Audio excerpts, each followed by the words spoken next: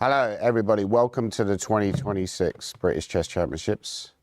Coming to you live from Warwick University. I'm very tired because it's a 10 a.m. start. As often in the last rounds, we start very early.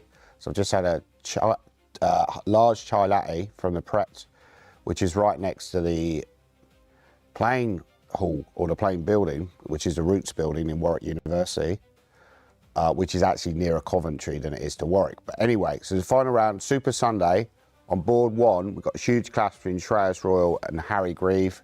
I think Shreyas is potentially going to be maybe the British champion after today. But Harry, who had a miracle escape yesterday, will be trying to frustrate him. By the way, I looked up their records, their head-to-heads, because I think this is quite relevant going into the last round. Shreyas Royal has a bad record against Harry Grieve, surprisingly. He's actually lost both games that I could find on the database. Regarding a potential playoff, the winner of this game, or the one who wins, could potentially play Simon Williams. If he wins with White against Luke McShane, the great Ginger GM, the legendary Ginger GM, we can see him there on the webcam, looking very pensive, looking a little bit nervous. Luke McShane looks very calm, relaxed, dresses normal white shirt. But Harry Grieve, I don't believe, has ever played Simon Williams. I think Shreyas Royal has about a 1-1 record against Simon. He won there over the board game. Sorry, pardon me.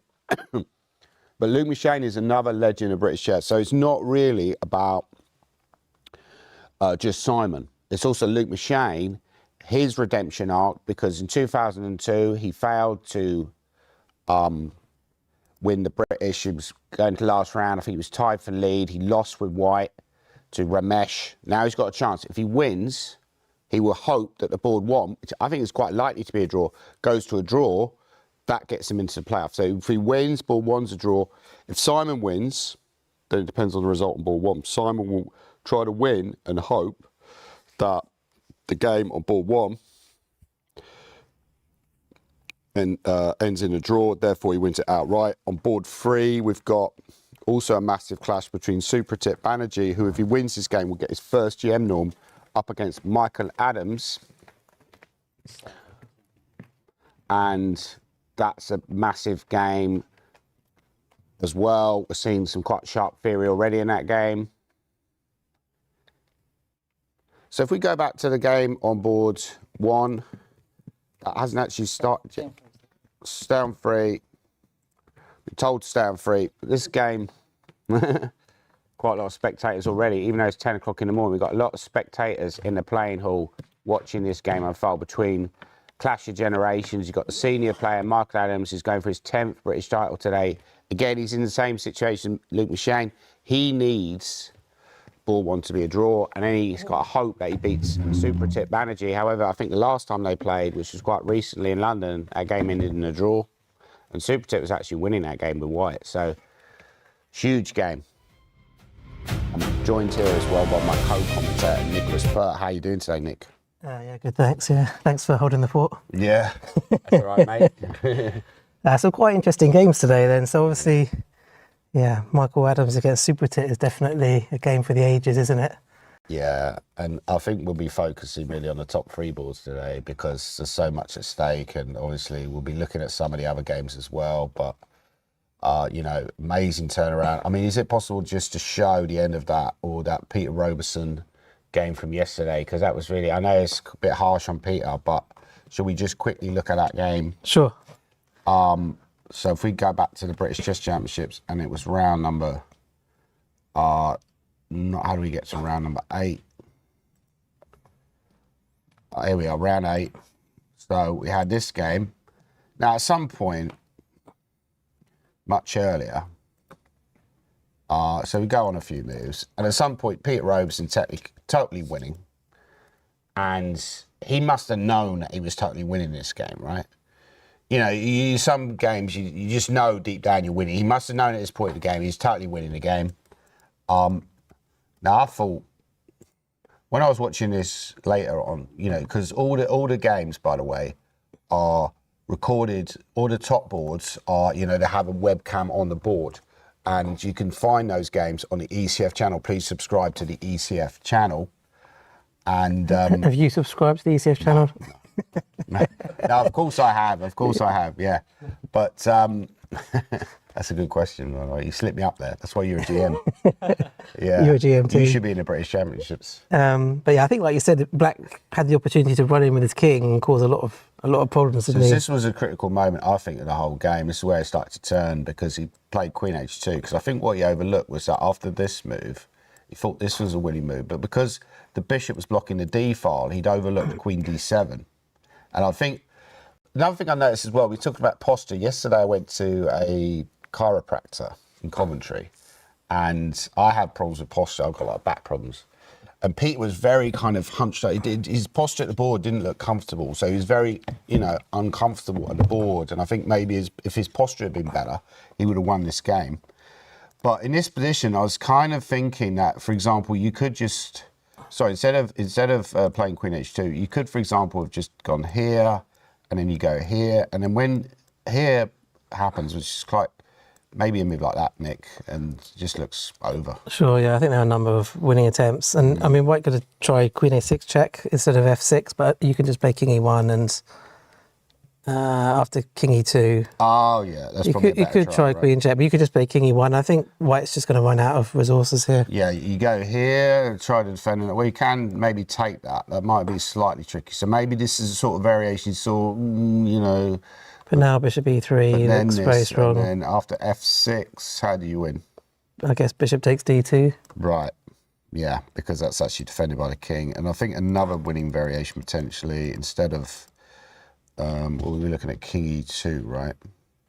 So maybe C4 was, I think that was another way to win. After this, this position, instead of Queen H2, you could go C4. I mean, that Queen H2, that's a massive tempo, isn't it? I mean, you bring the F pawn one square closer to the Queen in square, so you just can't afford to give away that tempo. Certain. And Peter Roberson ended up losing that game, which really means that in this current round, we got round 9, we can, Harry Grieve is back in the running. So he's like, I would call him a super vampire. Rishi's tried to put the stake in his heart. Shreyas has turned up now. Do you know what Harry Grieve reminds me of? So he always starts really fast with a great opening preparation, and then he tends to lose his way a bit, and then he has a second wind.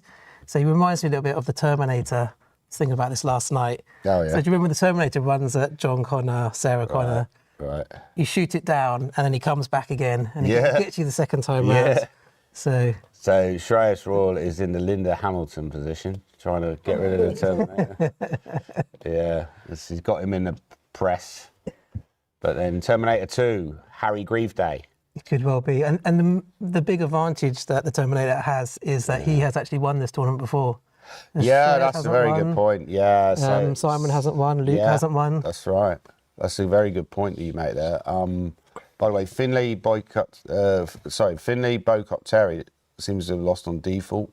So I think some people maybe decided not to play today, but that was an early result in the British. So we had a result already, a bit like the general election day where we got early polling, and the constituency of Terry Boycott Finlay has returned already. We've still got the constituency to return of Simon Williams and Louis Shane.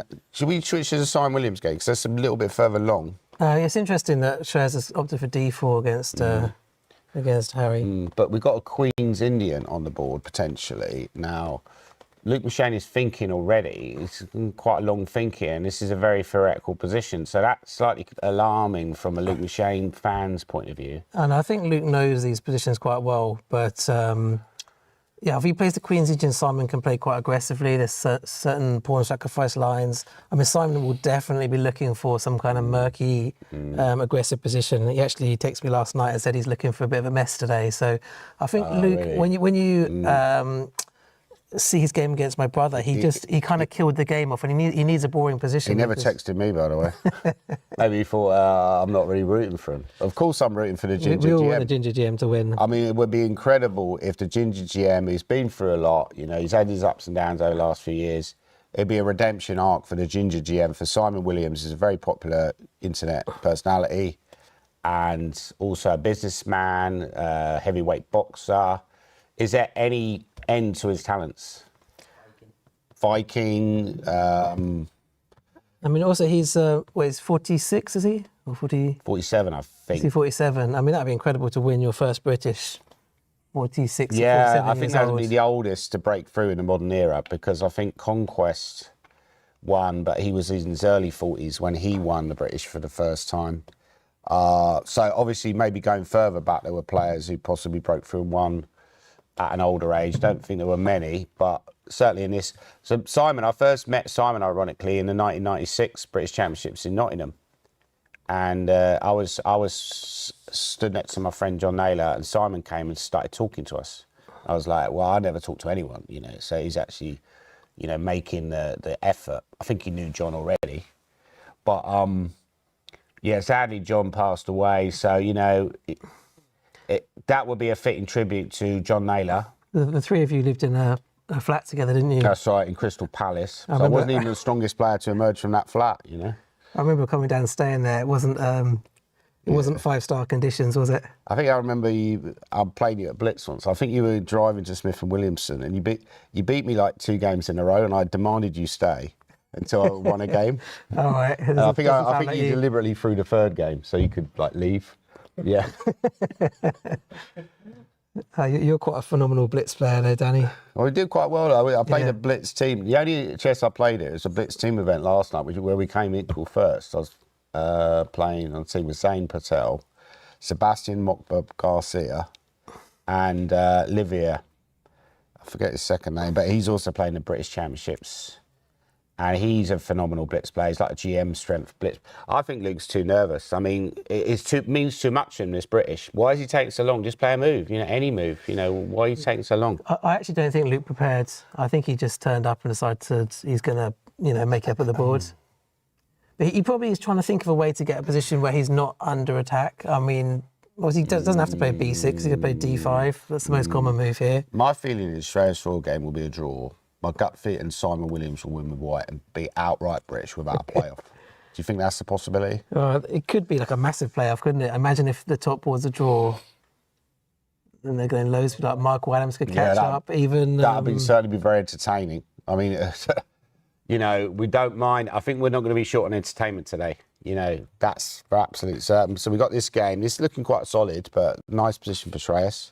Queen's Gambit. So in this position, Nick, you could, of course, just simply castle as white, which would be a fairly solid option. We've got a sort of Carlsbad structure where white would try to go rook b1, b4. I mean, he's playing with a knight on e2, isn't he? So that's supposed to be slightly more accurate. Although, I don't know if you always combine knight on e2 with pawn to h3. That seems slightly unusual, but... But normally the Queen's Gambit, you put the bishop on e7. The fact he's put the bishop on d6 is a bit more aggressive from black. I'm not sure what the difference is, but you can't go knight e4, obviously, because sometimes you play this free move, knight e4, but with the bishop on d6, you would just lose the queen. Yeah, I mean, if white castles kings, I have seen this idea. I'm not sure whether he will play it, of bringing the knight, the d7 knight round to g6 and playing the move pawn h6. I don't know whether that might be an idea. You can always put it on e6. Could I go f3, or is that a ridiculous move? Because that's definitely not ridiculous. That's one of the main ideas. You know, I want to do this, just push in the centre, and that feels quite aggressive. Yeah, I think f3 is the main idea, isn't it? So perhaps knight f8 is not the right move. Doesn't quite feel right. I mean, also when white tries to play with e4, you can sometimes try to play with c5. I remember watching a game Anand played. I think he win a game recently against Nepomniachtchi, and there was something similar to this. Black tried to counterattack with c5. So that's another possible idea. But Harry seems to be in his prep for a change. By the way, I checked out, I said before, I think you came on, I said that Shreyas Royal has actually got a surprisingly poor record against Harry Grieve. The last time they played, Harry Grieve won in a 4-CL game. I think Shreyas Royal possibly was doing well in that game, but that was also Queen's Gambit declined. So you'd obviously be well prepped for this, because the last time they played, it was this opening. He's gone knight f8. He's followed your idea, really. Or maybe f3. Maybe he'll do something different against f3 if white plays f3 here. Yeah. Could you go c5, or is that... Possibly c5. But c5, that does drop the pawns, so it's probably not a good option. Maybe... not sure, really. No, you can't play c5 just yet, You could go there, but it looks a bit passive. It's not ridiculous. Is there some sort of trick with this, maybe? that White has to be wary of. Yeah, there is a bit of a shame to lose a tempo by playing bishop e7. White doesn't have to play e4 straight away, does he? Okay, I think we need to get through as many games as possible. So Simon Williams, Luke McShane, we have had this kind of Queen's Gambit, and Simon Williams would probably typically play the pawn sacrifice d5 here, judging by his style, but there's two main moves here. Knight c3 is the main line, also d5. Pawn I mean, sacrifice. I would definitely play d5 here. I mean, because Simon's looking for a messy position. I think I actually had this once to get a GM norm against John Levitt many years ago. You play d5, and after they take, you play knight h4, or you could maybe play knight d4. I think knight h4 is more accurate. And it does tend to just be like a pure pawn sacrifice. So black might play c6, and I was reading about that recently, and I think they always you can get quite a lot of play though. They always used to go knight d4, but then they figured out knight h4 was slightly more accurate. I can't remember who figured that out. Is it knight f5 now? I'm trying to remember my old theory. Yeah, there's a lovely trick that if you go here, I think they do something like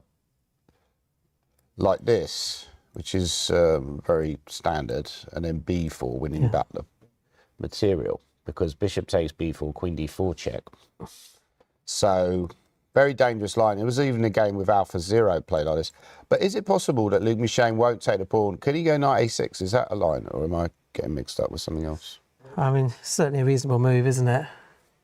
I'm a bit surprised Luke's gone for this line, to be honest. I'm then surprised that Simon's thinking, because if he plays knight c3, black will definitely play knight e4, I think. If White plays knight c3 here.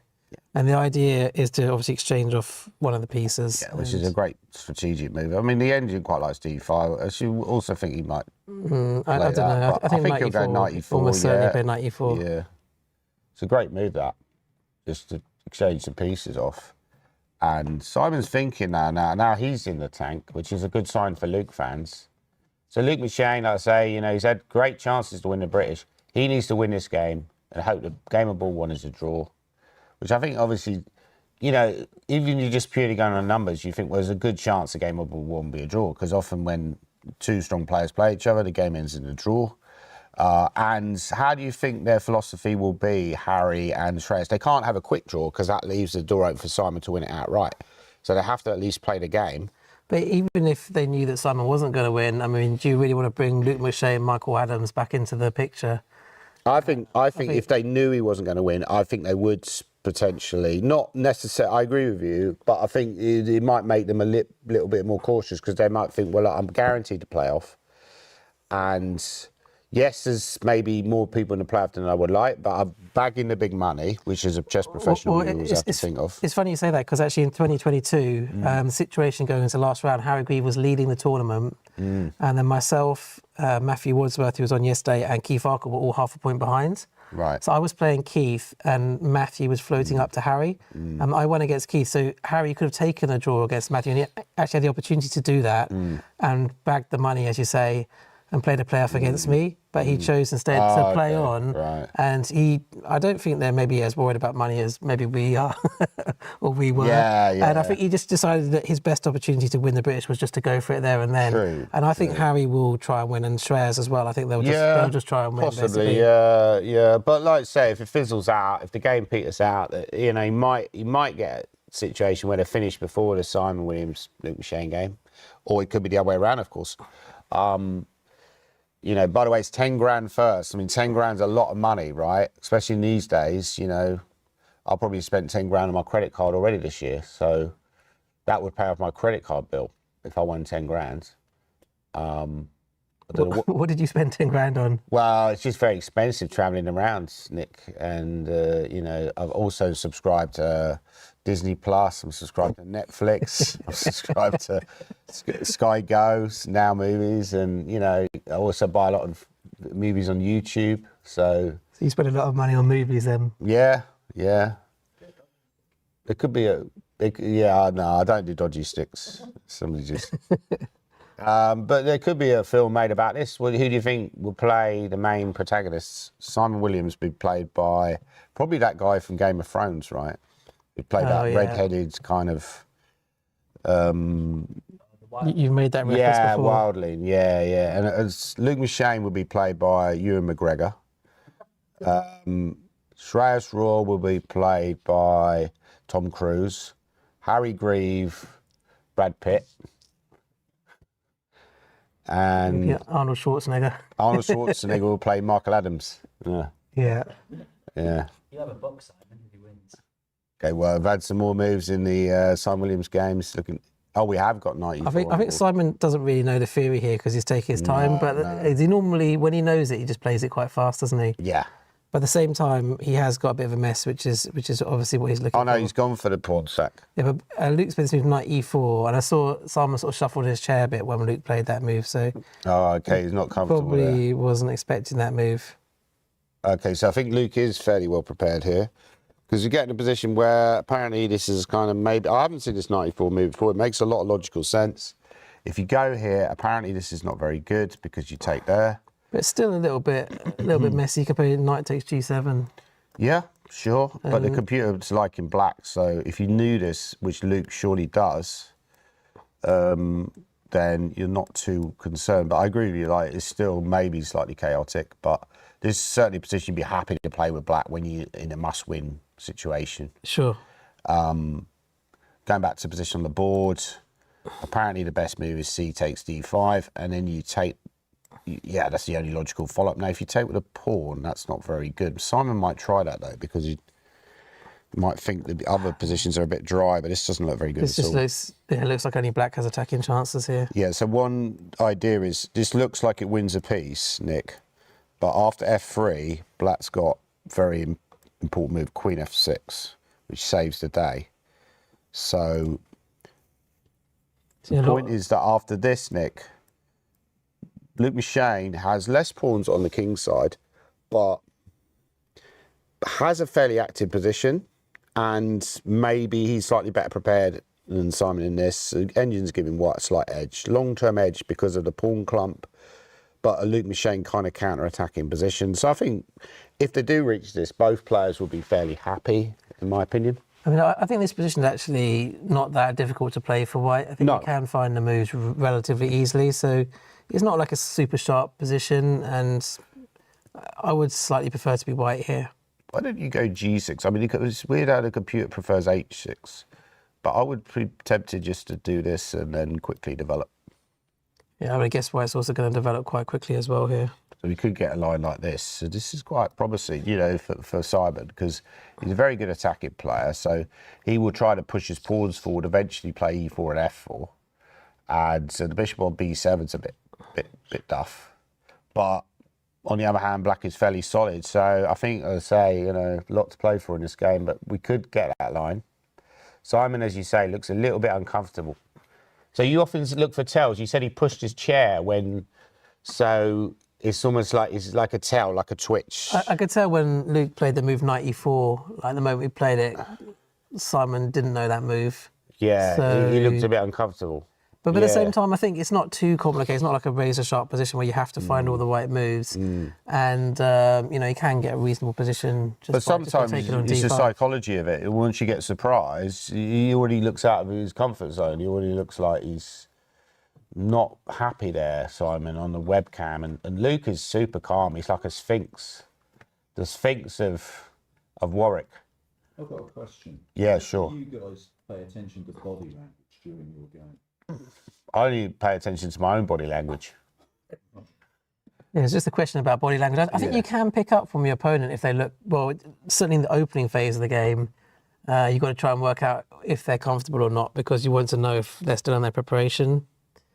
Sometimes people, they bluff it a bit as well, don't they? They pretend they're not in their preparation when they are. Yeah. So Simon's maybe bluffing. Yes. I don't think Simon's bluffing. No. I think Simon's just Simon's generally not really a not in his bluffer, preparation. like, because he's quite a confident player, and when he knows it, he just plays it. yeah. I think he's been playing fairly well. He's been playing well for a while. He nearly won Hastings. I mean, he possibly should have won Hastings. He has taken the pawn. He's gone for the main line. Wow, this is amazing from the Ginger GM. He's found the top line of the engine, and he's into the theory. This is impressive. Now, he probably realised he has to take on e4. And we're going to get that line. So it's going to be interesting to see how well Luke Machine is prepared in this type of line. how confident he is. I quite like Black's position, but I quite like White's position as well. Should we switch back to the Shreyas Royal game? Sure. I've had a lot of comments as well, people mentioning that Simon is looking for a double-edged attacking position. Yeah, well, I think he will get that eventually. It might take a bit of time. Shreyas Royal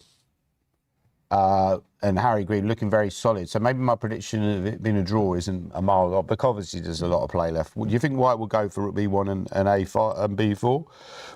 Or he might go for f3 He might and play e4? rook a1 and f3, e4. But can we just see how the bishops got exchanged? I think Black normally wants the dark square bishops to be exchanged in the Queen's Gambit. So it's interesting that White was actually the one who initiated that.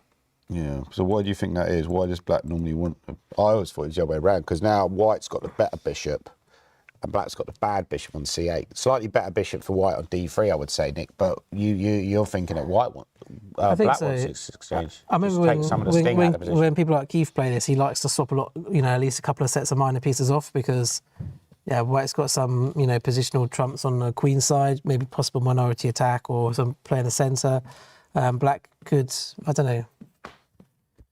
I'm not sure why. Maybe the dark square bishop from White is just slightly restricted for Black.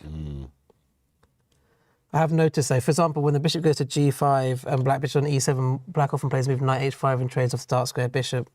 But it is true, it can work both ways. Yeah. So it's Black to play. What move is Harry thinking about? Because when he's got out the opening more or less, and he's not got checkmated, right? Shreyas has not devoured his king yet. Okay, so now he's got to think of a plan. What plan do you think he's thinking of? I mean, is that a horrible positional move? It's probably a bad positional move, right? What, c5? Yeah, maybe he's waiting for f3 before he plays c5. It's actually Shreyas. Whose move is it? No. It's Harry's move. c2. Very solid move. Could you bring the knight back, or was that silly? Looks a bit slow. I think the knight's probably good there. So I'm also thinking about maybe just developing the bishop. Yeah, I think bishop d7 is not a bad idea, is it? Just get off the back, and then if f3 you can play c5, you can bring your rook to, like you say, to c8 or d8. Yeah. So actually f3 is not a good idea. You should really probably play a different plan. And obviously one plan which is very famous, these start positions, is just to go rook b1, b4. I think Harry might play a5 after rook b1. Apparently b4 immediately is a great move, which I'll keep forgetting that sometimes you can do that and then... Oh yeah, because the bishop's on d7, you don't have queen e7. Yeah, so that's maybe a drawback of the move bishop d7. there's lots... Actually, g6, the engine starts to prefer Black. Wow. The idea is knight g7, which is a great plan. Knight g7, bishop f5. If Harry finds g6, he could have a very comfortable game, Nick, and, be sitting there almost like he's on holiday, get the dark glasses out. G6, knight g7. I think it's still quite a long way to go, though. Yeah.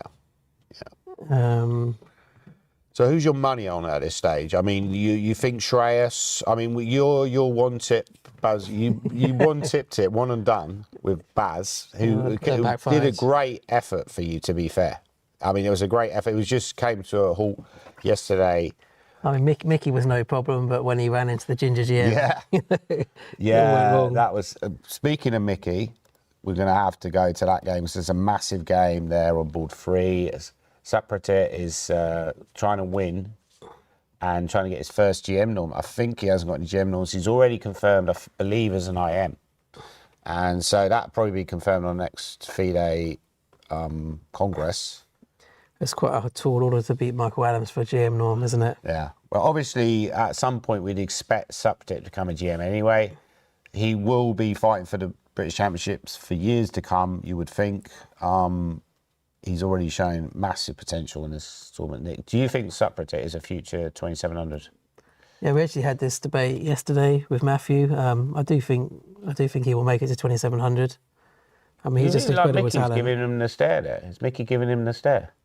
Mickey doesn't normally give the stare. I think he is. He's eyeballing him a bit. Is he eyeballing him?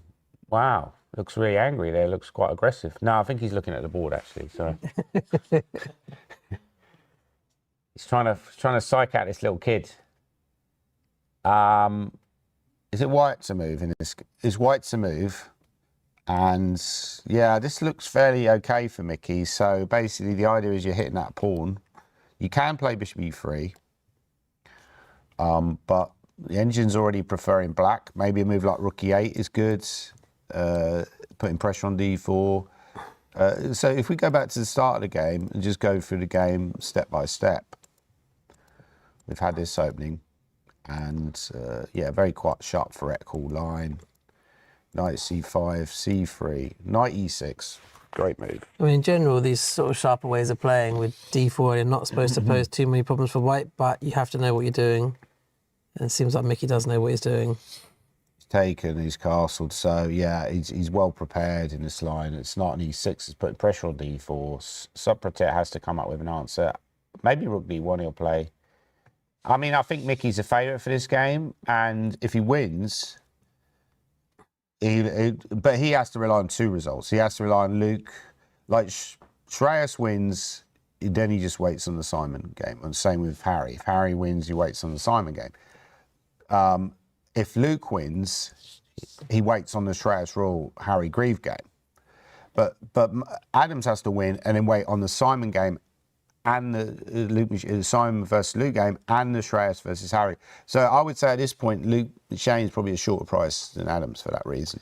Yeah, the person who floats up is at a big advantage because there's less results for them to rely on. So Super does not look too happy with this position. I mean, I wouldn't be that excited with this position either, would you? Nah, easy play for black, I would say, and a Mickey Adams type of position where it's active piece play. He can whittle out a lot of moves quickly. You know, he's been having some kind of, I would say, some quite clogged up games, but this could be a nice game for him where he gets nice free play against a tactical kid. And yeah, I mean, the Super Tit still, you know, looks quite calm. He's looking away from the board, trying to figure out. His eyes are darting around. He's not sure. Okay, should we move a little bit further down? By the way, I should point out that some people have had some great performances. I think Max Turner, maybe we could find his game, is potentially on for an IM norm. Yeah, he's a very good player, Max Turner. I think he went to this university as well, so that would be a good result for him. Yeah, so he's on board 7 and he's black, but the position looks fairly dry, so maybe this is an ideal position to win with black. I think it's all right. I mean, you've got the bishop pair. You're not in any danger at all. I think you'd be quite happy with this position with black. Could he go g6, or is that just, that doesn't seem like to be that quite bad a a good move, stopping knight f5.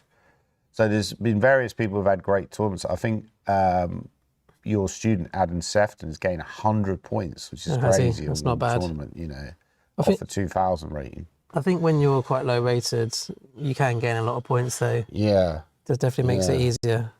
Also, Marcus Harvey is playing against Nigel Davis. Seems to have these late comebacks to British. I remember I played him in British in Scarborough one year, and he'd started poorly, and then he beat me in the last round, so he ended up winning some money. So he does have. He's famous for. You're not bitter then. I'm still.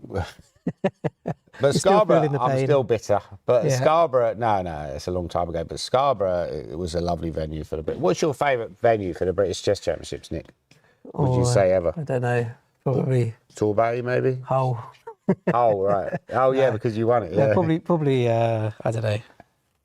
I'm not really sure actually. Yeah, Hull's a They're all good quite shout. good. I mean, I actually quite like Hull. Yeah, Torquay's quite good as well. Yeah, Torquay's one of the better ones. Also, Warwick's been great. Warwick, the countryside around here, beautiful.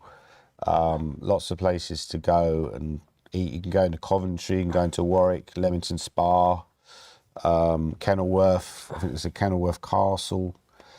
So I'm sure the British will be returning here. Possibly your brother is playing someone who's got a chance for IM norm as well. I think Tom Junde is performing very well, but in this position seems to slightly favour white.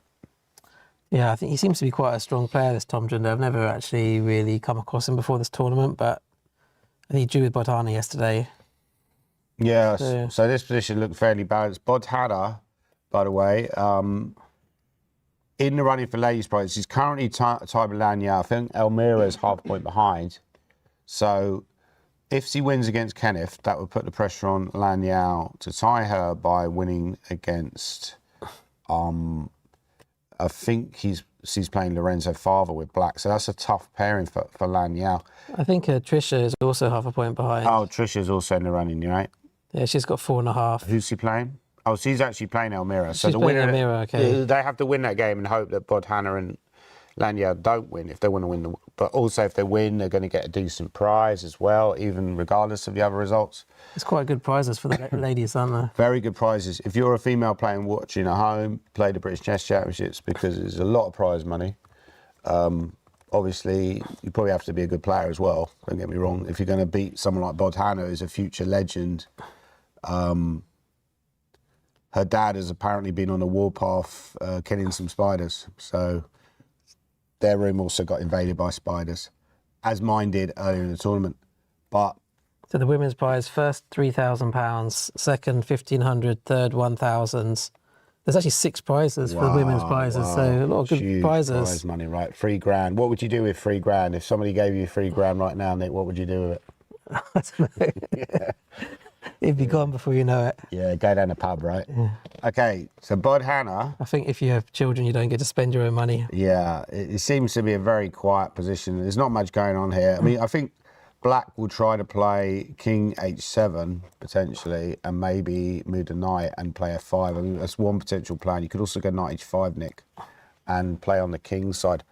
So I think we need to switch back to the top boards. That's really where the action is. Let's go back to the Simon game. We've got this position on the board, and yeah, this was the top line of the engine, and Luke is obviously well prepared. He's going to bring his knight round to C5, I think. But I do like the clump of pawns on the king side that White has. That definitely gives Simon some promise. Knight C3. I think just you have to play just normal developing moves. Yeah, the only downside for Simon is that Luke is probably familiar with this position and obviously the ideas as well. So Simon has to make it up himself. So Rook E8, for example, could be a move here, and then this would be like one of the. Yeah, Simon's thinking. Who do you think would win an arm wrestle between Luke Michelle and Simon Williams? Simon's got quite big arms. He's got quite big arms. I think he's been like pumping iron. Oh, Luke's head is really well out. Maybe Simon should just push his head back. Just push his head back and say, look, stop trying to intimidate me, Luke. I think somebody did that to Matthew Sadler once, but I could be wrong. They actually pushed his head back, did they? I think they pushed his head back, yeah. Okay. But it's probably, or maybe it was somebody else, I don't know. Because sometimes you can get right in your opponent's eyesight. So he's right over the black pieces and he's over the centre of the board. He says, Simon's looking at an E4 or D5 square. He said, look, I can't see because your head's in the way. Okay. So there'll be a lot of people tuning in for this game. Do you think Luke's using that as a bit of an intimidation factor? I think so, yeah. Leaning over, I think taking away your personal maybe space. Maybe he should just keep leaning and then softly headbutt Simon. That might not go down very well. Okay, this is a huge game. It's very tense. 2 legends of British chess. Luke Michelle, first playing him when he was 4, is one of the great prodigies of English chess. He was touted as a world chess champion, potential world chess champion by Leonard Barden. Didn't quite materialise because he went a different way in life. Didn't really want to spend 8 hours a day studying chess opening theory. Preferred to do other things. But he's still involved with chess, and he's still a great player. He's beaten Magnus Carlsen in the past. They've both beaten Magnus Carlsen. When did Simon beat him, though? Well, he's obviously not recently. Yeah. He's obviously a kid, but he did beat him. Okay. I think he was still 24, 2,500 when Simon beat him. Okay, well, wow, yeah. I think Luke beat Magnus when he was already in his prime. It's quite interesting. So that was a London Chess Classic, which Simon's also played. Simon's often done well in the Open at the London Chess Classic. Possibly be playing there later this year. Been playing a bit more chess over the last few years, Simon. I think it's starting to pay off for him because his level has definitely gone up. I think he won a big tournament in Ireland last year. He's been doing well in tournaments in Iceland. Apparently won a tournament in Norway. Norway as well, right, yeah. Which is like the land of the midnight sun. Yeah, the Imperial Purple has said, I think headbutting Simon would be a bad tactical move. Yeah. I probably would agree with that. I think Simon's great respect from Luke, so I don't think, that would happen. But Simon is a really nice guy. He's really like taking this game really super seriously. He's gone knight c3, so it's black to move. So black hasn't actually played knight a6, has he? But, He's not played it yet. I actually quite like it when my opponent starts thinking. Has white played knight c3? Yeah, he has played been knight c3. which is the most. So it's not natural shown on the move. board. It's the maybe. most natural move. Oh, there we go, knight c3. It's quite nice for Simon that Luke's actually thinking now and not just playing a move, because it gives you the reassurance that he's not deep in his prep. And I actually think for Simon, it's quite a nice position. I mean, I quite like it. Yeah, absolutely. He's got a lot of long-term potential with attacking. I think it will explode later on. But the problem that black has is how do you free the bind on d5, like long-term. You can fiddle around with your knight, to something like this, and then let's say we go rook d1. Now, if you go there, and I say I'd play a move like b3, like what's your follow-up then? Let's say you went there and I went here, like how are you strengthening your position? Yeah, it feels like white's got a sort of slight edge here. Slight edge, long-term edge. So that's good for Simon if he can get a long-term edge, and Luke hasn't really got much to do. When you're playing these superstars like Luke Machine, it's quite intimidating, and you want to keep him under lock and key, not give him a lot of counterplays. This is the kind of position where Simon can maybe press without a lot of risk, I would say. I think maybe Luke was maybe a bit running scared of Simon in the opening when he played that knight e4 move. He didn't want to play a position where he was a pawn up and Simon was attacking him. So that's right. He's gone for a bit of a softer option, but it does seem to give white a bit of an advantage here. We'll go back to the game of ball 1 as well, and he switched back to that game. So apparently Simon lost a playoff to Gawain in 2009. Is that right? I actually can't remember that one. No, that's wrong, I think. I don't think so. People Gawain beating the playoff were Luke. I think he won a 4-way playoff. He beat Stephen Gordon, he beat David Howe. He won all his titles in the playoff, but Simon never got to a playoff as far as I'm aware. Maybe he's getting mixed up with Stephen Gordon because they both start with an S. But Stephen Gordon's not having a great tournament. 2010 was Canterbury, wasn't it? Yeah, I can't remember those I think that was the years. one that came second. 2009, I'm trying to remember what happened in 2009. Maybe I didn't play. 2009 was possibly Torquay, yeah. But yeah, all those years of playing the British, they all meld into one. So in this position, knight g5, he didn't play the top engine move, which was g6. He's gone for something quite aggressive, though.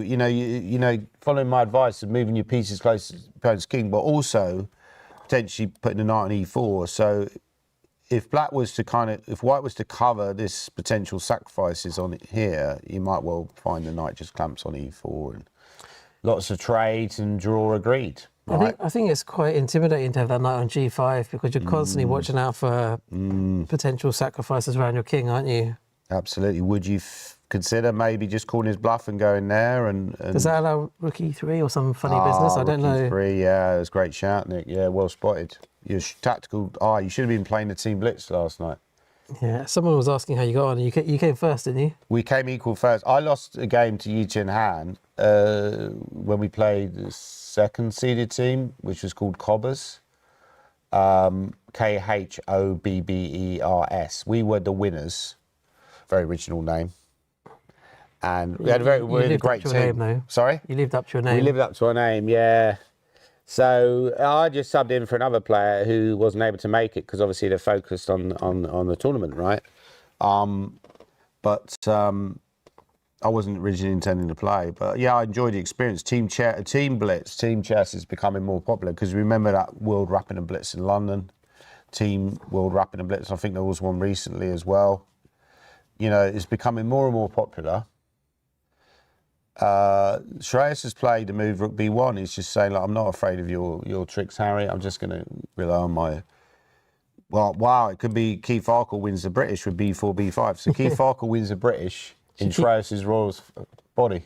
So Keith Farkle is playing the over 65s, and I think he's a draw. I was chatting to him this morning, and I got the impression he might offer a quick draw, but he pretended he wasn't going to. So Let's have a look. We can see whether he did or not. Let's have a look at that. So a quick draw would win it outright for him. It would win it outright. I think he was joint winner anyway, but a draw would win it outright. Yeah, so it would be a sensible decision. I think he was debating whether to go for it or not. It looks like. No, he's playing Michael Doherty. No, he'll try and win this game. I think if he was playing someone like Terry Chapman, maybe he might have had a quick draw. But Michael Doherty, I think he did actually play this guy last year. He said he's already drawn with him before. Yeah, that was in Liverpool. But he seems to have quite a promising position in this It's like a G3 Fianchetto Grunfeld, isn't it? Quite like White's position here. Maybe. I think I've had a position like this before once against one of these Chinese Grandmasters, Bu. I don't know how you pronounce his surname. Bu Zhangzi. That one, yeah. He doesn't play much anymore, I don't think. He was very strong though, wasn't he? Yeah, he's very strong. I mean, can you go... Why can't you go B3? So what am I missing? I mean, that definitely puts the question to the knight, doesn't it? Yeah, I'd be concerned if I was black here after B3, because the problem is if you go there, I'd take, and then you're losing material. So I could put the knight on A5, but that looks very... It's a bit ugly on A5, doesn't it? It's very ugly. So apparently after B3, there's a better move for black. Like D7, or I don't know. Yeah, that's a great shout. Yeah, that's the only move that makes actually... I didn't see that move. Yeah, I'm dopey. It's too early in the morning for me. I'll never play you in the morning round if I can avoid it. I don't know about that. Knight D7. It's probably Just the only about move okay. to keep the balance there. Luke, the GOAT of seniors chess, Keith Farquhar's looking for yet another British title in the seniors category, the over 65. He's never played the over 65, turned 65 this year. So he's potentially going to be winning yet another British title. Because he actually said to me he also would prefer if the seniors titles were part of the main championship and obviously the prize money that goes with them. Yeah. I mean, you have that for the ladies and for the under 21s. And I believe, is it the under 18s as well? Under 21's got 3 prizes for under 21, 500, 300, 100, under 18's 1 prize. But there's so many under 18s in this tournament that are really strong. I just had an idea, different to because there's normal. some seniors who probably would, prefer to avoid juniors. So what you could do, like Keith would play in the main event if it's, if the senior title's incorporated, and then you could have a overall seniors title, which would be like combining the over 50s and the 65s. In fact, I would do that anyway, because I think that would make for a more exciting event. Why couldn't you do that anyway? Just have an over, because Keith would probably win the over 50 section. Yeah, you could just create like an extra title, couldn't you? What's happening in the over 50s, if you go to the over 50s section, I think Steve Dishman was doing well. He is playing against Lawrence Webb. I'm not sure what the scores are, but... Okay, let me just find... I think Steve Dishman was winning, wasn't he? So Steve Dishman has 5.5, playing He's against a point Lawrence Webb on clear. 4.5. Well, he's not a Wow. point clear because Tim Kett has 5. Oh, okay. But they've obviously played each other already. So, yeah, so if he draws, obviously that could potentially let Tim Kett in as well. It didn't like his last move, so why is that a mistake, Nick? Apparently the best move was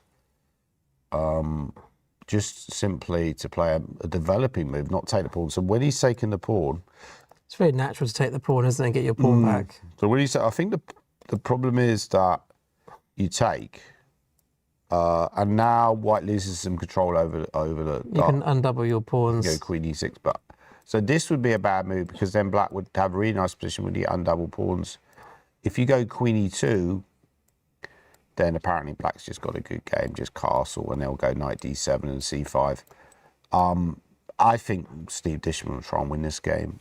Lawrence Webb maybe he's had a slightly poor result, because I thought he would actually have a better chance of winning the tournament, really. But you not think Lawrence Webb will also try and win? I mean, if he wins this game, he could be joint winner. By the way, they've already got Steve Dishman at 6.5 out of 7, so they've already got him up as winning this game. Because it's only so it's slightly ominous for Lawrence Webb that Steve Dishman is already on 6.5 out of 7. Maybe someone's got a crystal ball and put his score up already. But okay, let's go back to the main event, because this is like Judgment Day in the main event. Judgment Day Terminator 2. Should we have a quick look at some of the Major Open. Okay, if you want to. Or do you want to look I at the want to see. junior I want to see the ladies. How the ladies are getting on. Bodhana and. Oh, okay. Yeah. Sure. I think so. We left it. Bodhana was where was Bodhana? Bodhana's brought 11 and very, positional type of game already. Kenneth Hobson's had quite a good tournament, hasn't he? I think he beat someone quite good. He beat yesterday. Taran. He beat Taran earlier in the tournament. Who did he beat yesterday? He beat Neil McDonald as well. So Yeah. he might be on for an IM norm. Yeah. I mean, Neil's kind of a bit inactive now, a bit older. Still a Grandmaster. Still a GM, but yeah, probably it tends to be in these tournaments, in my experience, as I've learned to my cost, that the older players lose rating and the younger players gain. But, that is what it is. So Bishop E6 by Kenneth Hobson, fairly solid choice. So his performance so far, 23.71. So I don't know if this would be enough to get an IM norm. It might be.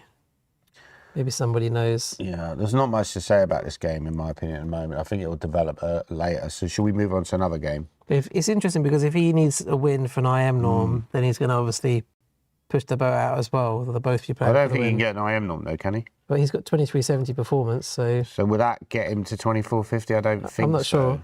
Maybe. He's beaten... Yeah. He's played a GM, he played Bazakusta, But and he played Taran. He's played enough title players. Marginal, yeah. By the way, Peter Robeson's trying to bounce back against Bazakusta, but we need to look at the other ladies' games. Lan Yao, what board is C on? She's playing against Lorenzo. Apparently, she's clearly worse already.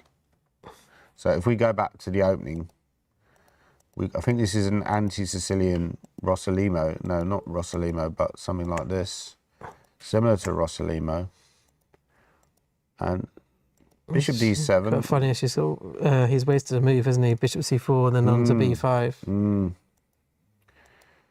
Okay, so we got this, Nick, and then D5 is... Maybe E5 was a bit premature, Nick, but okay, it is what it is. Knight A7, knight doesn't look great on A7.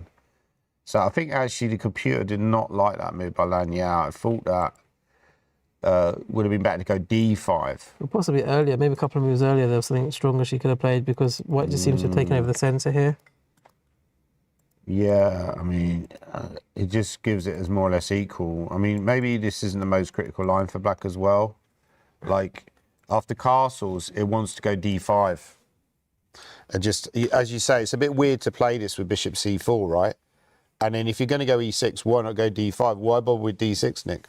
Well, when I teach my juniors, a lot of the opponents go for scholar's mate, and I will say just play, or if haven't played E5, if they play Sicilian, for example, I just say just play E6 and D5. Getting 10 bishop is quite a standard idea. Yeah, so the point is that, let's say you take, and then you go here, which probably was part of his prep, you get quite a nice kind of French defence type position for White. Knight would get on E7, but maybe she wasn't that familiar with that kind of structure. So he went D6, which is more like a slower way of playing. And after C3, A6. It seems to be that D5 was the better choice because after E5, knight E4, let's say Bishop D3 trying to win a pawn. But I think White might play knight D2 and just try and trade the knight off. We saw that in Luke Mashane's game, didn't we, against Jonah Willow? Very similar position. And then very Black similar got right. structure. Maybe she saw that game, was a bit worried about it. Yeah. So exactly. So, but apparently E5, D5 now, White has a significant space advantage, and a move like. I mean, I would play knight C3 there, Nick, but then there is a little bit counterplay with B5. So she still has some hopes here. I mean, this isn't... I mean, later on she might be able to engineer F5 as well. Yeah, I mean, the engine likes White because the engine always likes space advantage. So Space, the final frontier. Were you a fan of Star Trek? Not really, to be honest. What about Star Wars? Luke Skywalker. Yeah. You must have been a fan of Star Wars, surely. I don't mind it. I probably wasn't that into Star Wars movies. Right. You're obviously a huge fan. Who's your favourite character? Well, I remember getting upset once because I lost my Darth Vader. I think I was probably a Darth Vader figurine, but I probably was a fan of Darth Vader. Yeah, kind of. Simon would make a good Darth Vader. Luke. He's wearing black. He should say Luke, you are not a Jedi yet. Very impressive. Have you been taught by Yoda? Obi-Wan. Obi-Wan, you should not have come back. We did have a team meal once with Guildford, and I think Roger Emerson put together a video with some of the players of the team. I think were characters from Star Wars. Yeah. So okay. I think he had Matthew Sadler as was it Obi-Wan. Obi-Wan, I think. I love this move 85 by Luke, by the way. I love this move because it just gains space. You know, keep talking about space. and your knight's coming round to A6 to C5 or B4. So, I mean, the good thing about clearing up some space on the king's side is you're not falling for these D6 tricks. Because often there's stuff with, D6 or maybe knight F3 to G5 and these Queen's Indians, but here it's just going to be met with this.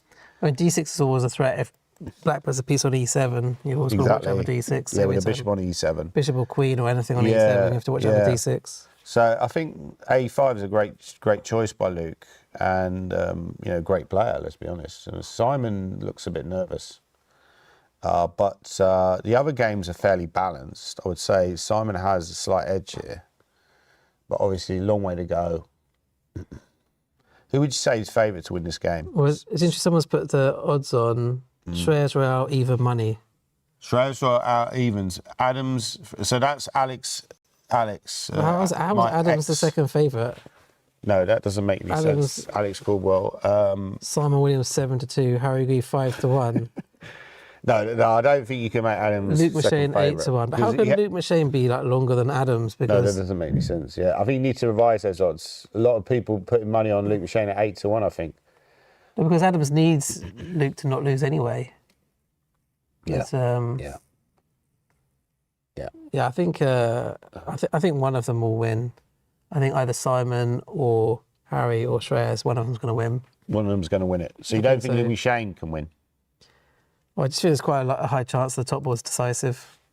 Well, especially now he's gone H5, he's going for it, Harry. He's not messing around. Wow. So my prediction this would be a wet draw was completely wrong.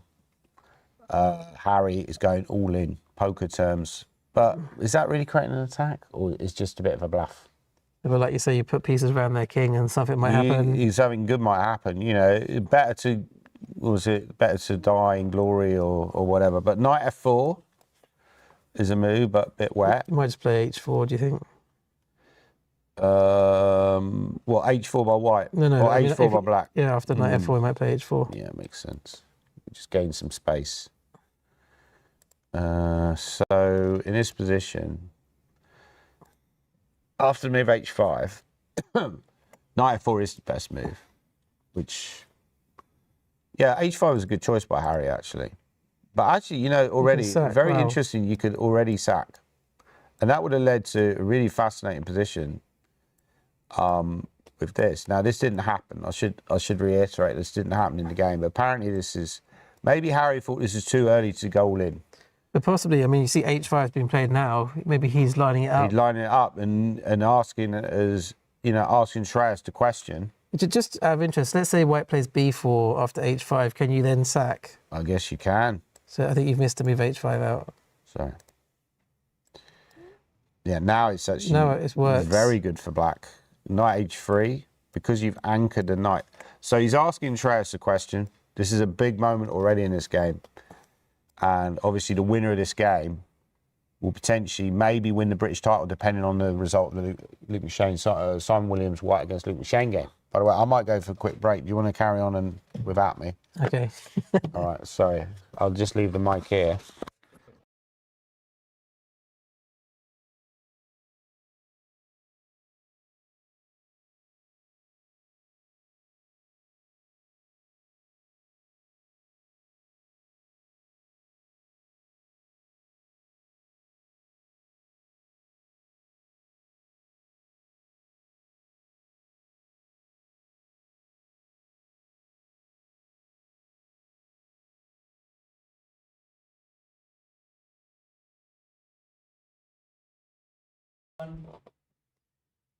Okay, welcome back. So Danny is just taking a quick break. Obviously the main man. I'm sure he'll be back soon to give you some of his amusing thoughts. So if anyone has anything they want to mention in the chat, I'll try and keep an eye on it as well.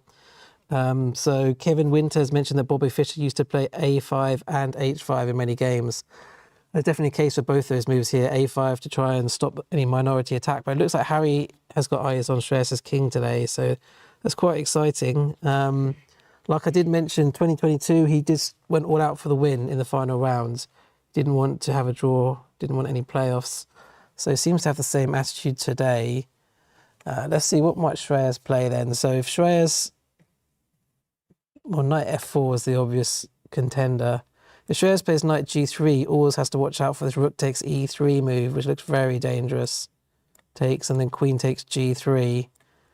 Threatening to capture on h3. Threatening, for example, knight h3 check. And if white plays king h1, black could at least take the pawn on e3 and have 2 pawns and a piece for the rook. That looks quite promising for black. So I don't think the Shreyas will opt for knight g3. He might play knight f4. And then we just maybe h4. Now let's suppose Shreyas decides to carry on with his attack on the queen side. This could work. I can't actually see a great way for Harry to break through. Obviously, there's no sacrifice on h3. He could move his knight off g5 and try to play g5 himself. So just a couple of comments on the tactics. So yeah, b4, let's suppose, well, sometimes it's a good idea to play a6, so that if white plays a4, you can open the a file at least when white plays b5.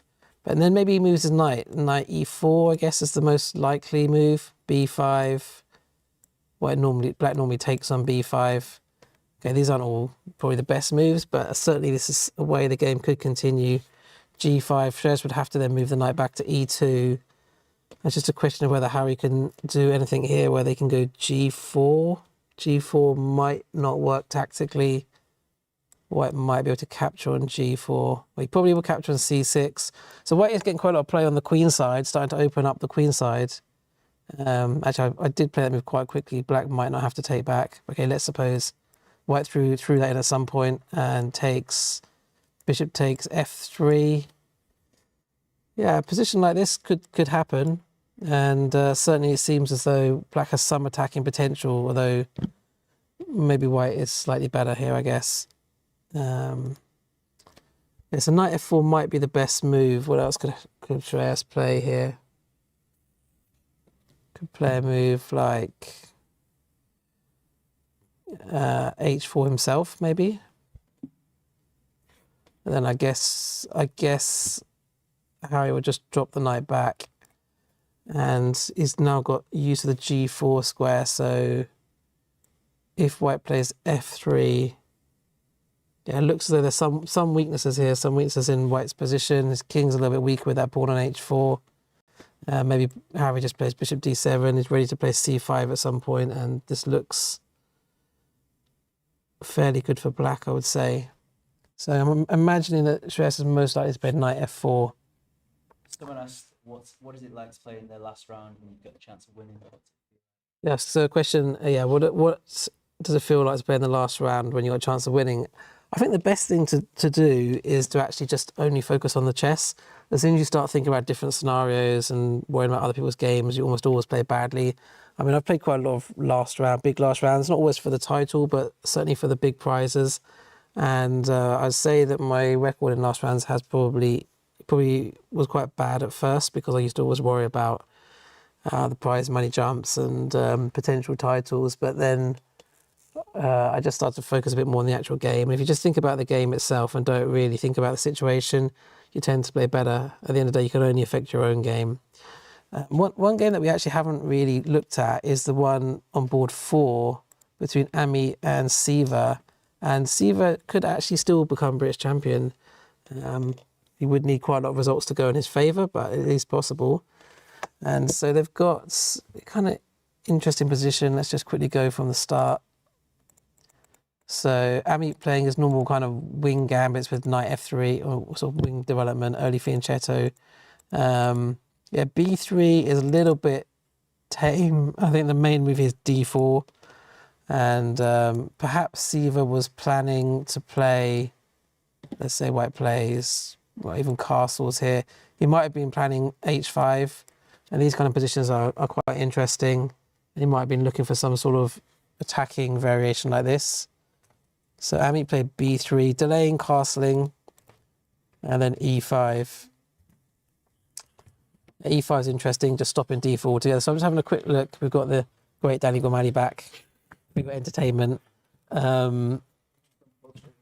Just having a quick look at the game between Amit and Siva. So Siva still potentially could become British champion. We haven't actually looked at it. You sound surprised.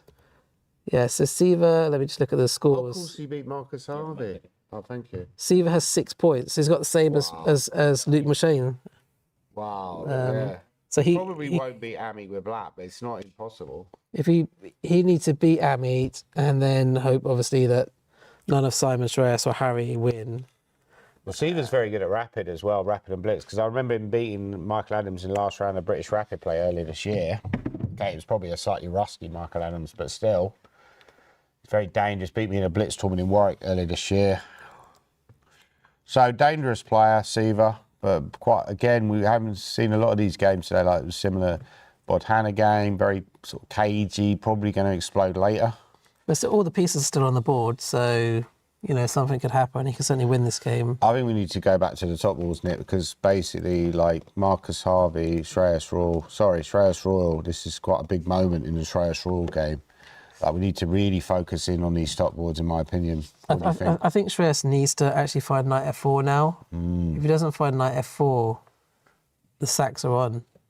I mean, yeah, Harry could be a two-time champion if Shreyas doesn't find the move knight f4 now. Well, also, you know, it's almost like he's back from the dead, right? So because he was gone yesterday against Robertson, he's the Terminator. But he was also gone against probably Richie, so he's in his luck a little bit. Sometimes you need to ride your luck to do well in tournaments. He's come back, and lots of them came back against Mickey. Who else did he play? I saw he was also losing that game. So his defensive skills are extraordinary. He has the second wind. Jude Shearsby messed up as well, didn't he? Oh, did He was winning against Jude, then he let Jude back, and then he won again. That was the one which ended with the bishop and 2 pawns for the rook. So same against Rishi. He won against. Yes, of course. He won against Marcus Harvey quite. No, that was a queen and pawn end game, wasn't it? Yeah, Queen the and game pawn. against It ended up being queen and Shearsby. pawn ending. Yeah. So, yeah, absolutely. But, you know, you make your own luck, and he's defended well. And when he's often put his opponents under pressure, but the moments where he's been under pressure, he's done a good job. And often when that happens, when you then reap the benefits later by, you know, winning games. And he's put himself, that's all he can do, Harry. He's put himself in a position to win the British. I think Shreyas looks nervous. I think he looks very nervous. He's burning his clock. He doesn't look comfortable. He probably feels like it's his title to lose. Yeah, I mean, there's a lot of pressure. You know, you're only 16, and he's doing a great job so far, Shreyas. He's played a fantastic tournament, had a great win against Luke Mushane. You know, one of the games of the tournament, I'd say. And who's your contender for best game prize? I mean, I'm personally thinking the Bodhana game currently against Yeah, I think that's Ami a is maybe massive the contender. standout game, and there's also the Bazacosta game against Kenneth Hobson was also a very good game. I thought Simon's game yesterday was a really good game. But he was in trouble in that game, so that was slightly downgraded for me. But anyway, we'll really discuss this later in a bit more detail. But he has good move. Amazing defence by Shreyas. He's really limited the potential for Harry to sacrifice, and now Harry's going to have to go to plan B. But I mean, Harry could also consider playing a move like obviously H4 is not bad to try and counter, but maybe a move like A5 just try to slow down White's play. Good strategy. I guess Shreyas would just play A3 anyway when he carry on. I was saying when you're away, one possible idea for Black would be to play H4, move the knight off G5, let's say knight E4, and then G5, and just try to just carry on. I love that plan. So we could throw this in first. Probably doesn't change much. And then so do I go knight E6 or knight E7? I was thinking knight E4. I was thinking knight E4, and then try to go say B5. And then G5, and then knight back to E2, I guess. Wow. Have you seen these positions before? I haven't really seen this kind of pawn storm before. Yeah, But then how makes does some sense. black continue from here? Because G4 is a little bit double-edged, but It's actually playable. This is more like Simon Williams type of chess. Do you think Harry would go for this kind of thing? We saw Simon Williams yesterday throws pawns at the board. By the way, Simon Williams, speaking of Simon Williams, he's well down on the clock now against Luke Shane. So he's gone H4, which I'll be honest, I don't love. I mean, it's very typical are with you Simon. surprised? I think maybe he just has to play according to his ethos, which is Harry the H pawn. But I'm not sure that really helps White's attacking chances and possibly helps a potential future counter-attack by black. Luke Shane, we see him walking in the background. He's gone H5. It's quite a slow. I don't like this by Simon. No, I think Computer hates it. his H4, H5 tends to work better against the fianchettoed setup, doesn't it? Suddenly the position is changed. Suddenly black is better. He could maybe have just developed his bishop and his rook, brought rook to the middle instead. Yeah, was bishop f4 possible? Just 2 moves ago. Instead of Yeah, bishop f4 2 moves ago. Suggestion from the audience from William. It looks like a very sensible move. Yeah, just develop the bishop, put some pressure on that diagonal. I mean, the thing is, I want to go d6, which is probably not a terrible move, but it does weaken some squares. So long-term c6 becomes a weakness, and that might be an issue. But instead of that, we've had what we've had in the game, which is h4, and then eventually h5. And I don't really understand what... Oh, I think what he wants to do is potentially move the queen to f5 and go bishop e4, but... It's never really going to happen, is it? But it seems very slow. But the problem, maybe he's thinking that black doesn't really have a useful move himself to kind of punish this. He didn't need to play h5 straight away. I mean, what was he? You know, he didn't need to rush that move. Knight c5 looks very natural. Now, if you're not worried about what your opponent's doing, you just play, you know, an improving move like knight c5. That would be a great move. Quite possibly. And the problem is as well, if you try to put pressure on that knight with bishop e3, Nick, you might be lining up a potential Petrosian type exchange sacrifice, which would just give black very easy play, and white king seems very weak. No, Simon would not like this position. No.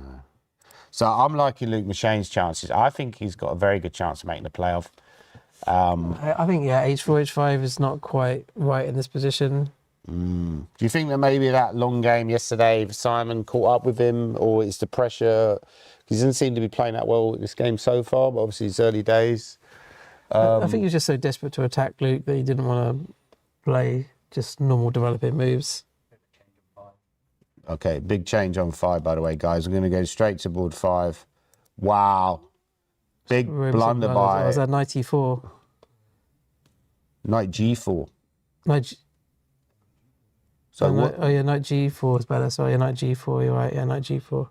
So the point is, okay, so Peter Roberson, I think he's on tilt. You know, we use his expression, tilt, right? I think probably both of them are on tilt, aren't they? They're both... It's a bit like that third place playoff game in the World Cup, you know, which ended like 6-4 to England.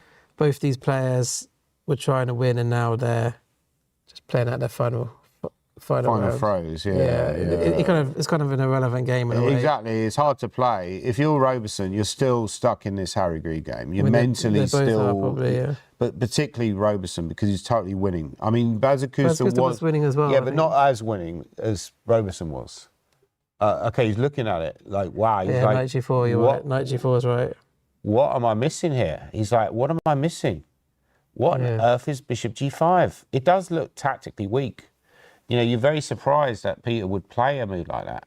He's almost like a bit shocked by it, isn't he? Very shocked, because up to this point, White played a great game and White had a nice position. He could have simply played an improving move like f3 and maybe g4, you know, which does allow potential sacks as well, but very sharp position. But he's gone there with the idea of limiting Black's potential play and going queen d2, but the problem is I think he's just completely overlooked that move and the strength of it. And if you take with a queen, I take there, and then after this it gets worse and worse because I take on d4. Yeah, it's so many pieces hanging now. I mean, you could even take on d8 and you'd be doing very well. I mean, he's definitely going to play knight g4, isn't he? Because he's thinking 100%. about it, and the way he's looking at it as well. He's found it. Wow. Wow, this is a huge moment on board 5 games. So Bazakust, who no longer has a chance to win the tournament, is now still looking at a great performance. You know, he's gaining points. He's gaining about 7 points. If he wins this game, which looks very likely now, he's going to be gaining maybe up to 6.5. 11 points. 6.5 out of 9 would be a good score. Very good score, and likely. I mean, how much would 6.5 out of 9 win? Do you think, Nick? I don't know. It depends, obviously. So how many people are going to get more than 6.5? Well, if board one is decisive, Let's just say Ball wants a draw, and then Luke you're saying wins. draw, but I think it might be decisive. Board Okay, one. If board one's then there's- decisive, let's say Luke, or someone from Luke and Simon's game is going to get 7. Yeah. Say Michael Adams wins as well. It's Yeah. 3 players. See, we're going to say doesn't win. So that'd be 3 players. Yeah. Taking the top 3 prizes. 4th place is 2,000. But then Then it'd probably be 1,500 shared, and right? 1,000. It'll probably be shared. So you probably get about £1,200 or £1,300. So you make a nice chunk of Still cash. good. Yeah. Still a good prize. What was Peter's reaction after night G4? He's decided, He's just taken it, but he had to take it, didn't he? yeah, this is a disaster. He looks despondent. I mean, he's still stuck in this Harry Grieve game, like mentally. It's very hard. It's very emotionally affected him a great deal, which it would do. I mean, I lost a blitz game yesterday, and that affected me. You know, losing any chess game, but particularly a long classical game where you were grinding away, you were better the whole game, and suddenly your opponent somehow pulls it out of fire. Really, really hard on Peter, and I think you're seeing that today. Is mentally just not there. Yeah, so I think the main point is after take on h5, you can throw in this move bishop g4. So you don't have to take on h5 with the queen, and then after That's f3, even now you worse. can take on well, you can even take on d4. Oh no, you take on h5 first. Yeah, this is King actually just G1. collapsing for white already, and very bad position. Apparently bishop f3 now, or bishop Or d4. bishop d4. Show that bishop d4 variation. Maybe bishop It's a d4. simple one. Because you just end up winning a pawn, and white's position is just way too open on the king's side. It's completely strategically lost position. But that's what it's kind of an embarrassing game almost. And the problem is after this, Nick, if you go bishop f3, I've still got queen h5, and just, You might end up losing material here. you end up losing material. Because the knight on c3 is hanging, isn't it? So you can either take immediately, or you take first, and then take. And if you take on d4, take on f3 with a knight, then you take on c3, and it's game over. So game over, Terminator. Yeah, so looking good for Baz. I think he deserves this, though. Like, if he wins this game, I'll be honest, he deserves to have a high placing. I mean, because he's of the played way he's everyone as well, played. hasn't he? He's played a really strong field. 100% he deserves it. Wow, big developments as well in the Michael Adams game. Seems he's better against the young pretender, Supratit Banerjee, who's been having a fantastic tournament so far, but now is the ultimate test, playing the great Mickey Adams, who's looking for his 10th title. Leonard Barden referenced a very famous game earlier today on the English Chess Forum, played in 1977. Should we look at this? Should we look at this move d5? Just because the critical move. Now, what's Black going to play here? Sorry. Go on, you finish You're your story. interrupting my anecdote. Go on. Sorry, Daddy. Written by 96-year-old Leonard Barden. And he stated that in 1977 at British Chess Championships, 12-year-old Nigel Short defeated the legendary Jonathan Penrose, whose record Michael Adams is trying to match. So that could be an interesting part of history. D5, yeah, great shout, Nick. Yeah, I don't know. Maybe knight e5 is a move. No, that's a blunder. Can I go knight d4? Is that a shocker? Shocker from another rocker? Wow, that's a great That's the move. move. So if you take, the point is that you take, and then maybe you even throw in, well, apparently this is problems. Even queen at f3 might be a move, right? But queen h4? Double hit. Yeah, and the bishop as well. So you can't play queen g2. Now maybe this. Oh my goodness. This is collapsing. Quite nice tactics from Mickey there. Just Stop that d5 move. spotted the legendary Barbara Farrar into the building. Looks like Jackie and Onassis from the Eccles Chess Club, representing Eccles chess community. Give a shout out to them. Her and her husband, Stephen Farrar, sorry. Barbara has been a great doyen of Eccles chess. So apparently Kevin Winter said he was there for the short game that you mentioned. yeah, Which year was that again? 1977. That was a year after I was Wow. born. It's amazing in chess how you see these people over many years, don't you think? It's really good because I guess if you go to a school or something or university, people all just go their own way, even jobs, you leave jobs and you don't necessarily see all the people again. But if you have a hobby like chess, say you see the same people many years later. Well, you can't. I mean, we see Messi in football playing on into his early 40s, and Ronaldo and people like that, and these tennis players. But as a chess player, you can even play into your 50s and 60s and still have success because it's not such a physical game. It depends on your motivation. Michael Adams is a very motivated player. He's a great player and he just wants to do well. Wow, Simon's going for it, Queen F5, but that's also a mistake. It seems he's almost collapsing already. It's not a great effort by Simon so far. I think mentally, maybe he's a bit nervous. I mean, he never looks nervous, but I think he looks nervous. He looks almost like he's trapped by a huge spider. It's a bit of like a superficial game, isn't it? All his moves are just going for some sort of checkmating attack that's not really there. I mean, I like the philosophy of it, that you're attacking and you're going all in and you're not playing wet chess. But maybe this wasn't the right opening to do it with. This was more like a Karpov would just built up slowly, bit by bit. I mean, I've seen Magnus Carlsen play this H4, H5, but in a very different setup where maybe there's more pieces on the board, so the space gaining becomes more relevant. Because Black has already exchanged a set of pieces, H4, H5, in my opinion, as a space gainer, doesn't make as much sense. So what's his idea anyway? I guess knight e4 was knight e4 the plan. That must be his plan. So Rook E5 might be a move as well. Yeah, because so let's say Black just plays something random. I guess his idea is to try and play knight e4. But apparently that's bad anyway. So why is that bad though? I don't quite understand. It actually looks like a good choice, Nick, because, anyway, I think he'll play Rook E5. I mean, can he play Rook E5 here? Is that a move? It's not the worst move. Yeah, probably not a bad move. In fact, you can even go... A4 is actually a good move, apparently. Maybe A4 sets up ideas of A3. So the point is, when you do this... You could actually sack the exchange. Wow, we could see this on the board. And then Rook A5, and that's just huge for Black. I mean... Yeah, I think Luke, he likes his bishops as well, so he might go for this. Because if you defend with Rook D1, yeah, but he has to win anyway, doesn't he? Yeah, I was thinking Queen A. Apparently, you can just take. Is that right?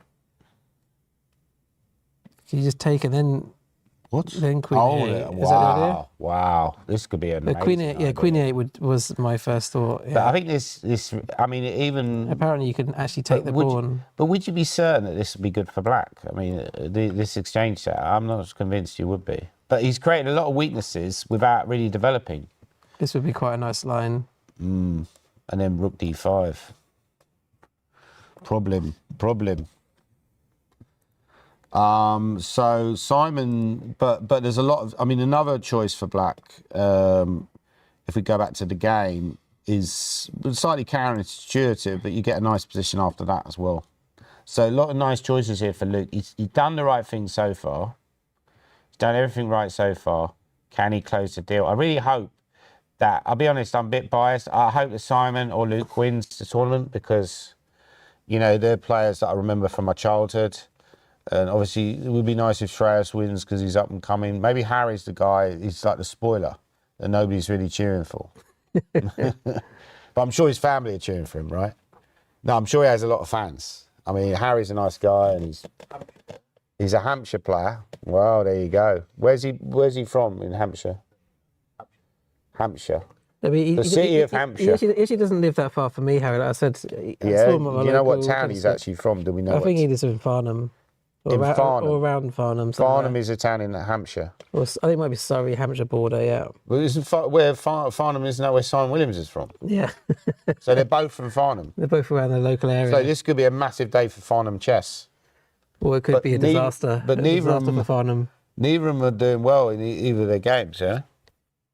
So this position on the board, actually Harry's doing okay. Harry's doing fine. He's played this knight e4, trying to maybe Yeah. engineer g5. You called it with this. I think this is really high class. This reminds me of these really high class strategies. This actually reminds me of some of the positions which are given in the Kramnik strategy course on Chessable, where he kind of, you know, maybe he would suggest this line and then g5 as a possible follow-up, and then maybe just, you know, you could certainly at least think about g4. You don't have to do it immediately. You could go bishop f5, strengthen your hand a little bit, or g4 immediately, a little bit weakening. Because the danger is when you do this, you create weaknesses within your position, like suddenly maybe g5 can be targeted, knight f4 might happen, and you don't really have a great follow-up.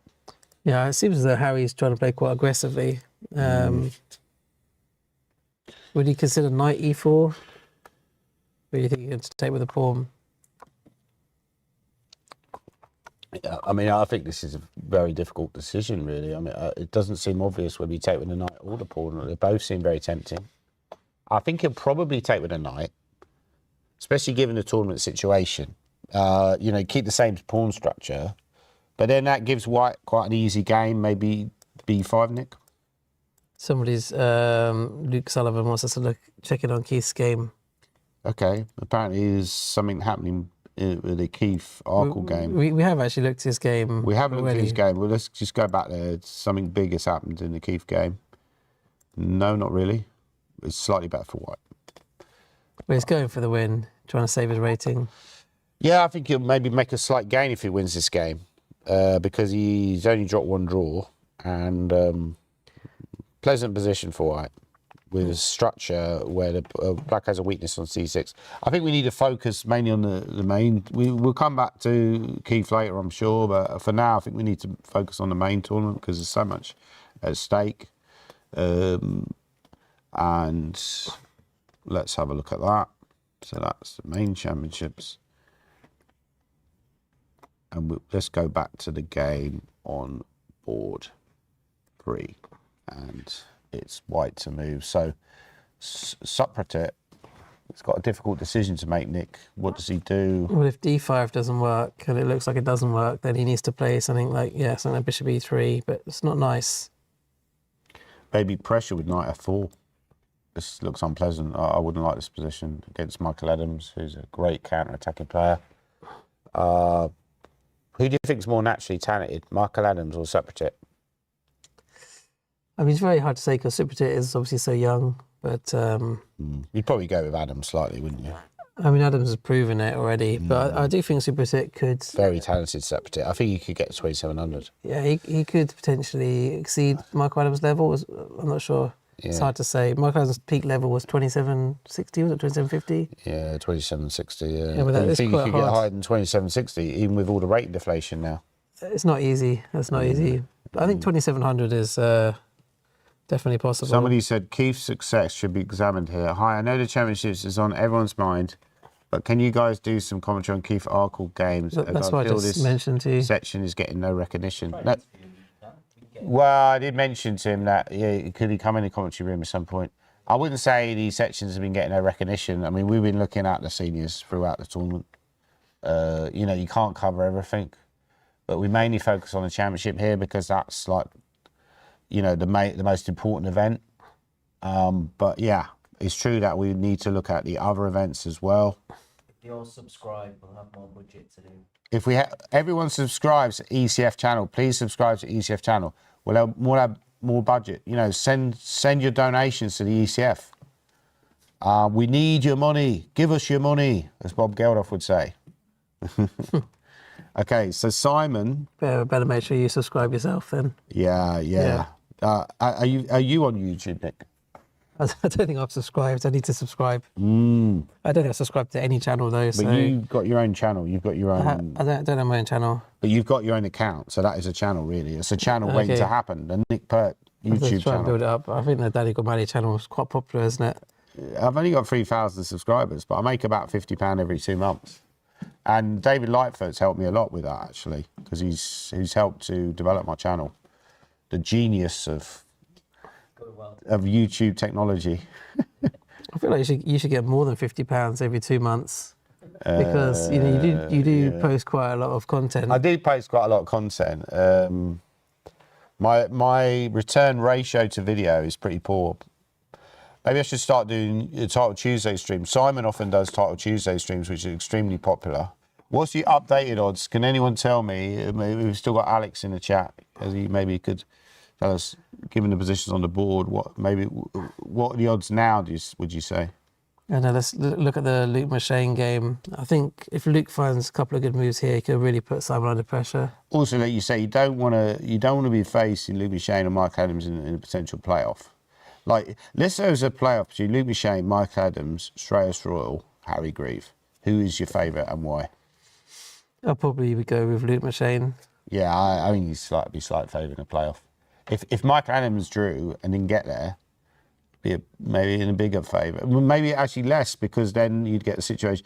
I think as a freeway tie, Shreyas Royal would probably get promoted to final, having a better tiebreak.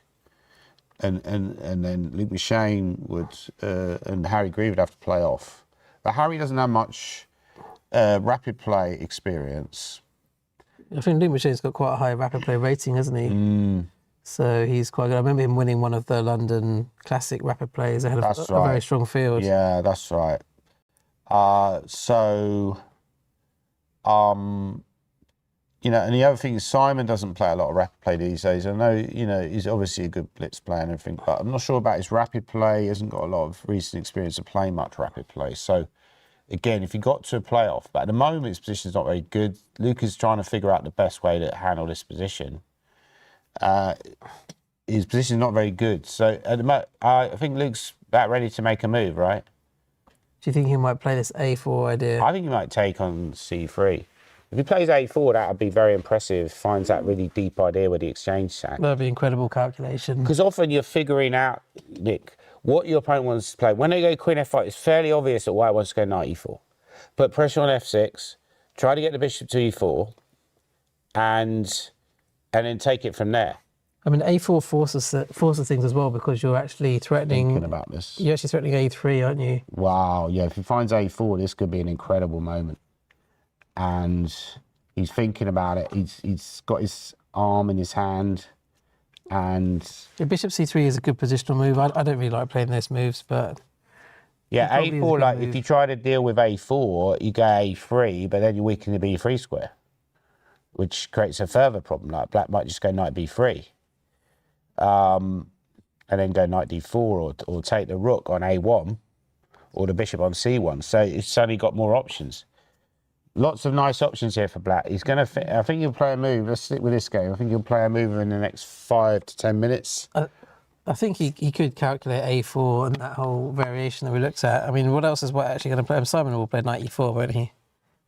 Yeah, yeah. But it comes down to judgment. You know, the computer says White's Black's better, but I would actually say White's better because they're exchange up, right?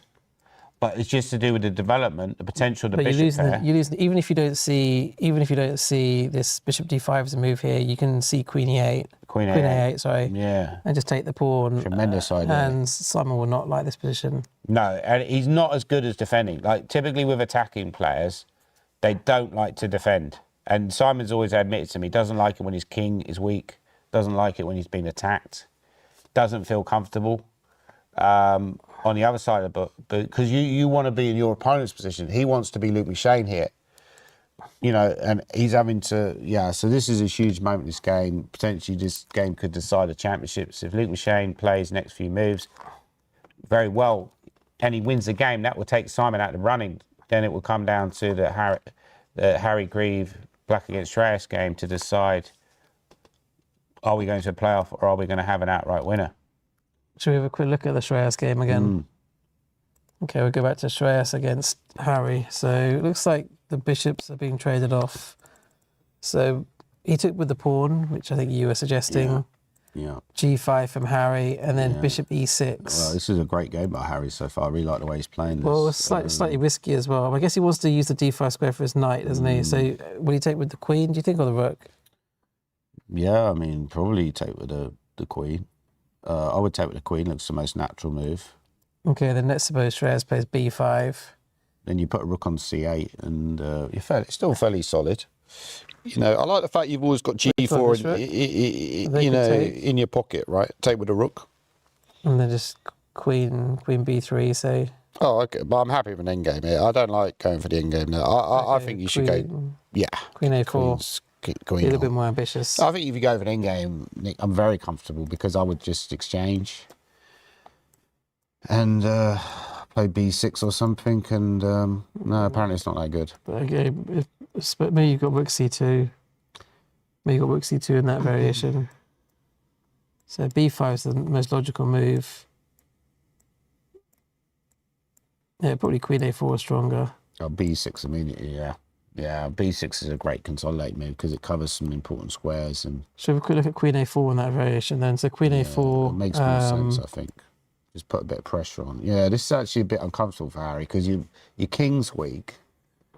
We could be looking at Shreyas as a potential British champion if he finds these moves and then starts to zero in on Harry's king.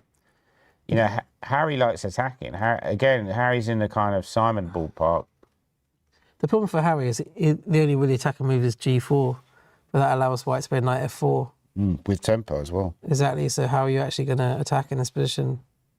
It's not that easy to actually create an attack. You have to have the knight on d5 before you play g4. So I wonder if Harry might play, he might just forget all this stuff with rook c8 and just play knight d5 and just go for it. And if white takes, just take back with the pawn. There's rook on c8 if white attacks the pawn. And then try to do something on the king. So because at Just least put then the you've got rook on g4 c8. without allowing knight f4. Or Exactly. well, you do allow knight f4, but it doesn't. And then It's not as good because I mean, there's a much this is the better most suggestion. likely. I agree with you. Now you suggested that, I totally agree with you. So the updated odds, Shreyas Royale 5-4. I don't know. Right. That's probably not too unreasonable. He could win. Yeah. Michael, No, I think that's reasonable. Michael Adams 7-2. So he'd have to win. This would have to be a draw, and obviously Simon not win. Just 7-2 is poor value. Luke Machine has come in. Luke which I'd Machine agree 4-1. Yes, Luke Machine. But even 4-1 is too short because I think this game will be decisive the way it's going, right? There's quite a high It could happen, probability. but if this ends up being a draw, you'd have to say Luke Machine is well in the running. Harry Simon Grieve Williams has 6-1, drifted out. and Simon Williams 12-1. Yeah, Simon's drifted out, so he has actually played he's gone for that solid option of just taking and going decent, and that's really what Luke Machine wants, just to keep Simon under wraps where he's got no attacking chances. You know, maybe it wasn't the best engine way to play, but it's the best practical way to play against Simon because you're just killing his attack. He can't attack now on the king's side. So he's going to have to go into more positional mode. And given he's made several mistakes already, I can't see him playing well enough in the positional side of the game to contain Luke completely, in my opinion. So I feel like big pressure still, even though Luke didn't find maybe the absolute best sequence. It's a very human way. I love the fact he took the knight on c3 because...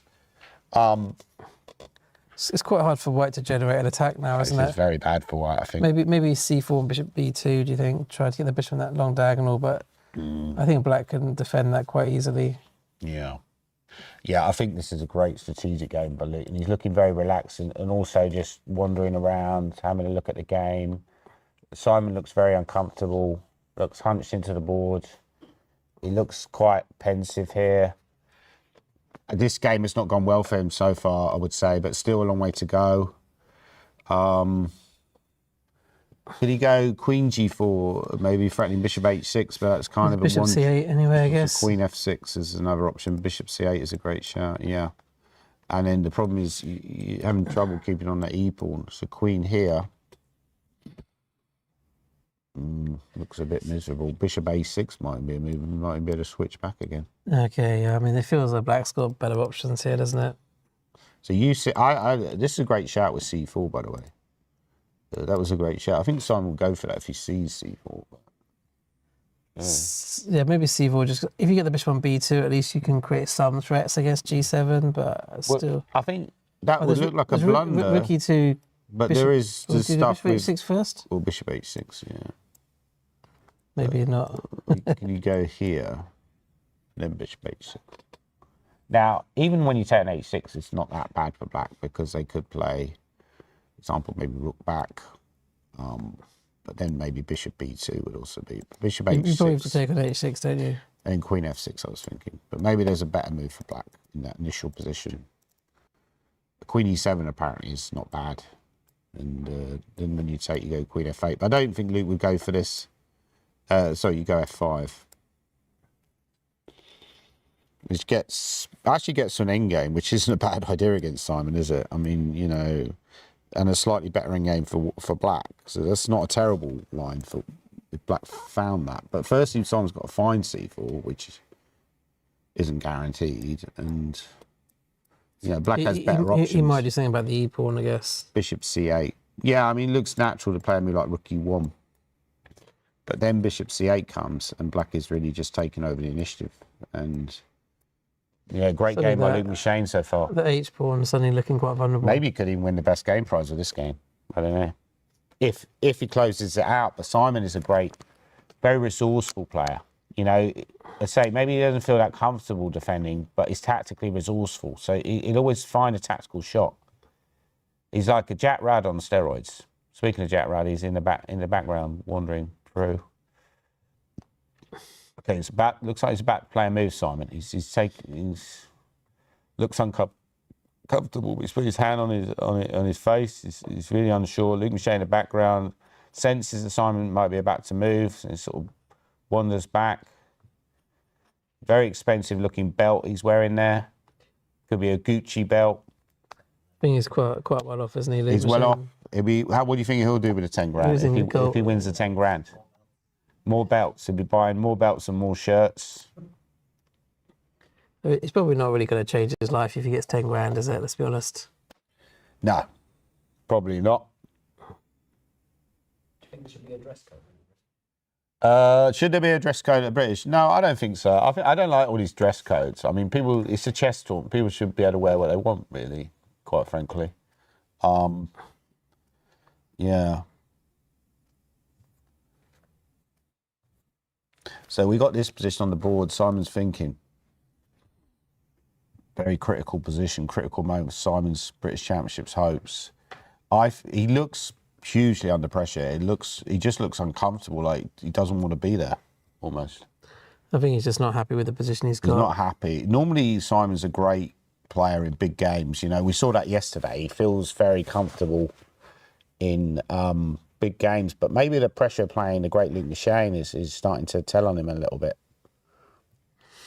Yeah, I mean, Luke is like a high-level player, isn't he? So he's got great experience as well. He's played, you know, for Olympiads. He's played, played all the best players in the world. Like you say, he's a very, very top-level player. You know, he could have made more of his career if he'd wanted to.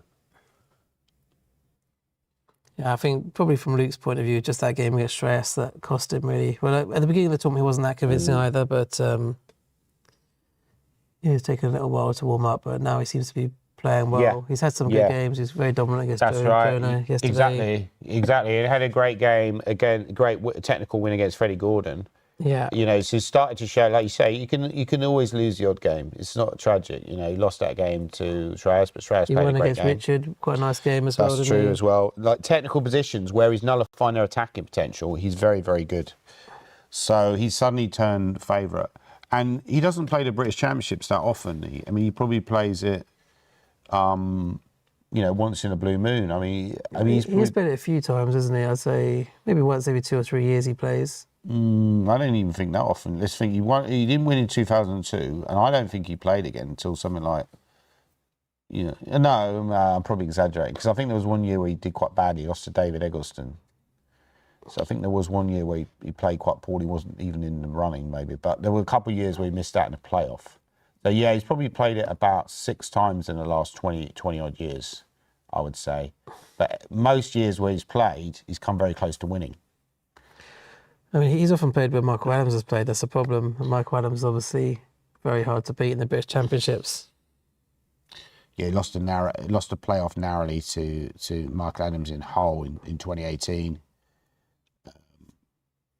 Like you say, I think as far as a playoff is concerned, I mean, you have to think, you want to try and avoid a playoff almost if you're someone like Simon, because you think, well, I'm going to have a playoff against Shreyas.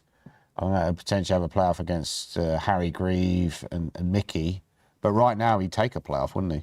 I think he'd take it now because he doesn't really like the position. Yeah. Should we have a quick look at Siva? We haven't looked at his game for a while. He's still Yeah. potential champion. You never maybe, know. Maybe we should go on a quick break in a minute. What do you think? Have a Okay, little. let's have a quick look at Siva. Yeah. It's still quite cagey, isn't it? Mm. Not a lot happening there.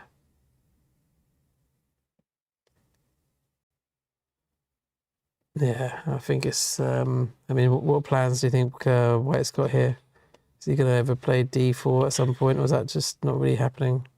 It's very cagey chess by Ami. I mean, it's kind of shuffle chess. You shuffle forward one move at a time.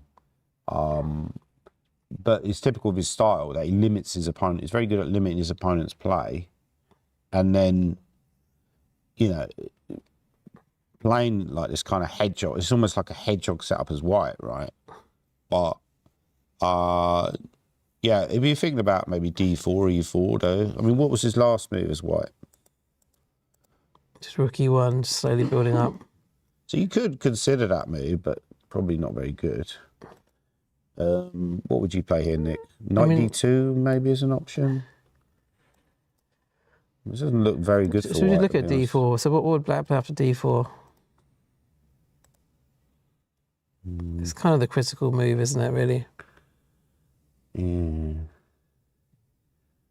Yeah, D4. But then Black has a good option actually in this, which is a great way to fight for central square. So actually, I don't think he'll do that D4 move because of this option for Black. And he if you sees this take on option- E5, then if the knight takes, you can take it. That's true. I know you know can't. you Apparently, can't. you can't. Oh, you can't because the rook. You pinned the rook, the aren't rook. Yeah, yeah. you? Okay, nice The blunder there. rook. So you can't. So you know, actually say can't with a even take knight, it. and well, you can, but then you have to find an ugly move like Rook F1, which Yeah, is not he nice. won't want to play that move. So I don't think he'll go for D4 because it doesn't really fit his strategy so far. Now, apparently the top move, I know D4 actually is a legitimate move, but But that's quite ugly because if you see that line, you feel you have to play a move like Rook F1, you're not going to really go for it, are you? no. I like Siva's chances in this game. Maybe with Siva could be entering a playoff. You know, he's played this really well so far. And Amit's played a bit passively, to be honest. Played a bit like shuffle chess, just shuffling forward. Looks a little bit intimidated. Because Siva can bring his other rook into the game, so he's got quite an easy next move, which is going to improve his position. So what's Amit actually going to do here? Also, maybe Black could consider going Bishop H3. Yeah, I mean, in some Black's positions. play is actually a bit easier than White's. You know, because you've got an H6 is a great prophylactic move because it stops Knight G5, so it controls some space. It's often what Black plays in these kind of structures. And also you could do the Karpov thing and put your rook on D8 before you play D5. I think he's going to play Rook D8 next, isn't he? And then he might well play Bishop H3 or D5 or something after that. Yeah. Could White consider E4 there? Or is that just, apparently that's just a bad move because it allows Knight D4, but... Although I would be quite tempted to play Bishop G4 first and just, I don't know, Yeah, try that's a and great get the knight into D4 with a knight pins. That's a great suggestion. I mean, you could end up with a monster You could go knight. Queen D2, I guess. So not looking great for Ami. Simon Williams is really in the tank. Shreyas Rawal is looking like a nice position against Harry. And you're right, he called it spot on. He's gone for this line. We're going to get this line. Wow. Yeah, Black will play Rook C8. He's got to gamble with Rook C8 because the point is, like Nick, if you go there, you're weak. It looks like a nothing move, right? And you're I weak. can't see him playing that move. It's too like you might be afraid that you might lose the A7 pawn, but the A7 pawn is really not what's going on here. It's about containing Black's play with G4, and Black would have good counterplay with a move G4. So could he just maybe play me like Knight C3 just to chop some wood off? Maybe Harry would just play G4 anyway, do you think? Definitely. I think that's his great plan. shout, yeah. So it could fizzle out because you could get a lot of exchanges, but I'm not sure how you fizzle out to a draw. So But Shreyas probably doesn't want to fizzle out to a draw anyway. no, but yeah. So he's thinking here, Shreyas. I mean, Harry's got nearly half an hour on the clock now. Yeah. Should we go on a quick break? Because we've been going quite a long time without a break. I think Sure. we're going 2 hours. So maybe we should have a little quick break. I'll run up to the tournament halls to get a feel for the live action, how people are feeling. and then we'll come back and continue with the broadcast. Yeah, okay, sounds good. All right. Thank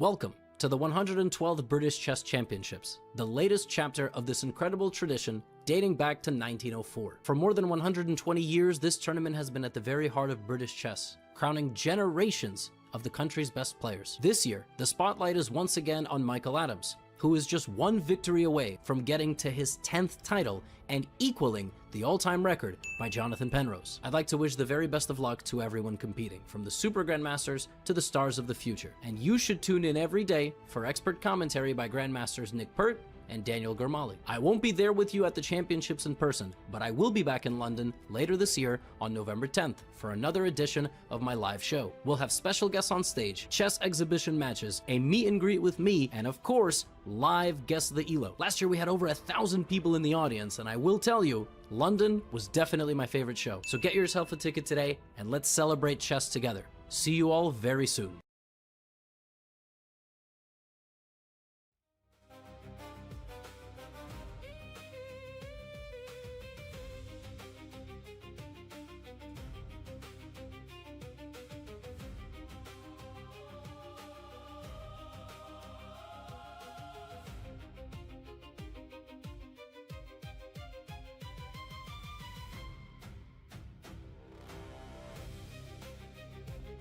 Hello, everybody. Welcome back to the British Chess Championships 2026. It's reaching, boiling point. I just went into the main hall, and the atmosphere in there is absolutely incredible. You could cut it with a knife. It's a weird atmosphere, actually. When you approach the stage, it's weirdly quiet. Simon Williams, good friend of mine, seems to be under pressure, but we'll come to that game in a second. Shreyas Royal is playing against Harry Green. Shreyas Royal seems to be on the verge of possibly an amazing breakthrough win.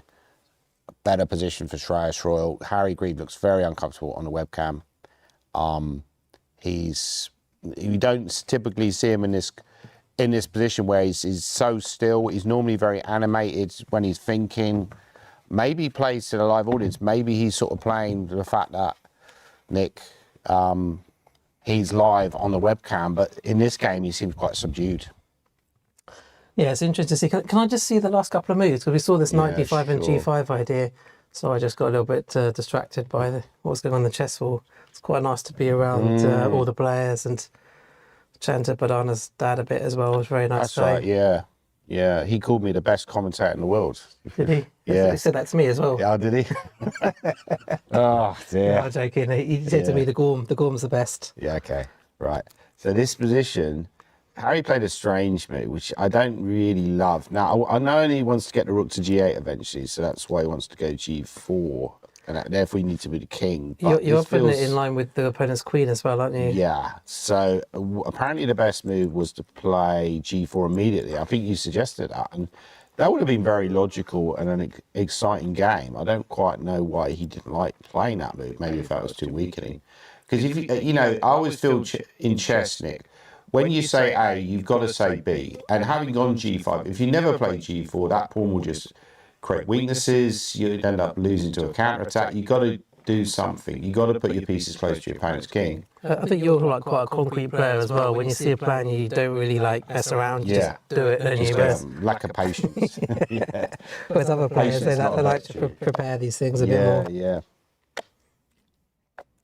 So I think he should have gone G4, and the engine agrees with me, or maybe I think it because I'm seeing the engine evaluation. But King H7 was a weird move by Harry, a nervy move. Rook B7, confidently played by Shreyas. You know, Shreyas is not someone you can bluff because he can't play so well. You know, he's gonna call your bluff. We saw that against Luke Michane. Luke Michane bluffed him with his knight B2, but Shreyas called his bluff, and he's looking very good in this position. So the current position on the board, he's taken the pawn, and it's black to move. And he's got an awkward choice. He can go knight B4, try to put the knight on D3, create counterplay that way. But already black looks close to losing, Nick. And I mean, the problem is he's trying to. It looks like he's moved his king so he can play rook G8, but he just can't play rook G8 because his rook's tied down to the E pawn. So just show that, yeah, that would just be like that's unfortunately not possible. And if you take here, I take in intermezzo, and then get a technically winning endgame. Very easy to win, very easy to convert. I mean, the problem is if you go G4, because you've done all this, F7 is going to be weak. So, well, one thing I could do is take, and then go rook C7. I think Trace is going to win this game now. I wasn't convinced at the start, but I've doubted Trace the whole tournament, and now, well, I'm starting to regret that now because... I mean, he has played very well throughout the tournament, hasn't he? He's looked a lot more stable than Harry, who's had some very shaky games, as you mentioned, like particularly yesterday. At some point, your luck runs out. You know, you can't beat chess truth forever. At some point, it comes down to the quality of your analysis. Shreyas' quality of analysis has been higher in this tournament. But with Harry, though, just to make a point, this is an area of the game coming out of the opening into the early middle game, which he's struggled with all tournament. It's like his weak point, isn't it? He's never seemed to have, you know, performed particularly well. He just gets outplayed by all his opponents in this part of the game, but he does sometimes come back later in the game. I struggle to see him coming back in this one, I'll be honest. Shreyas looks more confident. At the start of the game, he looked nervous, and now it's a situation reversed. He looks the more confident and the more steady, and Harry looks extremely nervous and doesn't really know what to do. Well, the problem is there isn't a good, the best idea for black is to go here, pop the knight in, the Kasparov octopus on D3, and then claim that here you've still got some tactical counterplay. It's not over because, you know, black could even conceivably win the game if white blunders somehow. I don't see him playing rook B8 and trading off any rooks. I think he wants to keep all the pieces on. The problem is the queen on D1 is stopping your G4 plan, Harry's G4 plan. Okay. By the way, Luke Michane is still thinking about what to do in this position. So he had a big lead on the clock. You know, when I went to the tournament hall, I think he was on about 48 minutes against Simon's 25. But he's into that time, trying to be as accurate. Is he trying to be too precise? He has been getting in time trouble in quite a few of the games actually. So it's not that surprising that he's burning time, but I don't think it's a very good strategy because he's got quite a comfortable position. I think he just needs to play some moves. Do you think he'll play it? Queen F6? Queen F6 is the most obvious move. I mean, is Bishop H6 a threat at the moment? In fact, the best move is apparently that move. And then when you move the queen across, you pop the bishop in with the idea of rearranging something like this. And then you've got total control over the light squares, and you're ready to go. Queen F5, double rooks as well. Double rooks. Bishop F4 is not a problem because you can just drop the queen rook back. So strategically, you're a lot better here as black, and a very comfortable. And to be honest, if you found a sequence, you could then play your next few moves quite quickly because you got rook E8 coming quickly, Bishop G4 or Queen F5. You know, So I understand why he's investing his time, but he does have to be careful, because once he gets his position, he can now rattle out a load of moves, but he has to be careful he doesn't overdo it. Gorman Pert, best chess commentary, double act, funny man and straight man. You're the straight man, aren't you? I'm the straight man here. Harry missed examining the power of his opponent's plan, or he never would have played King H7. Strauss has one hand on the trophy. I kind of agree with that, to be honest. I feel like unless Luke McShane bungles it severely and you potentially... I think Harry's going down. I think he's going to lose. It's just so difficult to defend that position. But the Simon game, I'm not 100% certain on, because I feel like a little bit concerned for Luke McShane fans that he's just burning so much time. It looks like he's played a move. Can we just refresh the position? No, he's made a big mistake. What did he play? Well, we'll have a look. He's gone Queen D7, which apparently is a bit... But actually, that's an understandable decision, because Simon would not want to trade queens, because it's quite a clever psychological play, even though the engine hates it. That if you chop queens, Luke McShane's got an endgame which is comfortable to play. And if you don't chop queens, which I think Simon will... Do you think Simon will decline the queen trade here? I'm not so sure. I have a feeling that he should trade, but he won't trade. That's my... Yeah, judging by his reaction to that move, he's not happy about that move. Yeah, the best move is queen takes queen as expected. But yeah, I don't know. At some point, you just got to play the best move. Exactly. I was saying that earlier in the tournament. I think you can get into trouble by playing too much practical chess. And he might be looking at the game of ball one and thinking Shreyas is...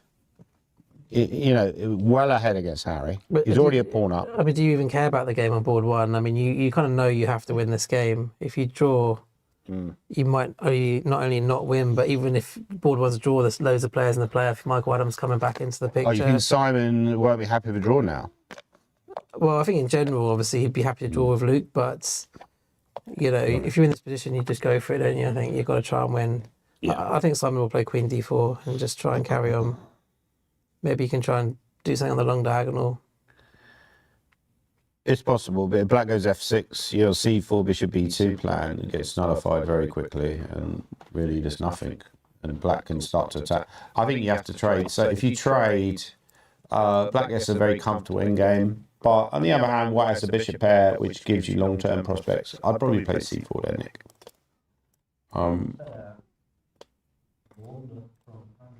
He's played Queen D4. As predicted. I think, you know him too well. I think Lucas kind of he's very creative against Simon. I think he was playing against Mickey. There's no way he would have played that move. Queen D7. It's great psychology. He just knew Simon was going to turn it down. And now play the rook to E8. Yeah, and black's got a really nice game, really nice position. If you just play rook E8. All their pieces are standing well, knight on C5. Bishop on B7 could always be rerouted at A6 or C8. Very easy game to play. But having said that, still a lot of play left. Apparently, have we got echo on our... Someone's saying we got some echo coming from the microphones. I'm not sure if that's right or not. But yeah, I think with Simon as well, when he plays Queen D4, he got up, walked away from the board a bit. He's almost saying, I'm not trading queens. It's all or nothing. That's really been his philosophy throughout the whole competition and really just in general. Which has paid off for him, to be fair, because he might have suffered in that endgame. But yeah, I believe in playing the best moves, and... that's what Bobby Fischer said. He said he didn't believe in psychology, he believed in playing the best moves. Very profound insight. Possibly wasn't him that came up with that, saying originally he probably borrowed it from somebody else. But Bobby Fischer was like the Steve Jobs of chess. He was very good at... So you know the freestyle chess, which apparently was originally Fischer random chess. Apparently David Bronstein was the first to come up with that idea. And the Fischer clock with the increment was also a Bronstein idea. Well, I thought Fischer spent a long time working on those ideas, and he was... Yeah, he developed them more. He developed them more. Let's just pick the mics. We'll go to full screen. Okay.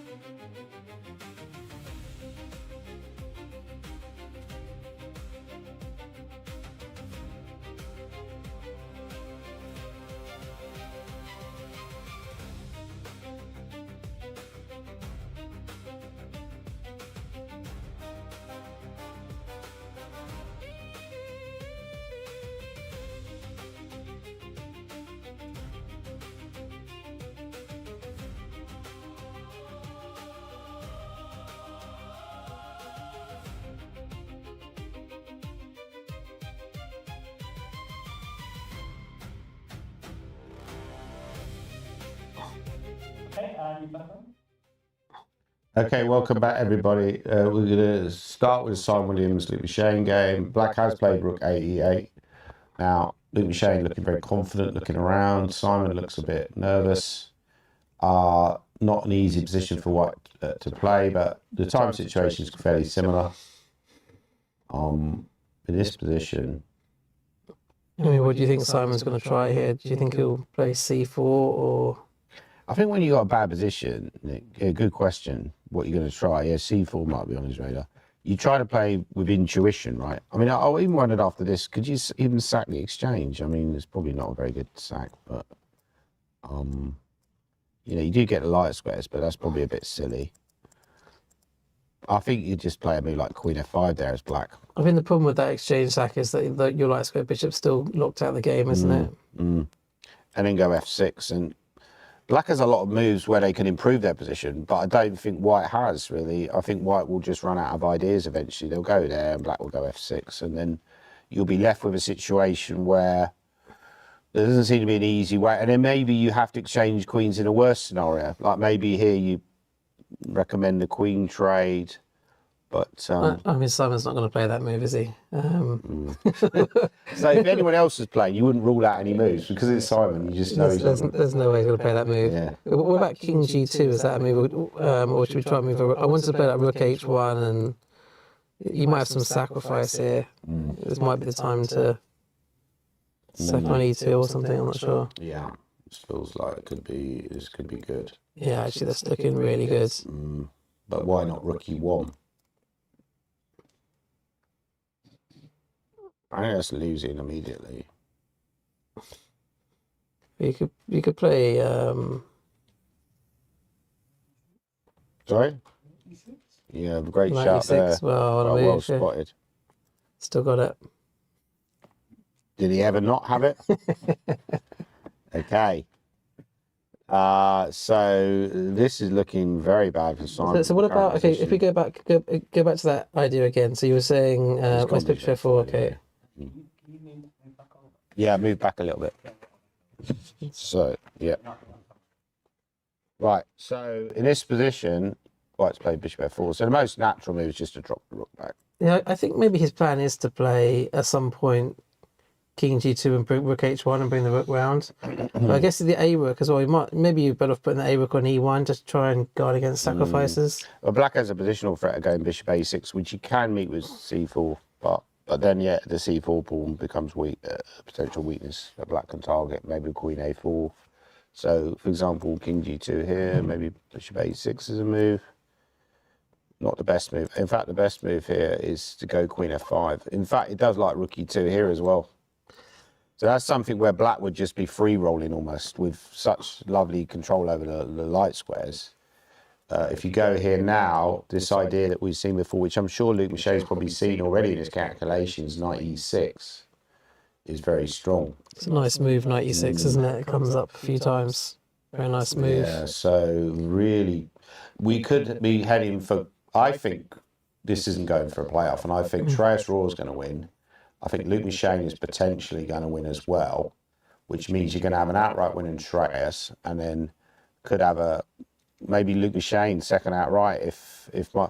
It wouldn't be second outright, would he? Well, maybe, but Michael Adams or Siva could join him. Siva looks equal though. I'm not convinced he's going to win. I'm not convinced Michael Adams is going to win either because this position is looking a bit drawish. Not played quite the best moves, but still quite a promising position for black. I think Adams' chances now are very slim because it's mainly about the Shreyas Raw game. I mean, you're relying on Harry Grieve to survive, which doesn't seem like he's going to. So Michael Adams' chances of winning a 10th British title are receding, but he's still going to try and win this game against Supratit Banerjee. Yeah, I think he would just double on the F line really, and then line up. I mean, he's almost thinking about some sack on F3 already, isn't he? I'd be worried about that. I'm surprised that this is regarded as equal because it feels a bit dangerous. Is a problem. You probably have to find some quite accurate moves. Maybe Queen H5 to try to Queen G5. I'm just going to keep trying to try to play the anti-Simon Williams method. Can you take there, or is that losing? It's probably going to lose Loses the rook sack. f3, yeah. So you got to be careful here. The queen g4 might also be, actually queen g4 is the better option. But again, that comes down to judgment, because you think, well, hang on a minute, that bishop now looks like a monster because it's coming down. But there's no clear breakthrough for black because rook f2 is covered by the bishop. So, you know, my initial instinct was that queen g5 was a better move. Maybe after queen g5 you can take there and win a pawn. So if pawn takes bishop, And then I take with a queen. And if you drop you the got rook queen back, g6 as got well. there, and also Yeah, got, for king drawn rook g6. yeah. Yeah. So Simon Williams looking like big trouble. So he played king g2, has he? It's gone king g2. He might be going for this plan of bringing the rook round, but I mean, he probably needs to guard against the sack on e2 a little bit, doesn't he? So rook e2 is already a candidate move for black. Yeah. Which I'd be interested to see if Luke was saying queen f5 is also a great move. Queen f5, lining up rook e2. Yeah, then rook e2 is a big threat now. And the problem is you can't easily kick that queen away, because if you go there, Nick, I take. And I'm rocking and rolling. I mean, this is just... Can he get away with just playing e3 instead? Just to show that I don't like it that much. Attacking the queen, I think something like this would be good for black. Or maybe other moves. There's also maybe queen f6, queen d7 just come back actually is tremendously strong, because now you weakened your king and you don't no longer have this plan anyway. But wanted to, I could maybe even play f6 and just nullify your position at some point later in the game. You suggested e3. I don't really believe it that much. But now rook e4 is Oh yeah, rook e4 anyway. You don't even need the e-pawn. Just get rid of their bishop. So black has some lovely options here with rook takes e2, queen f5, possibly on the radar. Yeah, rook takes e2. Even bishop a6 is better. Rook a2, rook e2 is wow. If he finds this, this could be game in the tournament. Could win the best game prize. I'm not sure, but it's pretty unpleasant for Simon, isn't it? This is not the position he wants at all. We mentioned before, you know, when you're an attacking player, you like attacking for a specific reason. You enjoy pushing your opponent around. When you are an attacking player, you generally not as good defensively, and you know that's been the case in my career. I've often played quite poorly when I'm under pressure. I can defend well sometimes, but often I've defended badly. And same here. Would you say that as well, Nick? Would you say, do you prefer attacking or defending, or how do you rate? I think you're quite a good defensive player, actually, aren't you? I don't know. I generally prefer to have the initiative if I can choose. Aaron Summerskull years ago said he thought I was one of the best defensive players, but I'm not sure if that's true. I think there was a period when I was unbeaten for a while and I probably was a better defender, but now not so good anymore, maybe. We're going to try and fix the audio. We're back in 30 seconds. Yeah, we're going to try and fix the audio. We're going to be back in 30 seconds.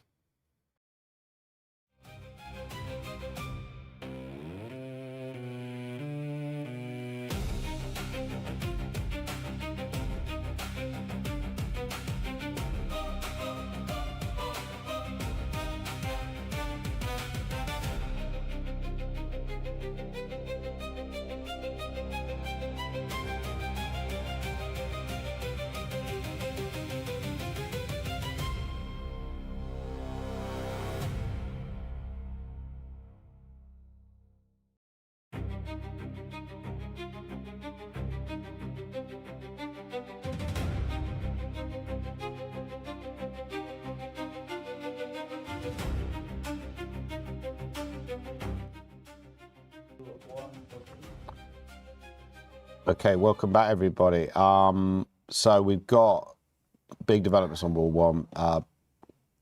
Black is under huge pressure in the Harry Grieve game. It's already looking like a decisive advantage for Shreyas Roy. It could become one of the youngest British chess champions ever. Will he actually be the youngest champion ever if he wins? Because how old was Michael Adams when he won? 17. I think Shreyas is a similar age, maybe slightly younger. He might be 16. Yeah, it would be an incredible achievement. The problem with Harry is that all these poor moves he's made have just weakened his own king. He's not actually managed to open up White's king at all. Yeah. So we could have a situation where this could be a change in the guard moment with Shreyas coming through and potentially dominating British chess, and then opening up for the new generation. Other players like Bodhana Sivananda and Supratit Banerjee are also going to be looking for British titles over the next few years, and I think they're going to achieve it. I was going to say, it's interesting what Malcolm Payne was saying in his interview about how they didn't pick Shreyas for the Olympiad team. And he thought part of that was to motivate him to try a bit harder, and maybe that's what... I don't think that was the reason. I mean, you'd put him in the team based on this performance and the Of course you performance. would. I think they're regretting it. I think they went too early. Why announce it in April? Why not wait? Right? Why not wait till after the British Championships, which is the most important event? Then you say, look, this is our best team of players. And now the Shreyas is like at home kicking his heels when he should be possibly even playing ball one, based on the fact he's the best British player if he wins this game. I mean, it's true that they will talk about whether it's Shreyas or Daniel, but there's other players. Shreyas, he's outscored Luke, outscored Mickey. He's outscored all these players, hasn't he? Not quite yet, but it's looking good for him. Okay. Yeah. I'm getting a bit ahead of myself. Yeah, rook e6. So it's a great idea by Harry. He wants to go rook g6 and g4. That's really his only try for counterplay, I would say. So the reason you don't go g4 immediately is possibly because White would start giving checks. But White can just play queen g4 anyway. It's not like it's doing queen anything. g4. Sorry. Yeah, but, I mean, White can now. play queen g4 anyway, even after rook e6, whenever they want to. But they could go rook g6 and g4. And then we'll go queen g4, and where's your attack? No, rook g6 and g4, I mean. Yeah, but I mean, after you play rook g6. Oh, yeah. Queen g4. Wow, really? Wow, that's depressing, then. So could you even do it immediately? You could if you want to. Or maybe you play rook c6 or something first. Yeah, I'm sure you do, yeah. I mean, there's probably more precise moves. This is really on the verge for Harry. And then,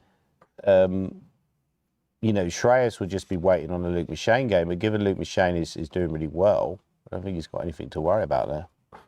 But, Luke Machane is getting a bit short of time.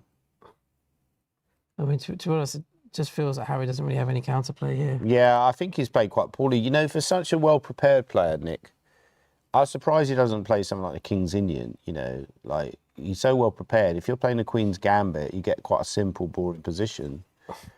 Is that really taking advantage of that monster prep? I mean, he has come back a few times this tournament, but you think this is one too many, yeah? Shreyas is 17, apparently, so he would match Michael Adams' record of the youngest British champion ever at the age of 17. And also take away Michael Adams' chance of matching Jonathan Penrose. Do you think if Michael Adams doesn't win this year, he will match Penrose in the future? I think he's got maybe a couple more chances, and then... Once you get into your 60s, it becomes difficult, right? I mean, you can still do it next year, or maybe the year after, but I think, his 4 or 5 years is out. probably the max, I would say, personally. I'll give him a little bit longer than that, but I think... it's difficult, especially with people like Shreyas just improving, and then you've got Supratit and Bodhana and other players, possibly haven't mentioned. Let's have a look at see how Bodhana's doing, because that's also a critical game for the... By the way, Jonah Willow won against Max Turner, so that was unfortunate for Max Turner. He was trying to get the IM norm, but...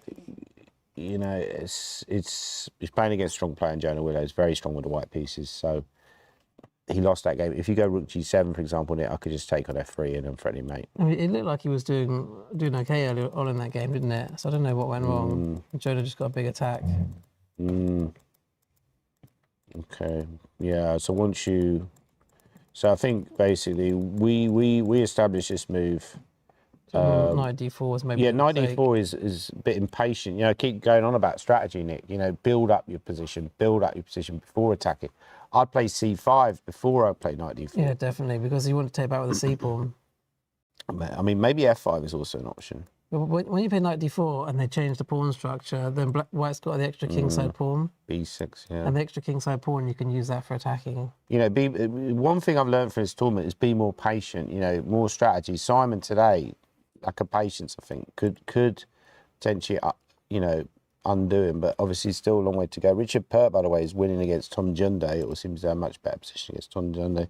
Wow, big attack for Richard Pert. It's looking like a great game.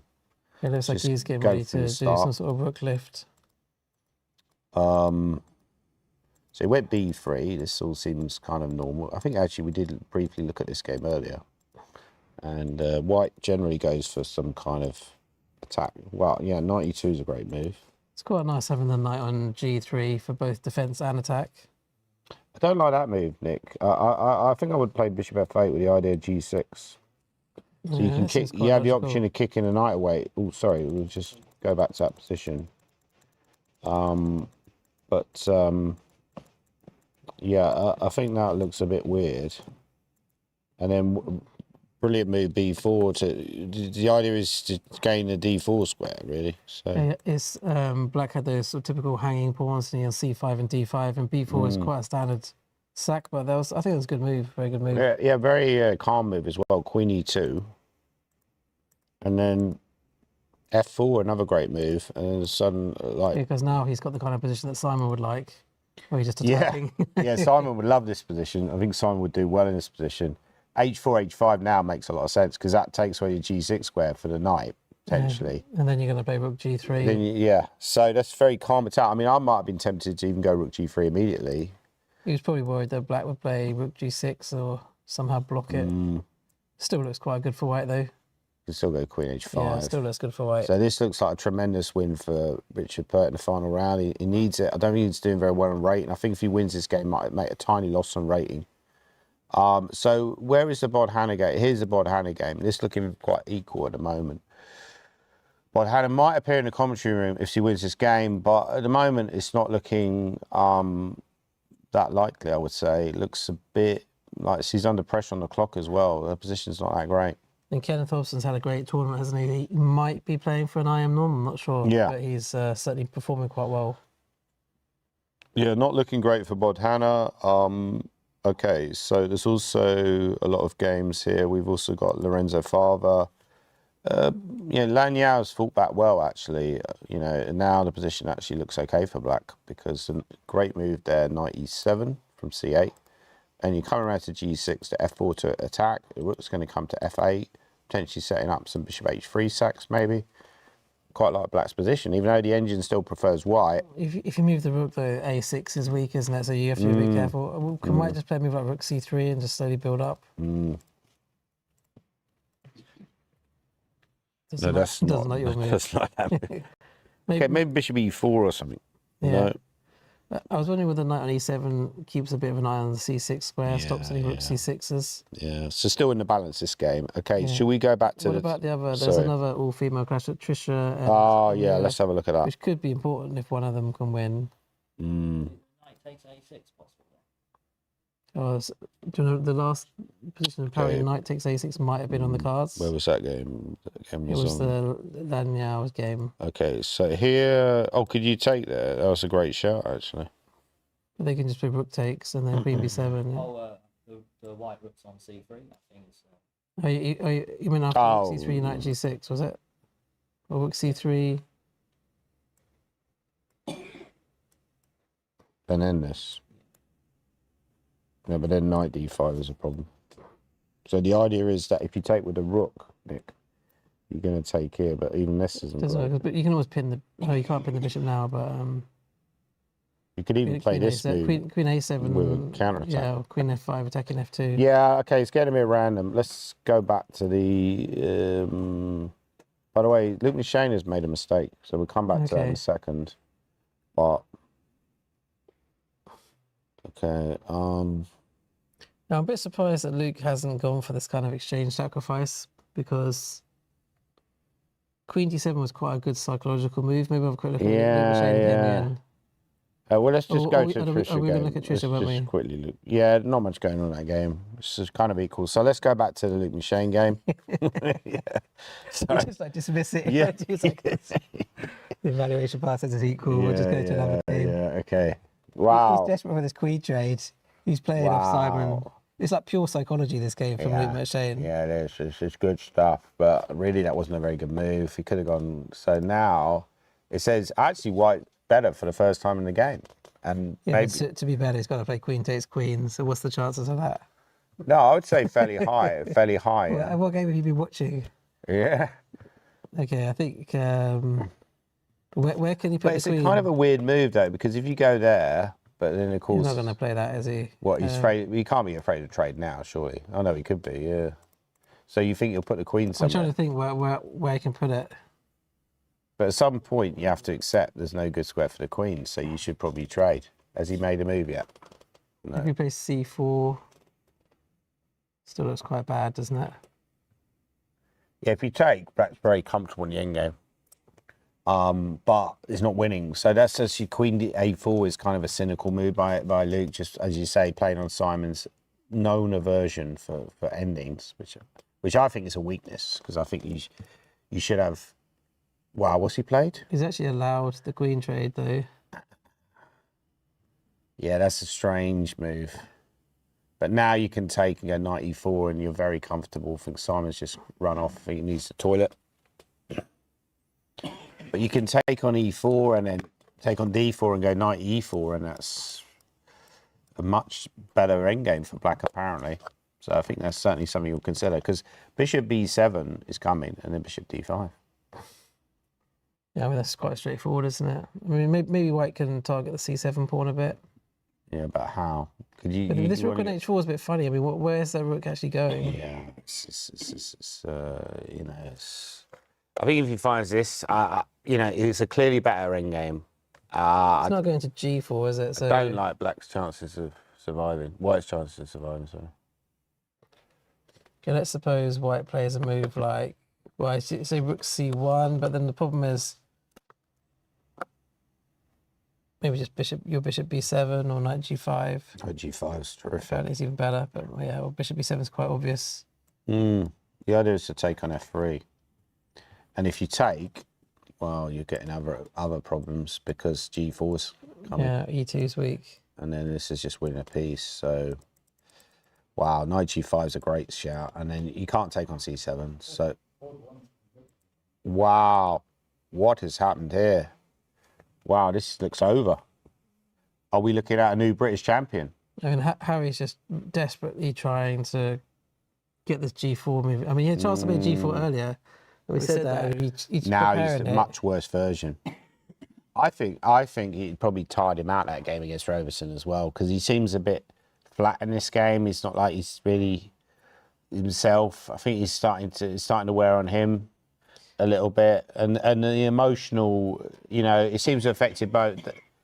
The emotional fallout of that game seems to have affected both him and Peter Roberson today, to be quite honest. Well, he's still thinking about playing g4, isn't he? So, you know, we've got to do something as White. I mean, we try to work it out ourselves. What would you play to stop this? I mean, g4's coming. Yeah, but what does g4 do? If friends taking h3, can't you just take on g4 or no? Okay, so what do you want to play now then? Oh, sorry, I'm getting tired myself. Maybe I could start with rook b7. Okay, well, should we g4? Okay, let me just check the engine because I'm too lazy now. Queen b5, maybe. Okay. That's the top. Yeah, Queen b5 is apparently the best move. Yeah, it's easy to check with the engine, but yeah. Now, why is that? Well, let's work out why that's good. We were trying to obviously just trade off with rook c6. But rook c8 also looks sensible, trying to trade off some pieces. Yeah. Yeah, that's a good move as well. It's quite sensible. I think White just needs to trade down here. Yeah, I think this is a really easy win for the last round of a British Championship. You know, I always say to people, you know, don't always expect your opponent to play well, because sometimes they will sometimes you can just win easily. Sometimes you can build it up to. I think Harry built this game up too much in his own mind, and it looks like we're heading for a new British Championship winner, because it doesn't look like Simon's going to do the biz on board too. Or it seems very unlikely. Yeah, well, I saw there in the video shares, he had a look around at the board 2 game. He's obviously starting to feel quite confident he's going to win. So Harry's not happy. Yeah, Simon's thinking. By the way, there's been a change in the Michael Adams, the Subpratit versus Michael Adams game. So this position, we left it after rook. We considered the move rook f8, and that's what Adams played. It went queen g3. Actually, slightly different, was it? Because the black queen was on g6. I think we were going to go rook f8 before queen h5. Yeah, queen h5, and then exactly. And now queen g3. So queen g3 is a mistake apparently. So I'm wondering if it's because of that move? No. So I'm miscounting the amount of pieces. Maybe just rook g6, I think. Yeah, so rook g6 and if queen d6. Now rook f3, maybe. No. Rook g2? Rook f3 allows rook c8, doesn't it? Rook g2's the move. Wow. Wow, this could be game of the tournament. So king takes rook. Then we expose the king maybe with that move. Do we do that move or? Yeah, that's good because only if you check on the back, they block rook f8 Yeah, check. very important that you could do this. And this is just pretty much game over because you're going to take there. So, because it was interesting. You said that you thought it'd be a draw, but I think. Yeah, he it's looks quite like he's hard. getting I mean, outclassed a little Michael bit. Adams Separate. is like a very, very strong player. Well, if Seaver doesn't win, you'll essentially have a situation. You have Shreyas Royal as the champion, potentially. Luke McShane and Adams tie for second. So it's like the three class acts really dominating. Yeah. You know, and I mean, that's a very strong England team for the future, isn't it? So I think Shreyas Royal will be back in the England team for 2027 for the Euros. Yeah, because Mickey never played Luke at all, did he, in the tournament, which was quite surprising. And did Shreyas play Luke? Oh, yeah, Shreyas played both of them. They beat Luke, didn't he? He beat Luke and he drew with Mickey. Right. But Mickey never played Luke, so... The great thing about all this, guys, is we're not going to have to endure a playoff, which I'm very happy about. If Shreyas Royal can convert from here, Luke Michet doesn't... Well, I would like to see Simon in the playoff, I must admit, but it's not looking... His chances of getting a playoff are not great, I would say. But certainly that would rule... If Shreyas wins, that would certainly rule out everyone other than Simon from potentially getting to the playoff. So you're not going to have a long playoff, at least, if he did get to a playoff. But I think he has... Has he gone for the trade yet? Oh, he has gone for the trade. So this is going to be a bit of suffering now for Simon. He would certainly take a draw in this game. But... Yeah, I think he's just been a little bit outpsyched, hasn't he, by Luke. He's not played that well, and he's not played well at all, really, in this game. And he's not really just got the position that he wanted from the opening. So I think maybe, you know, having the experience doesn't always help because Simon has, you know, a little bit like me, has failed to win many British championships in the past. He's been trying since around about, you know, mid-1990s to win a British, and it hasn't quite happened. And he's got that accumulated scar tissue, where someone like Shreyas, yes, he has failed in a few, but, you know, he's too young to have that scar tissue. And, you know, us older GMs, we struggle to break through at the older age. That's why you've only really had Conquest breakthrough in his early 40s, because it's hard. The more years you fail, the more difficult it becomes to win, right? Well, I mean, Shreyas he had chances last year, but I think last year was probably his first real chance to win the tournament. Yeah. Yeah, now it's just quite hard to see what Simon even plays here. We say rook c1, we know knight g5 is a very strong threat for black. Yeah, I mean... This rook on h4, just, I don't even know what it does, to be honest. The engine evaluation, I think, doesn't even show... I mean, he says plus 0.7 for black, but I think it doesn't show the difficulty of trying to defend this position as white. It's just very, very unpleasant. And What was his idea of rook h4? I don't understand it. I think he wanted Luke to take on d4, and... He got what he wanted. He got what he wanted, yeah. But... Yeah, I don't get it. I'll be honest, I don't get it. Yeah, it's maybe he was hoping he'd go queen c2, but that was also apparently a strong move. So by this point, I don't understand. Maybe he's a bit like me. He's so tired, he's just making a move. It's just like, I'll play rook h4 because I'm so tired, I don't know what else to play. You know, I can't see another move. Yeah, so then after, what even is his best move here? Best move is to bring the rook back. Yeah. His best move is rook h1. Yeah. Oh dear.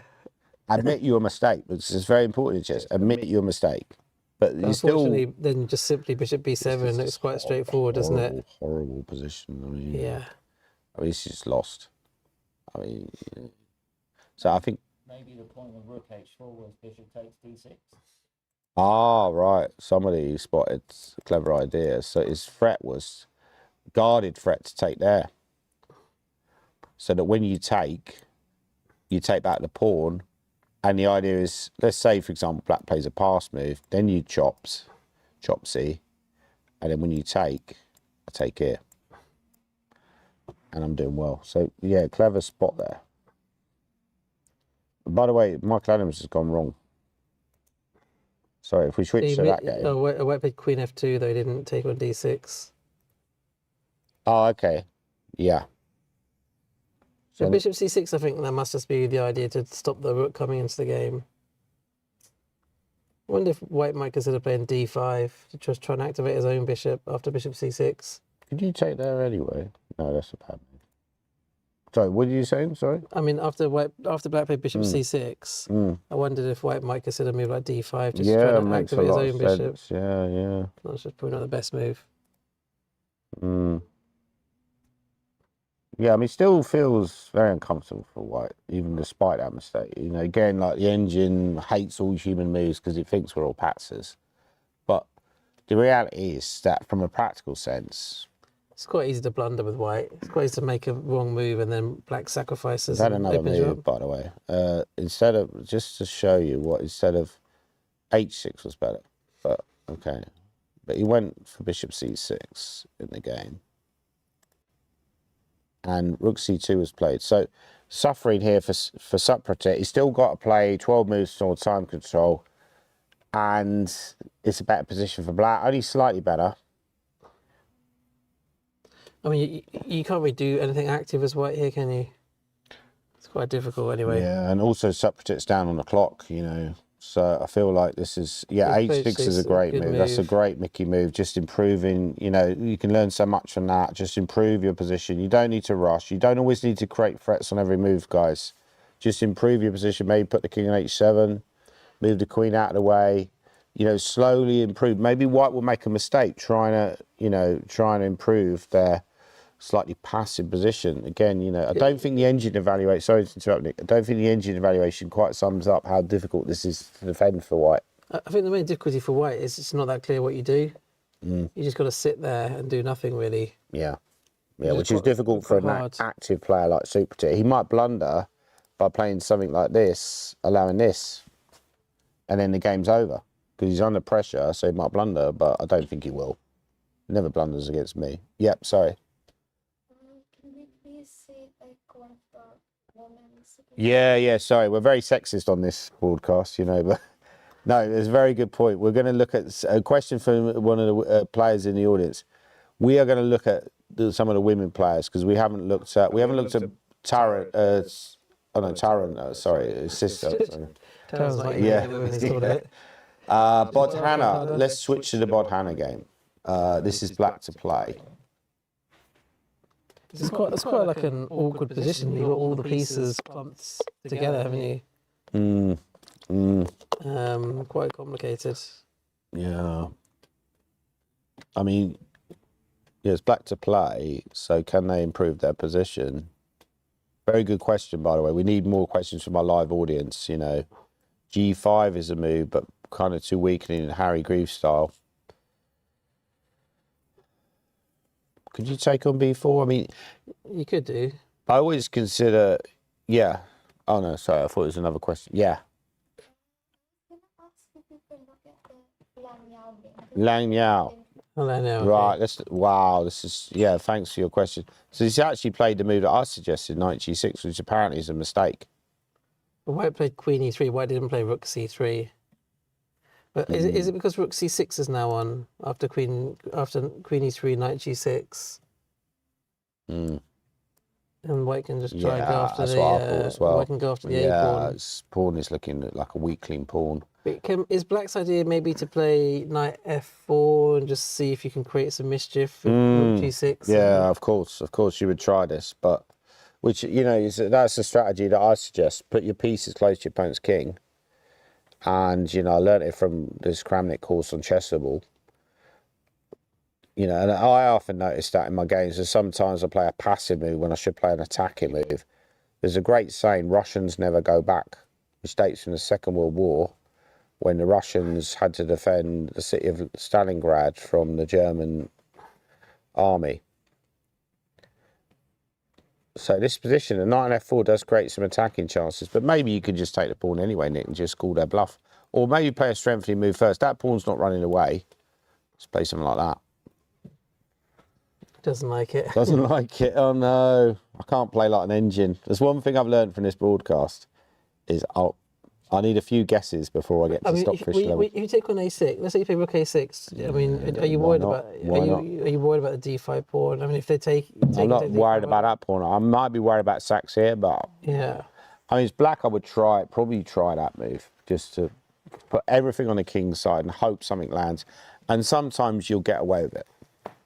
Objectively, it's not good, but you know, maybe one in 5 games. I've got a lot more pieces on the king's side than white has, and you're often taught that. Okay, should we just look at a line with something like rook b6, then we'll just see what might happen. And then rook g6, do you think? So can white just, yeah, maybe there, or just ignore it. Okay, try king h2. Yeah. Yeah, another question?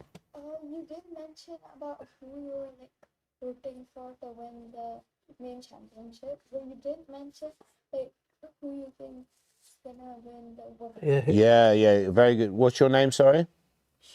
Shri. So I had a very good question. You were at the Nottingham, weren't you? I think Nottingham thing with Tim Wall. That's right. Very good question from a very good young chess player called Shri. And she said, we mentioned who we thought would win the men's championship, but we never mentioned who we thought would win the women's championship. Who do we think will win the women's championships? And who do we want to win the women's championships? I'd probably like to see Botana win, not have anything against the others, but I just feel like she's the kind of up-and-coming player. Yeah, and I think she'll win the main championship in the future. I mean, Lan Yao is also a great contender, and but looking under pressure in this game. How about yourself, Shri? Who would you like to see win the British Women's Championships? Probably Botana, because it would be a good motivation for herself. So another Botana fan. Yeah, so basically Shri said that she's hoping for Botana, and it's going to motivate her as well to succeed. You know, it's all about hard work, guys.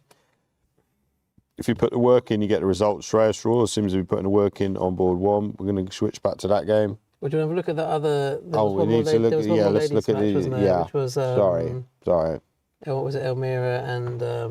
Okay, so, Trisha. yeah, it's also a good point, Which could be relevant. Adam Sefter, by the way, he drew against Theo Cowrie, so another gain of rating. I think Theo Cowrie was having a shocker of an event. Some people have had terrible events and lost loads of points. Jack Rudd lost to another young women player in Rakaya Reader. I don't know, want to have a quick look at that game? How that game? Sure, okay. You're actually going to look at one of Jack's games without Jack. Yeah, yeah, makes it even quicker. Right, so... But yeah, there are some very talented female players in this country. So bishop e3 was played, and then f3, bishop dropped back. This is an aggressive push, so white wants to go rook c1 and knight b5. Very typical idea in the King's Indian. So this is probably some sort of theory still. King h1 was not a good move by Jack. Sort of walked into this very thematic move, great move g3, which opens files. And yeah, another alternative is sometimes you can play that move here, which actually makes a lot of sense.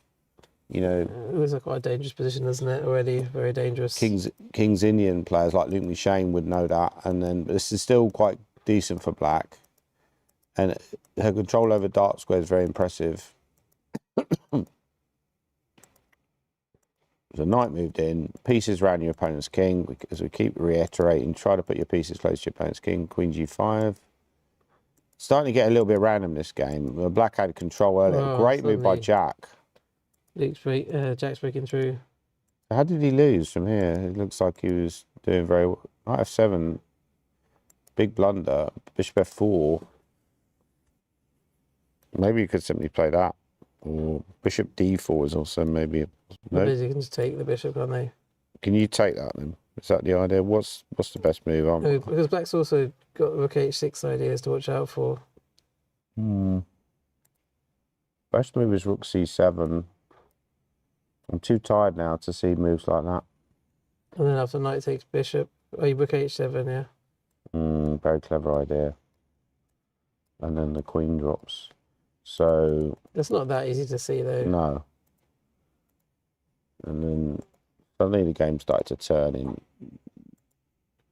Well, that was also a mistake. That was a mistake. So last round games seem to feature a lot of mistakes. Well, nice move, rook h6. Brilliant move there. And winning the queen, because if you take, then the queen drops. That's looking bad. Okay, go back to the game. And eventually Jack. I guess the extra queen should be decisive now. So if we look at the was the game that we wanted to look at was It was board 20, Trisha against Elmira. yeah. I think So she's Elmira, looking about who won equal. last was Elmira and Nanyao. Are they the I think defending- so. the defending I think champions. So. Yeah.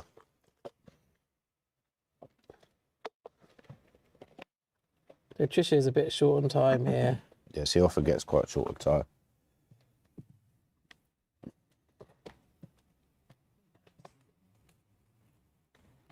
What can Black do here, do you think? I don't know. Rook e7? You're doubling on the F file. Not sure. Queen d4, is that a move? I could play queen d4, Nick. I mean, it looks like quite solid, doesn't it? I guess White could just trade off. Yeah, I mean, I feel like this game quite Actually, like. after queen takes queen, is there? Oh, you don't have knight f6 because of knight e2 tricks. Yeah, what did you want to say? Sorry? Yeah. Yeah, can we do when the queen is on b4? Yeah. Yeah. Oh, sorry. You were thinking of rook f5. It's a nice But it's idea. pid, yeah. Yeah, so our audience member, Shri, she was thinking about rook f5, but unfortunately it's pid, so that's not a legal move. So if Jack comes in and wants to show his game, you're gonna. We will have to do it twice. I was just saying we're ready to. Yeah, we're so, ready to see it. yeah, we will. I think he might be commuting. Okay. He might be on the move. But who knows? Okay, so we probably need to switch back to board. There's also been development Simon Williams' game. We need to switch back to this board. This is looking really hopeless for Harry Grieve. He hasn't really generated enough play, and his own king looks very vulnerable and exposed. It's like he's switched into defensive mode now. He's actually realised that he can't really create an attack, so he's trying to trade off the rooks and see if he can somehow hold this queen in game. But of course, you could take, right? Yeah. And move the queen across. That's not good at all, does it? I mean, King h5. it's fine. Try to generate. Well, some queen counterplay. b6 was threatened. But maybe can I do it anyway? Obviously, yeah, it looks quite good. And then you're going to try it. But the problem with g4, I'll very quickly create a counter attack with maybe with. Oh no, g4 makes some sense because you want to go g3. But I could even take. Or I could play queen d6 to cover that g3 square. Maybe take first and then play queen d6. Okay, we've had a couple moves in that game. Let's refresh. So we get a couple more moves in this game, yeah? By the way, the Luke McShane game is definitely heading in the way of. It doesn't seem. I know we've had a couple more. I think moves, he's yeah. traded the rook, has he? Yeah. So now Queen B2 seems to be winning for White. A nice situation to be in if you're in the Shreyas boat. You're like, well, you know, if I draw, it's not the end of the world because I'm getting in the playoff, but I can just push for a win here. But it's more than that. I mean, it's basically just winning. You know, it's not like a slight plus where you got no risk-free. It's just a winning plus. So, great game by Shreyas, who's looking like 2,700 strength in this tournament, to be honest. Potential 2,700 player. What do you think his peak rate will be if you had a bet? Yeah, maybe 2650. You can get to 2700 if he's 17 already, isn't he? It's possible. Yeah. I mean, he's on the same trajectory as people like David Howell and Luke McShane. He might even be slightly ahead of them at the same age. And they got to 2,700 or low, albeit low 2,700. So I think he'll definitely get to at least low 2,700. Whether he'll get above that, I'm not sure. Yeah, your queen b2 is a good shout. Stopping us queen c1 check and any counterplay. Peter Wells had a draw with Siraj. I think that was quite a quick draw, wasn't it? Yeah. I mean, some people, when they get to the end of a tournament, they just want to go home, have a quick draw. By the way, let's switch back to Simon Williams' game because Simon's made a big mistake, E4, and White is apparently in a bit of difficulty. White's a pawn down. He lost a pawn. Can Black take another pawn, or is that too greedy? Certainly feels. I think his idea is to go there and block the bishop out. He's probably going to try and reroute his bishop round to the long diagonal, isn't he? And put some pressure on G7. I can't really see any tactics that Simon's got here. Can you? No, I mean you could maybe do something like this, and then you know, maybe just start the push because you can always go rook G8, or you could go rook here, just and then put put a rook on F7, rank, yeah. which I would quite like. You know, and then you're 2 pawns up. There's not really any play for White here, is there? The only thing I was thinking is if you could somehow, I'm going to be optimistic. I wanted to try and get a rook to the back rank and play some rook H6 trick, but that's quite a long way away from that happening. You can't even get a rook to the back rank anyway because there are no open files. Looks like he's about to play a move. I think he has. Yeah, he's taken a pawn. Wow, this is great understanding. Yeah, Simon's in big trouble here.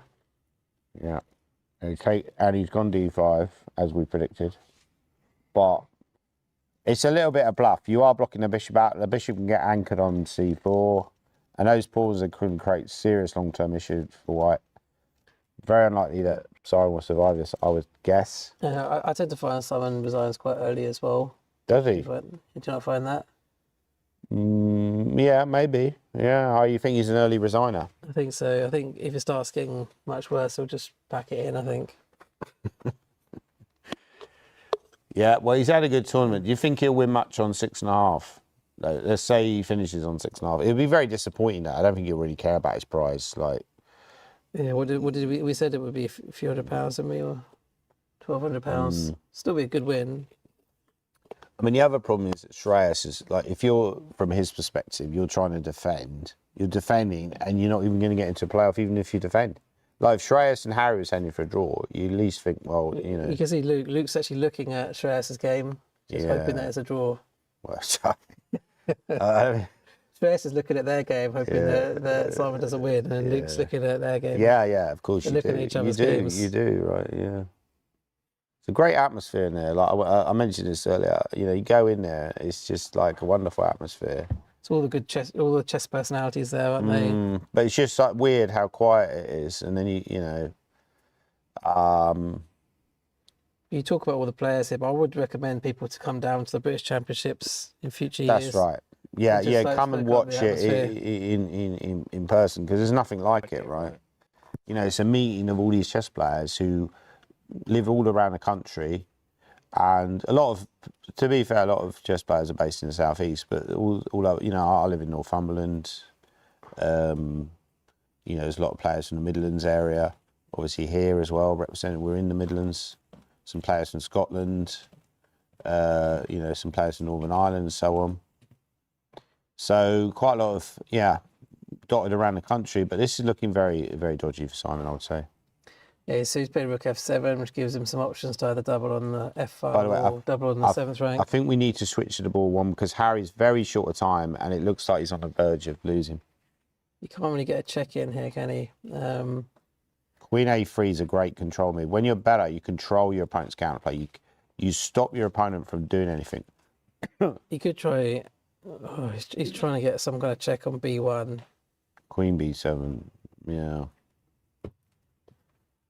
Would you cover that, Queen a1 or something, or would you try and just push your pawn? Yeah, you could drop back Queen a1 or Queen a2. Queen a2 is a good shout, because if Queen a6, Queen d5 is... Yeah, Queen he'll find Queen a2. Queen a2, Queen c6, yeah. Ah, right. But then a6 anyway. So yeah, but then Queen c1 and try to check a bit, I guess.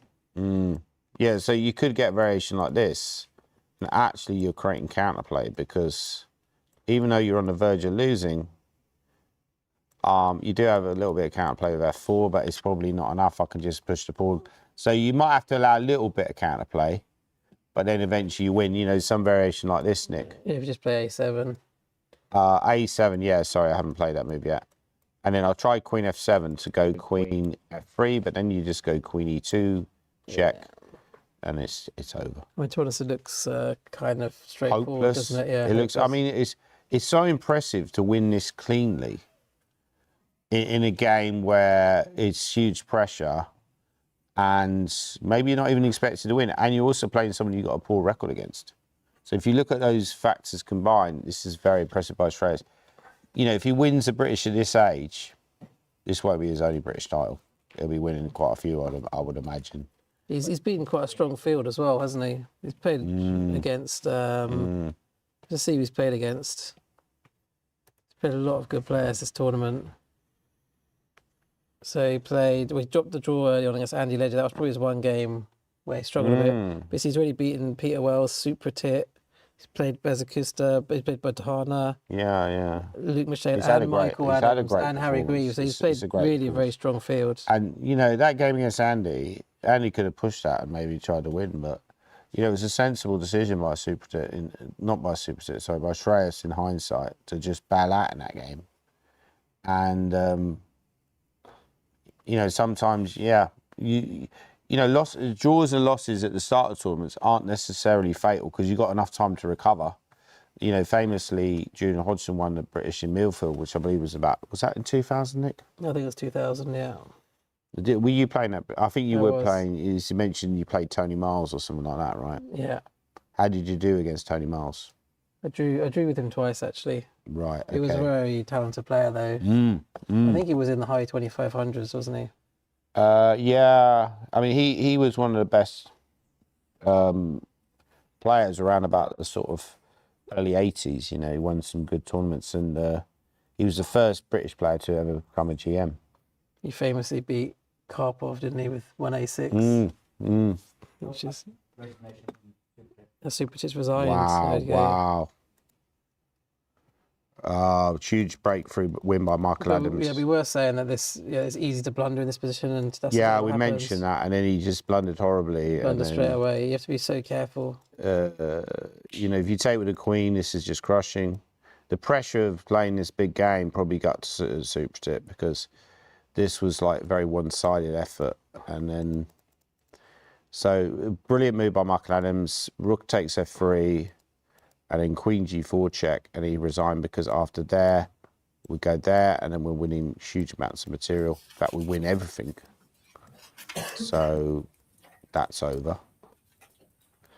And Yeah, I mean, it looks like obviously Michael Adams and Luke Machine are going to probably win, and so Shreyas would not want to let them back in at all. this is Yeah, there's over as just well. no defence at all, is there? So well done to Michael Adams. He probably won't match that record because Shreyas is closing in on a massive win. Well, he's gone for that line, and it's now over. The game is over, more or less, I would say. I mean, he's found that line. He's allowing the checks. But And he's probably worked it all out already, hasn't he? so why can't you park your queen there, Nick, and just wait Yeah, forever? Just very passive. But can't I just Maybe pass around with the you can king? even go Queen A6 to B6 if you want to. Yeah. And then put the queen there. So it looks like the class acts are coming through, really. So the underdogs who we built up, like the Simons and maybe the Harry was a little bit of the underdog, Supratits. It's not quite there yet. So maybe the psychology needs to change when they're playing the better players, or maybe the other players are just better than them. Yeah, but I think with Supratit against Mickey, that'll be interesting to see how they get on in a couple of years' time. Might be a different story then. Yeah, I agree with At the you. moment, yeah, obviously Mickey's still the stronger player, but Mm. he won't be stronger forever. No, But they could be rivals for the Olympiad team. in the future. In the future. But I think Mickey will probably step down at some point for Olympia and let other people come through and play. But do you think he will step down voluntarily, or he'll just wait till he's not picked? Oh, we've had some news, by the way, in the Shreyas Raw Harry Groove game. He has gone for the check. He's got to try it, hasn't he? He's got to try and get something going, but it's not easy. I think he's thinking about G4 as well, Nick. Can he try? I think there's anything he can try here. I want to try f4. The problem is, yeah, f4. Okay, we know it doesn't work, but Then take, and then I just queen. yeah, no, none of this is working, is it? No. Nothing works.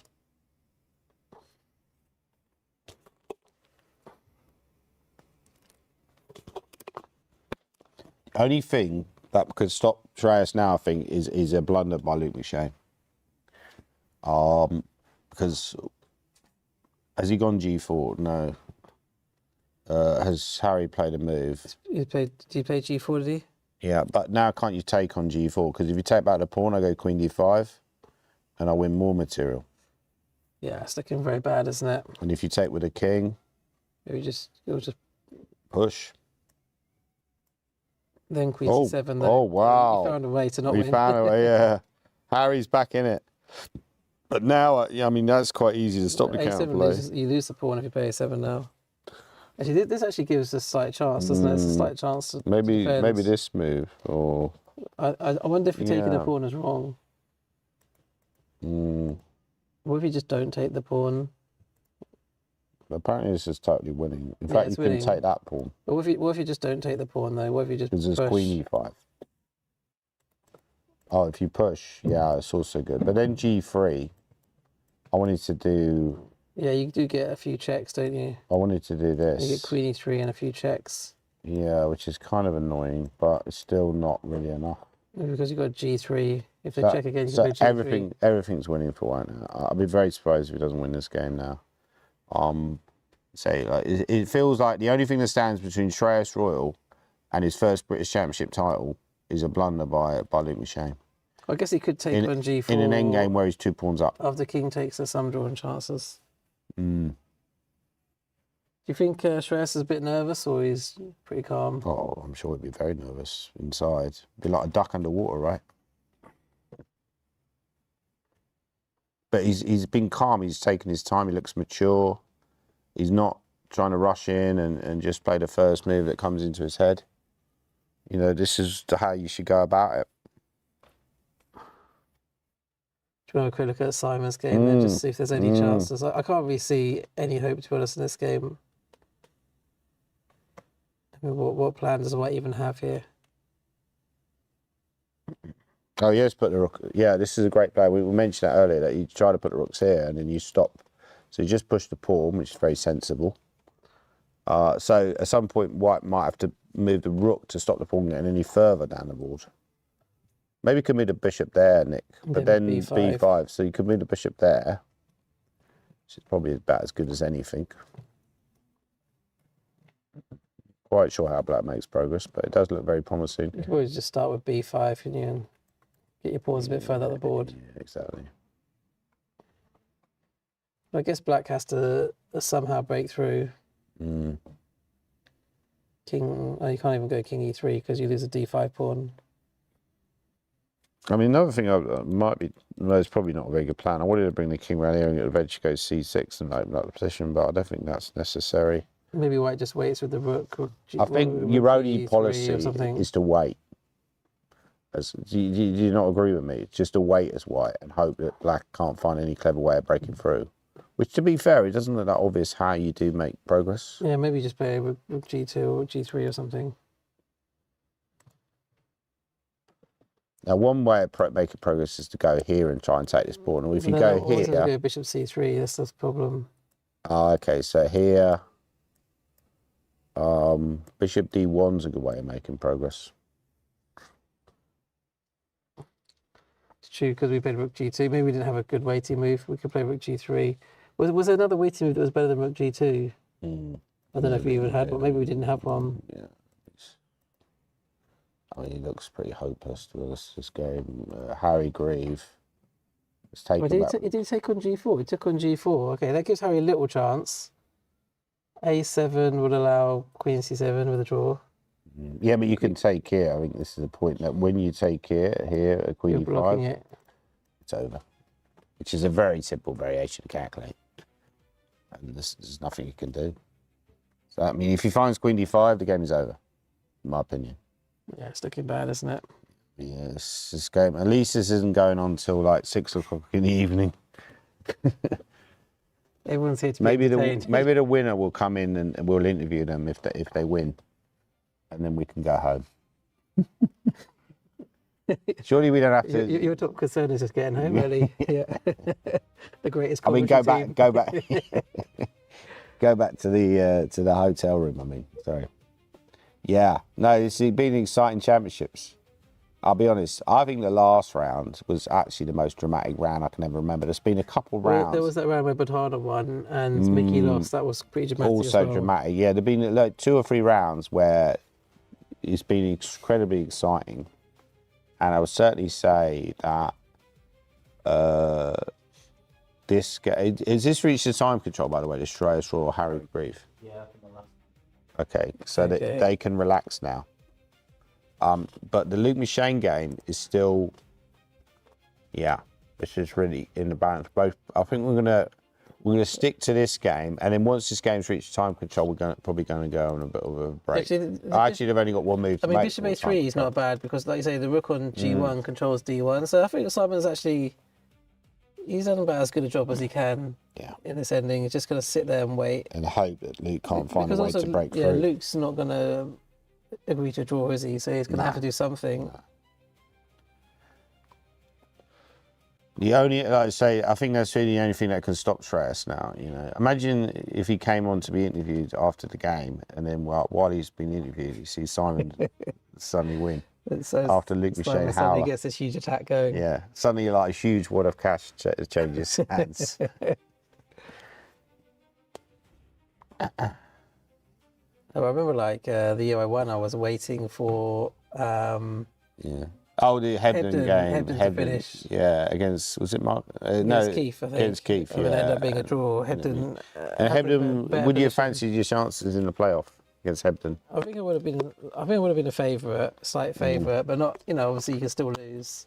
And then the next year was the same thing. But actually, 2 years in a row, I finished my game and I was waiting for a playoff. I was preparing for the playoff. Yeah. The next year, I was waiting for Harry Grieve and Matthew Wadsworth to finish. Were you going on the range? Were you like hitting shots, No, I was hitting preparing. irons? I was preparing like on my computer like they for do the on games. golf, you know, they But- go on the range, they go on the putting green, and then they But both, prepare for the playoff. yeah, that would be another way of doing it. But You go in a little cart, you go in a little buggy cart to the no, both times I was actually preparing for the Yeah, openings. I was yeah. preparing to play the players, but both times yeah. the playoff never happened because the results didn't go that way. So But yeah, I mean, some people just like to just walk around and stuff. But I think when I was preparing for Harry's game, because I'd played him in the tournament and not had a great opening against him, so I was just kind of going over Yeah, that opening line in yeah, case I yeah, played yeah. him again. yeah, 100%. Yeah. But yeah, it didn't happen in the end. Okay, so we've had another move. I think that's Simon Williams' game. How do we go to the game? Right. Okay, let's have a look. He's gone Bishop B3. He's probably just making the time control, isn't he?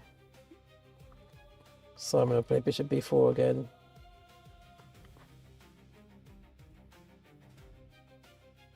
Gone Bishop A3. So it's black to move in this position, right? Have they reached time control? They've reached time control. Okay, I think we should go on a little break for a while because I need a coffee before I fall asleep. I'm incredibly tired now. I've been on the road, guys, for 30 odd days.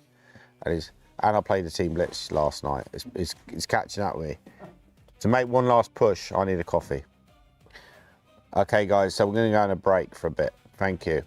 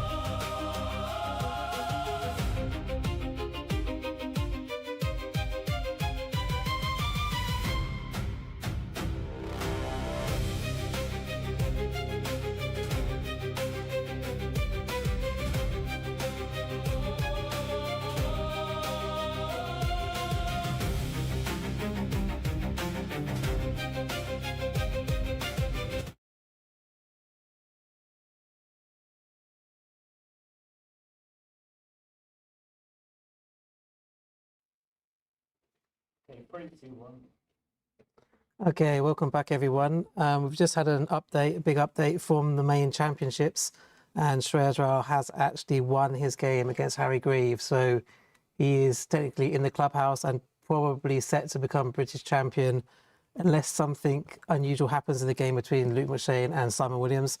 At the moment, Luke is actually the one pushing for the win, but if he does somehow overpress and lose, then obviously Simon could force a playoff against Shreyas. But at the moment, Shreyas probably is going to become the overall British champion.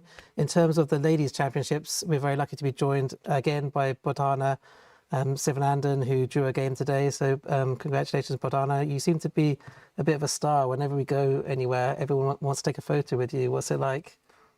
I didn't really like it at first, but now I'm used to it, so it's okay. That's good. No, I see you already. I think people have high expectations for you. And your dad mentioned that there's potentially a playoff for the ladies' prize. Is that correct?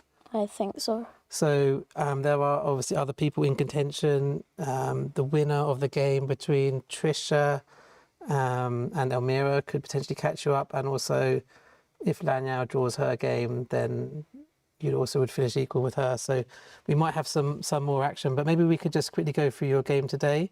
You were white and you were playing against Kenneth Hobson, weren't you? Yeah. Have you played him before or not? I've played him in Rapid, yeah. Okay, how did you do that time? I won.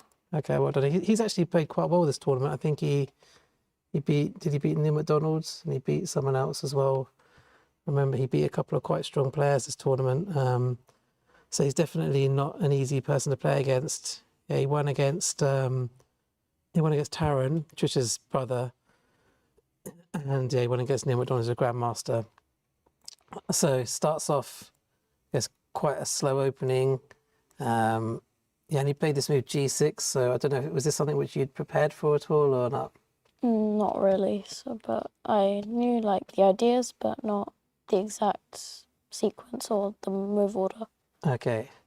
Yes, G6 is quite useful for keeping any knight out of F5 in the future. And rook E1, so this is quite standard so far. And then knight D2, bishop E6, and okay, A5. Yeah, see a lot of players, they're playing these sort of types of quite positional games. We saw Michael Adams had something like this, but he swapped off the dark squared bishop, so slightly different in his game against Shreyas. And what do you think of this pawn structure with the double C pawns?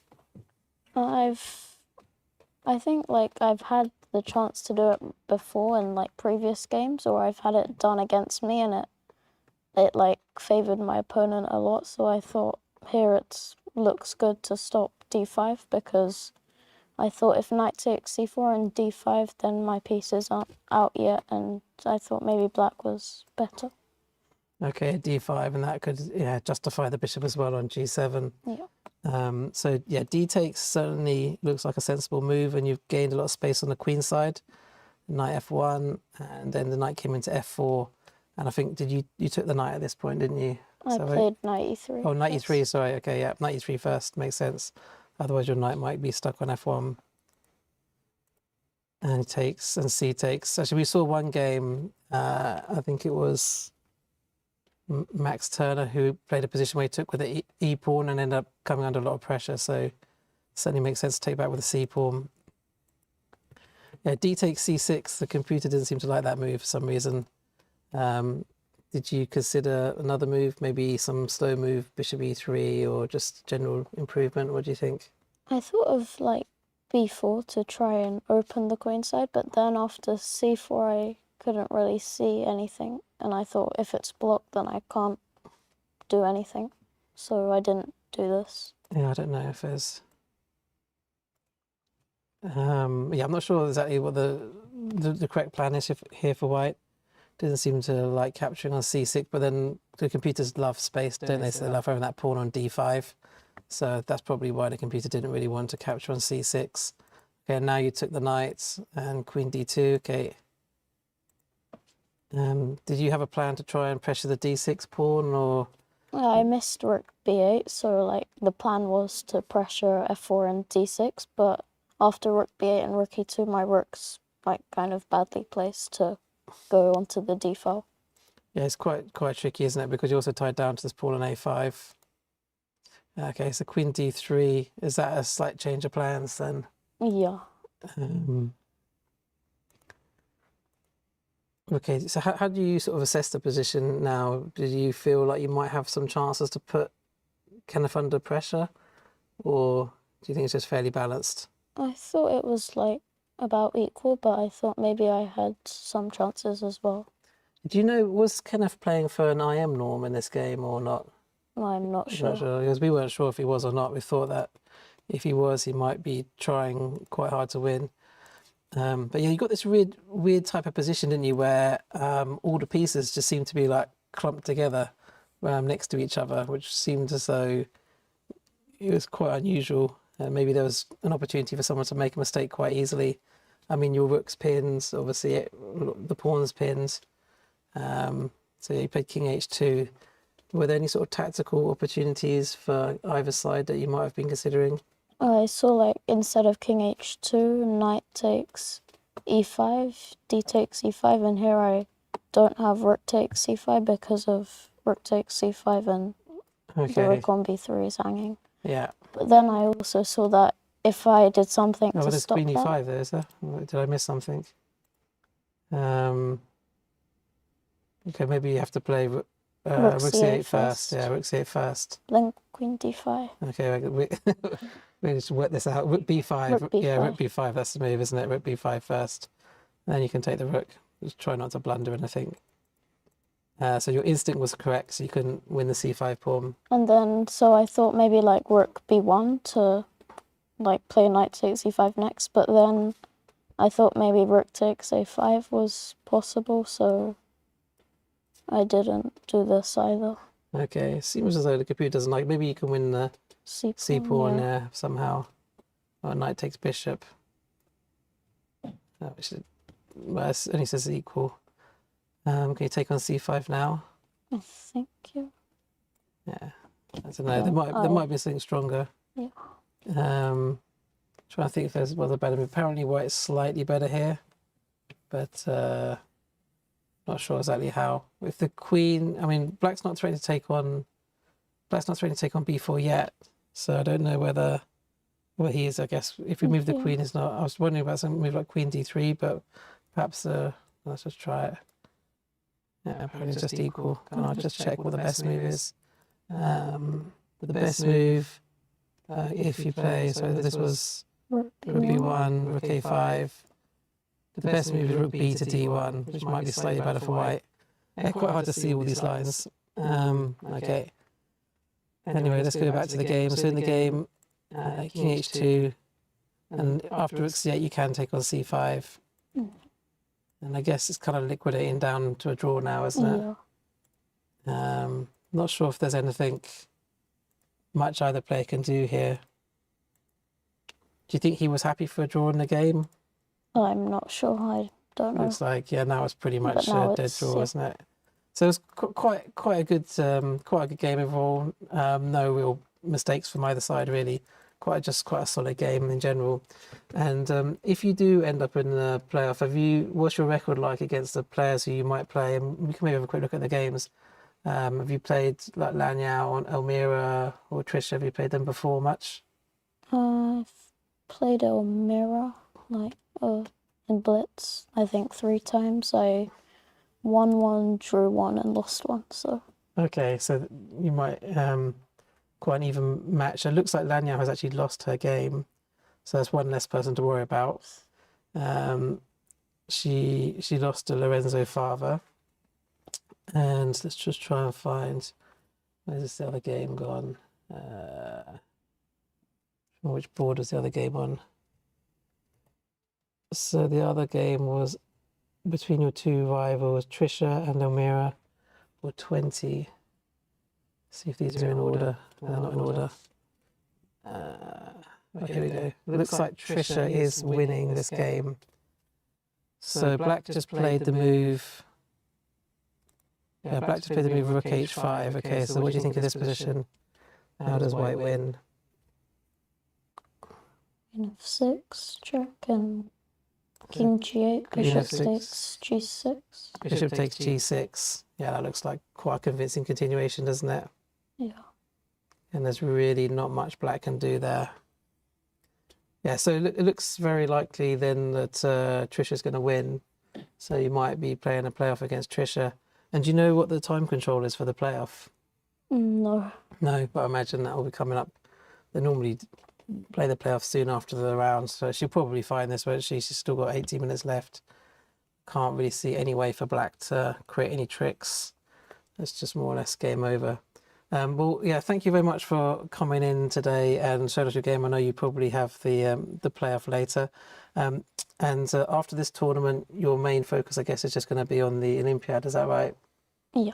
Just get ready for that. So we'll follow your progress closely. But no, if you are playing a playoff game, obviously we'll look forward to watching that. And good luck in your match potentially against Trisha. And thanks for coming in. Then thank you. Thank you. And also I want to say thank you to ECF for holding this event. It was really enjoyable and I liked it very much. And thank you to my sponsors, mentors and teachers. My sponsors are Everyone New Shock and Tangram Therapeutics. And yeah, thank you for holding a great event. Thank you for that. Okay, thanks. Thank you.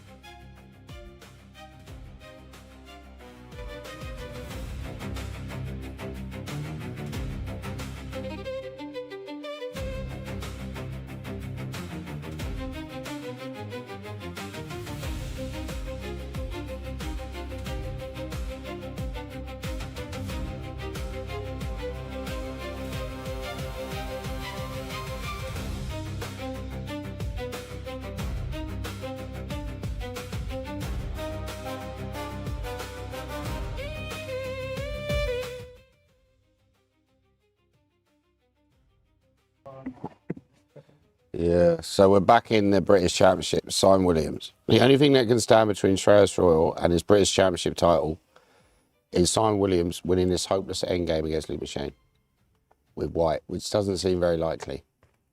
So this position is looking quite bad for Simon. The problem is you can just put the pawn on A2 at some point.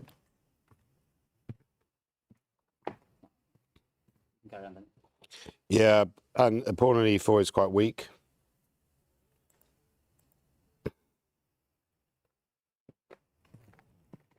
We're looking at the first screen then. Yeah.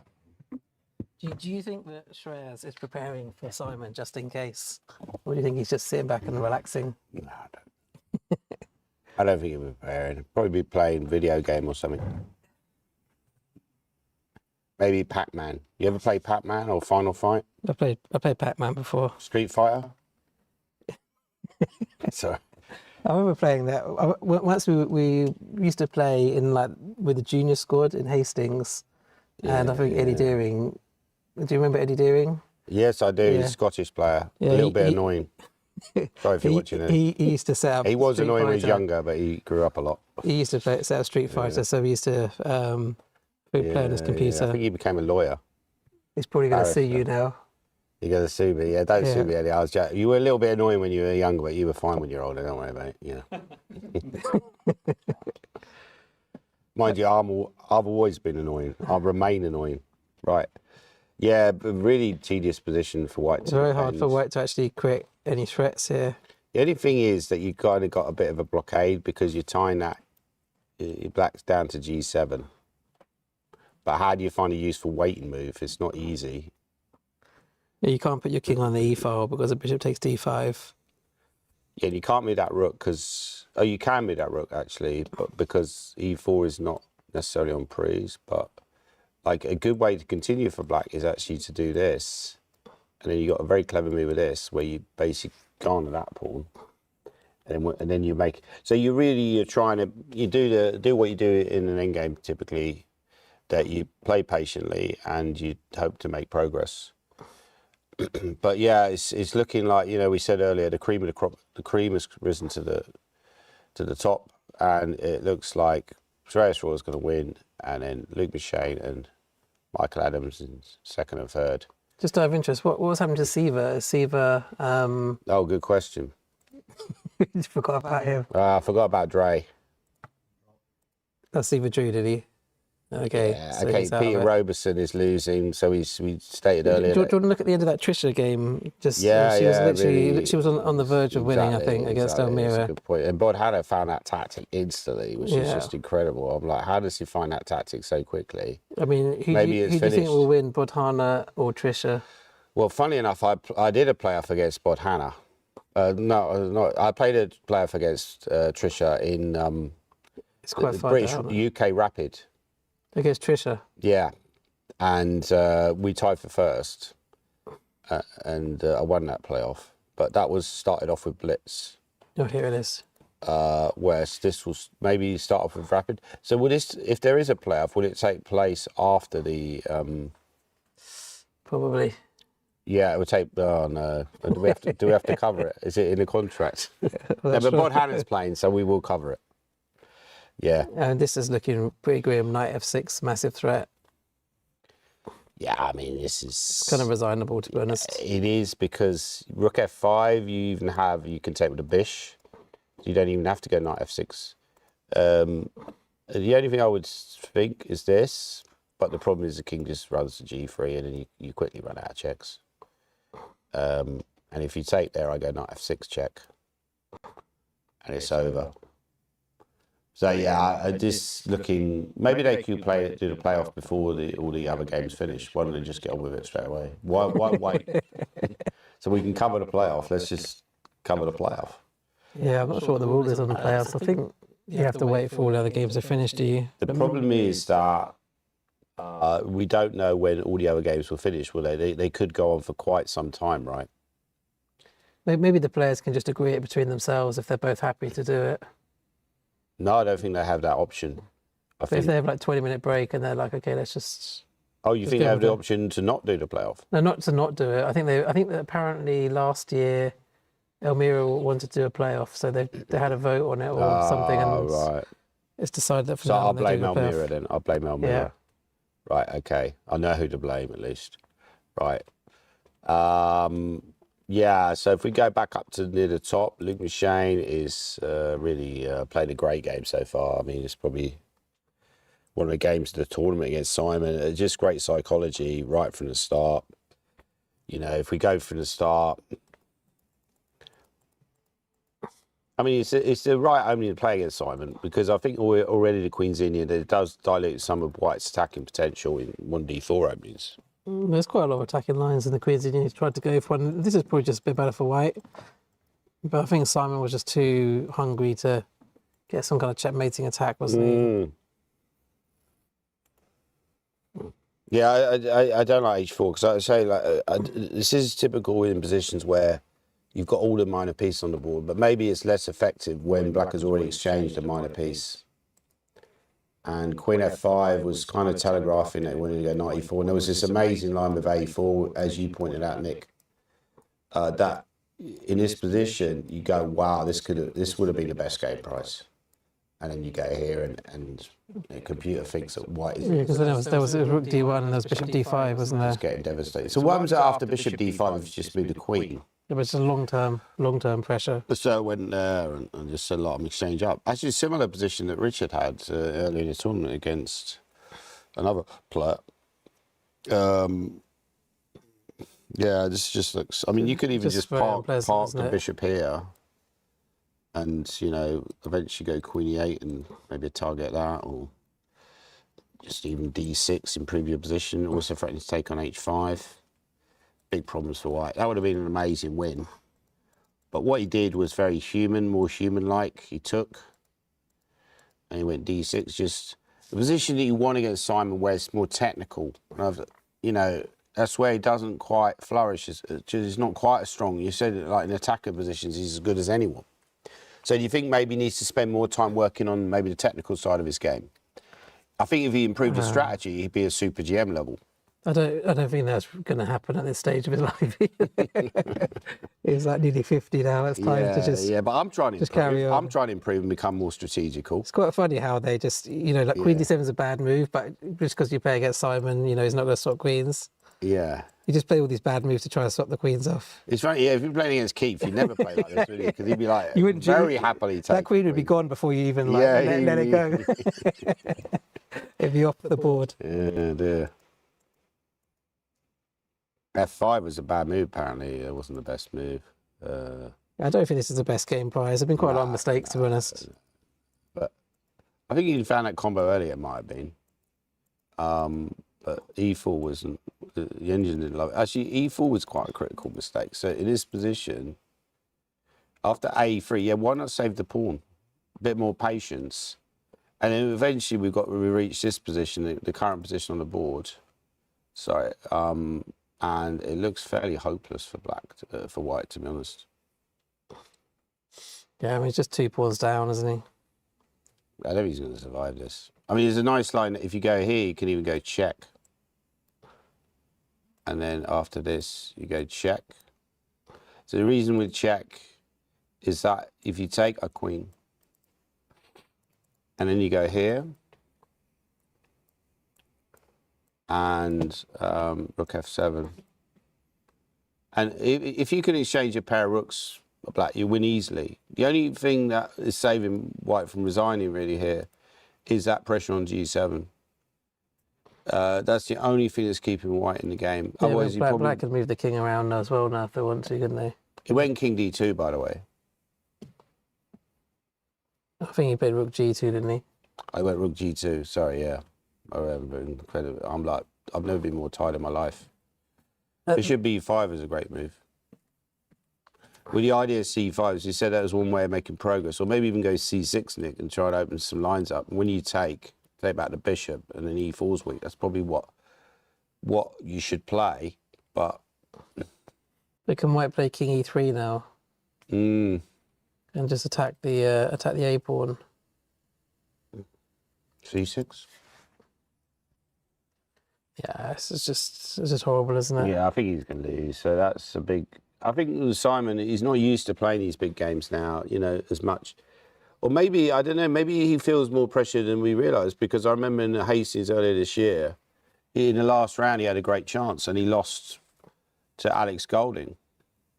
And, you know, that tournament was there for him to win and he didn't win it. And here again, he's had a great chance. It's tough because you're playing against Luke McShane, who essentially is a 2600 player. You know, his rating doesn't reflect that, but that's his level. He'll get back over at 2600 very soon. He's probably gaining rating points from this tournament. And Michael Adams also, I think, gained rating from this tournament. It's also a lot harder when you play against good players, isn't it? Let's be honest.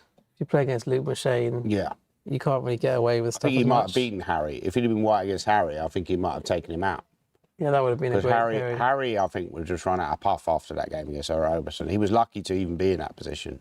Sometimes you exploit that luck, but I think he'd run out. I think a lot of people are just very tired. I think Simon very tired today, just no energy. Harry Grieve very tired. Treyas full of beans. He's going to be hard to beat in these British Championships for the older players because he's got so much energy and he's so good. And I think the people that are most likely to beat him are people like Bod Hanna and Supratit. What do you think? Yeah, so Shreyas will win £10,000, not bad. Wow. Michael Adams and Luke McShane will share 8,500. So just over 4,000 each. And then the rest of them will, what will they get? Probably just over 1,000 for the pairs on 6.5, I imagine. Yeah, Still 10 grand. still 10 not grand bad. for 9 days' work isn't bad, isn't it? That's decent money. That's a decent What's wage. the biggest prize you've ever won, Danny? Well, I won about 10 grand on a golf tournament once. I bet in chess. Yeah, I'm in a chess, yeah. Well, nowhere near as much as that. Maybe 2 grand. Okay. I know, when I tied first in, tied second in 2015 British. I think that was the biggest prize I won. It was about 3 grand, right? I think you got the same prize I got. Or did we win that Did we year? get 3 grand, did we? Which year was No, that? maybe we didn't win that much. No, we didn't win that much, actually. No, we didn't win that much. No, okay, so that was nonsense as well. But it's about 2 or 3 grand, I think. Okay. How about you? Oh, no, didn't you win a big prize at London Classic one year? There was one British knockout. I think I got like 10 grand. But Wow. But that's that one aside, though. I think most of them are probably 2 or 3 grand. I think Canterbury, when I came second, I got about 2.5 grand, I think. And even the year I won the British, it was only about a similar prize as well. So. Oh, yeah, he's actually gone for this. I mean, has he gone for this? Is this the position on the board? No. I think when I was second as well, I was second in 2022, similar prize, maybe 3 grand, I can't remember. Sure. So if we have a guest like Richard Pert, you want to jump on at all, or you're okay? Yeah. I mean, you could talk. Do you want to talk to Richard? Yeah, because I haven't done any guests for a while. Okay. Are we okay to take a quick Have break? somebody else on.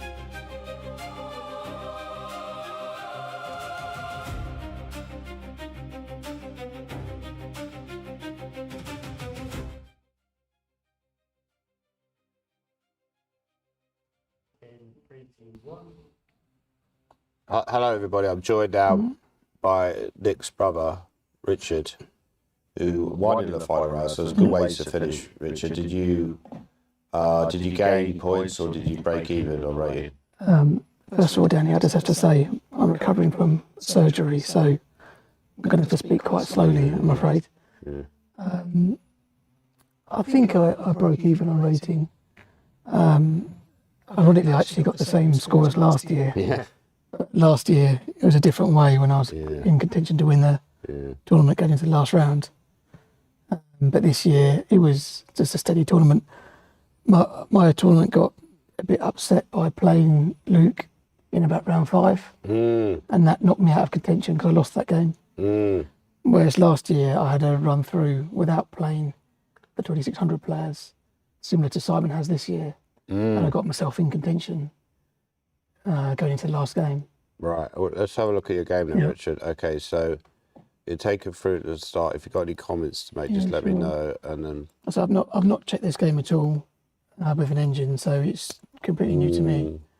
I just made it. It was the last round. I just wanted to play a quiet system. I hadn't played it yet, so this idea with E3 is kind of equal. It's quite solid, isn't it? I mean, can Black play C5? Yeah, exactly. Yeah.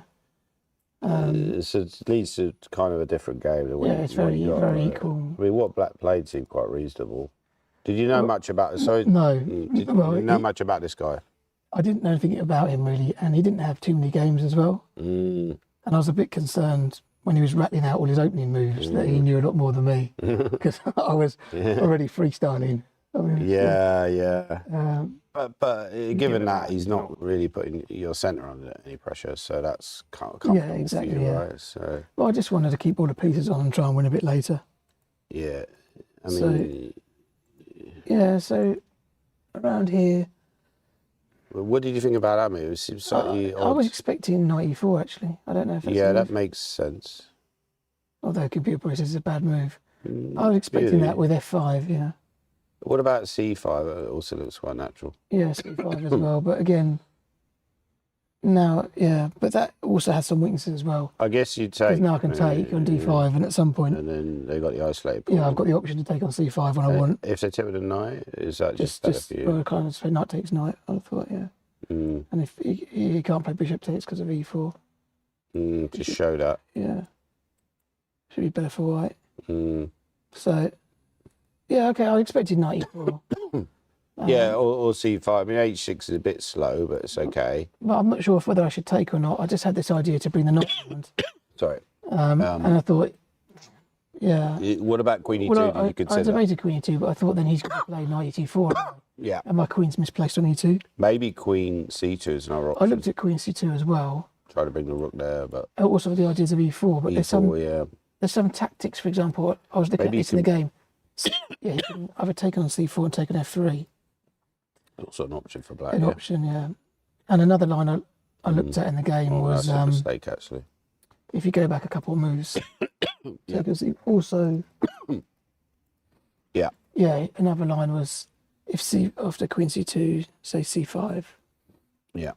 I wanted to play e4 here, but I was just concerned there were some tactics with this h2 pawn, like c takes d4, knight takes, and then start taking on d4, and there's some queen h4. Yeah.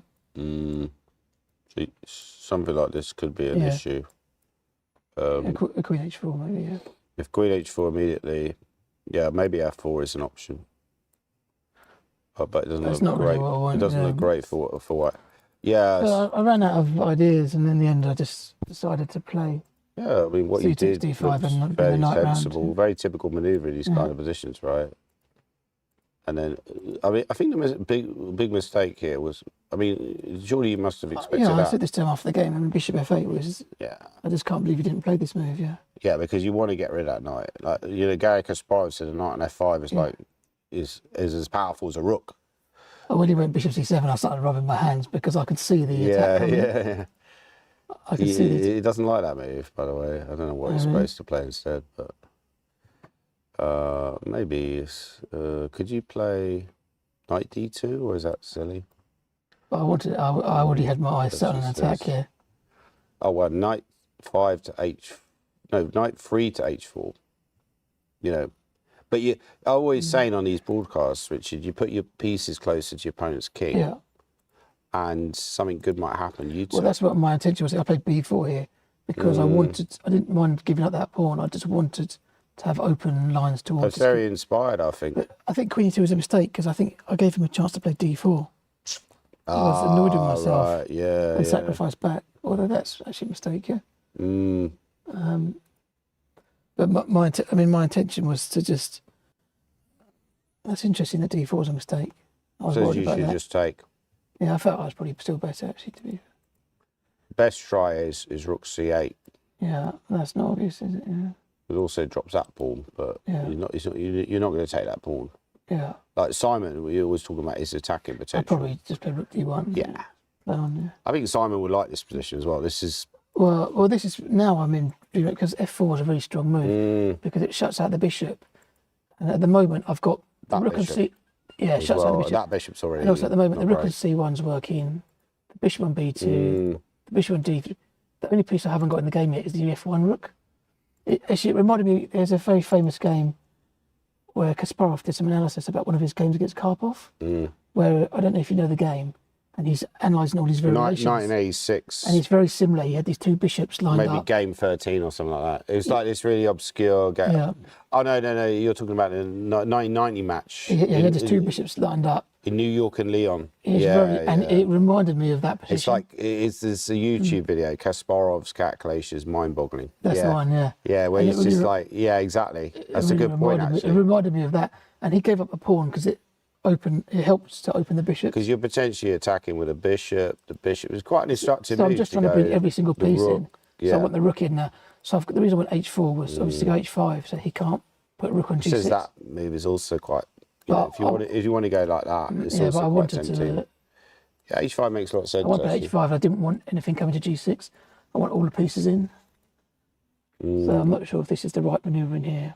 But that's a great move. And then really this is very soft now. I mean, he could just lose in one move if he allows rook g7.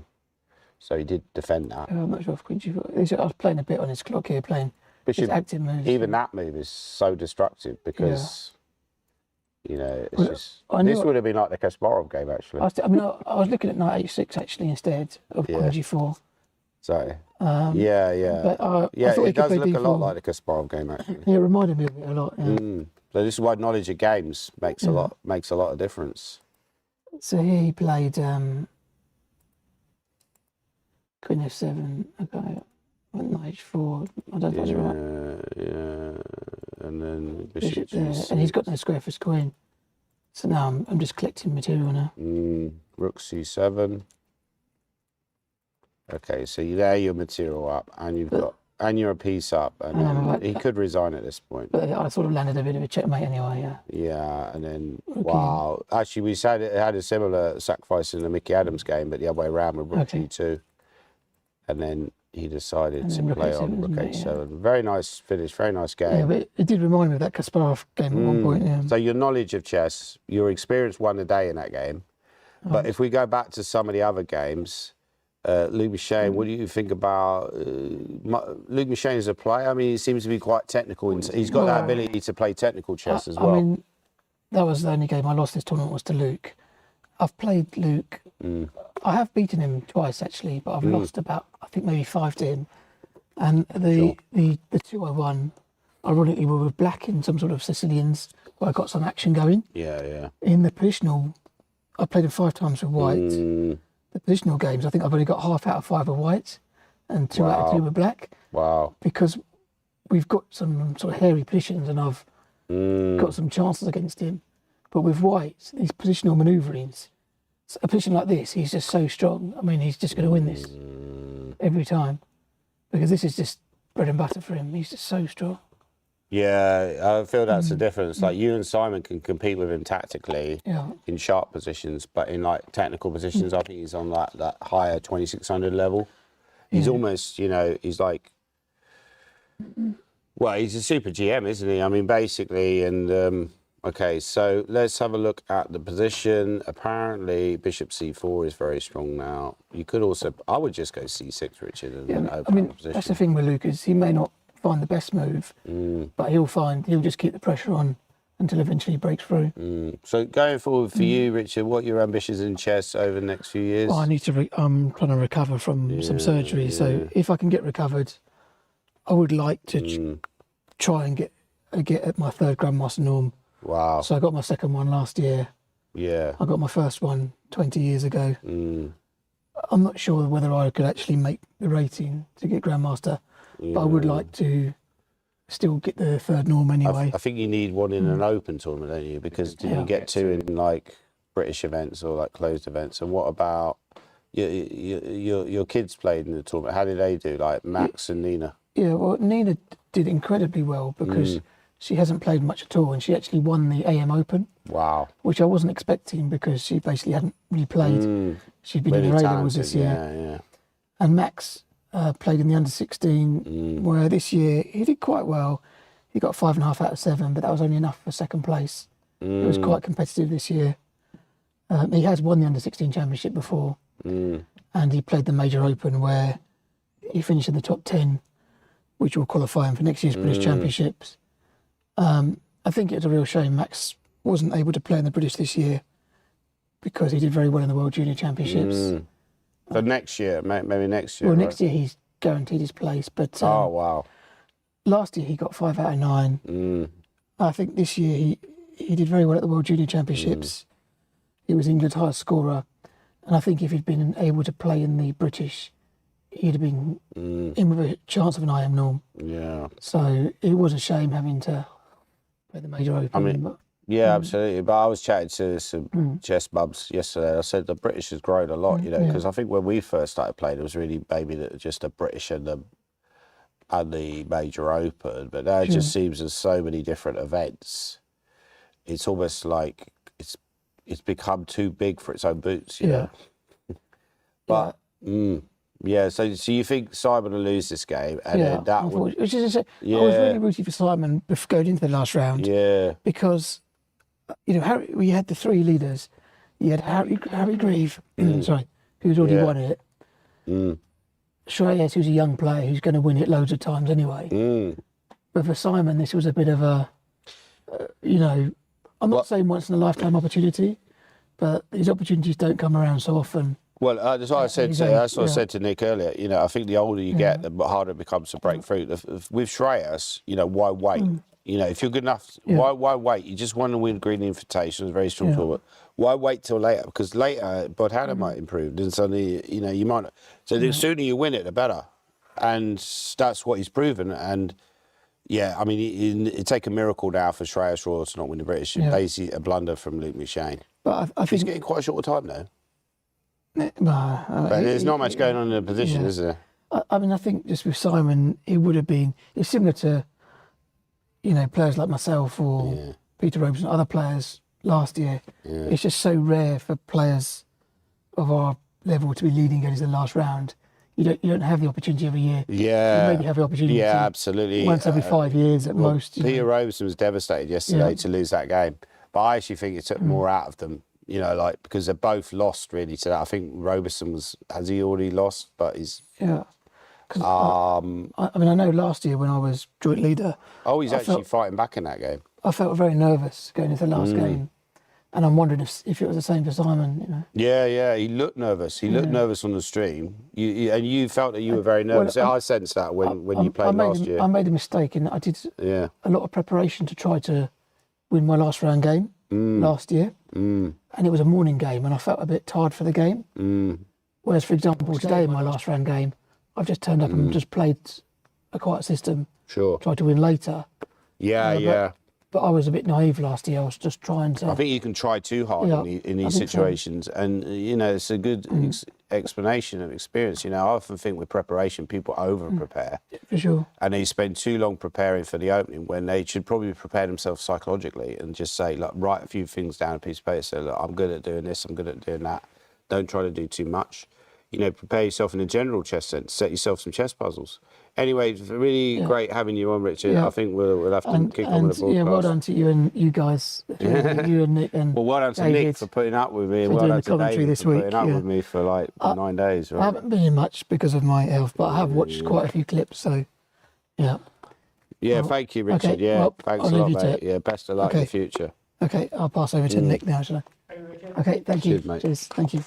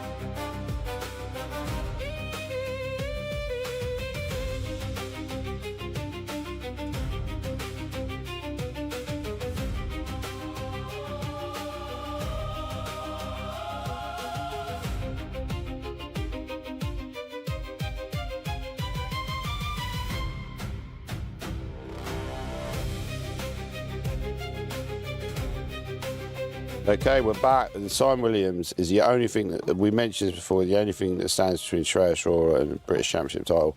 Simon is locked, though, in a hopeless endgame.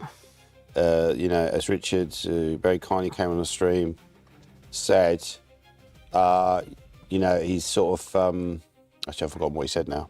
It was only 2 minutes ago. Words. Yeah. No, I think I've just lost. I'm so tired. I've lost losing my train of thought. But anyway, this position looks pretty lost for White. I mean, it's quite hard to see how White can win. I'm trying to find any kind of tactic around the Black King, but it just seems impossible. I mean, you could very happily eliminate that pawn, and then White's only got one pawn left, but he wants to maybe activate the rook. Maybe there's actually a better move than that. There's actually a better move than that, Nick, and it's. Wow, there's an amazing move here. Bishop B1, which locks the bishop. He might well find that. That's not that difficult to find. But also, if he just takes the pawn, I mean, how's Simon actually going to win that position? Well, he's not going to win it, is he? I mean, he would certainly take a draw here. You think Luke would take it and offer a draw? I think he probably will put fine bishop b1 because he doesn't want to lose his a2 pawn, does he? Oh, the a2 pawn's threatened. Yeah. I didn't even see that. Yeah, so you could take there, and then it's still a lost position for white, quite clearly, because h5 is so weak. But yeah, I mean, this is also pretty hopelessly technically lost, but you still have a lot of work to be done. Whereas if you take the, you could conceive a position where you could lose that pawn, game would continue. It would take a lot of work by black. He'd probably get there in the end. In the current position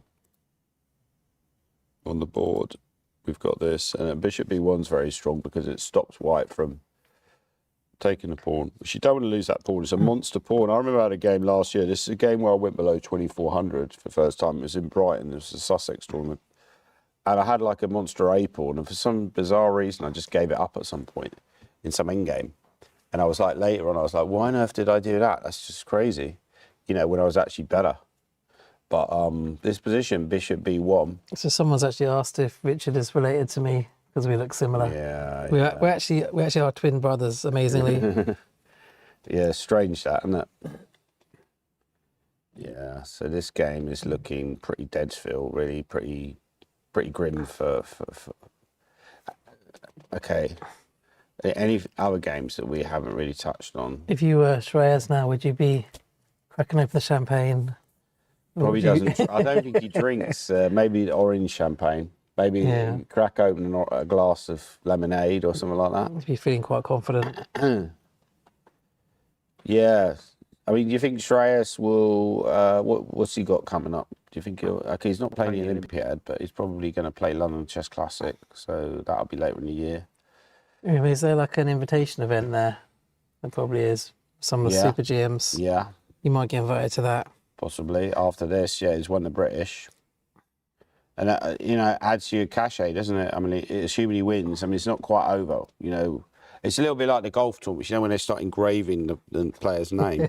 They're going to start engraving Shreyas Royal, even though Simon Williams is still playing.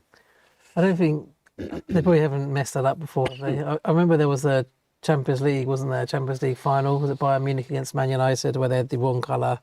Oh, yeah. They put the wrong colour ribbons on the cup because there were 2 late goals. Oh, wow. Oh, yeah, exactly. That was the one where it was a shocker in 1999, wasn't it? I think so. It was 2 late Teddy goals. Sheringham's Gunnar Solskjaer, maybe, was it? That sounds about right. Yeah. And then the guy starts pounding the floor with his fists because he's the Bayern Munich player. Bishop b1, yeah. Simon might resign soon, I think. He's just like keeping it very accurate, isn't he, Luke?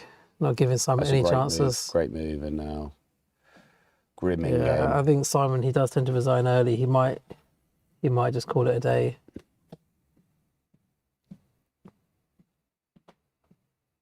That's a bit, I never noticed that since you said that Simon.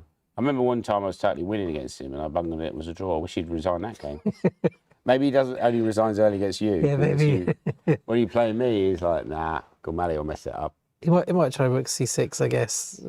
I mean, puts a little bit of vague pressure on the h pawn. Yeah. Yeah, if black takes, at least you can take on h6 then.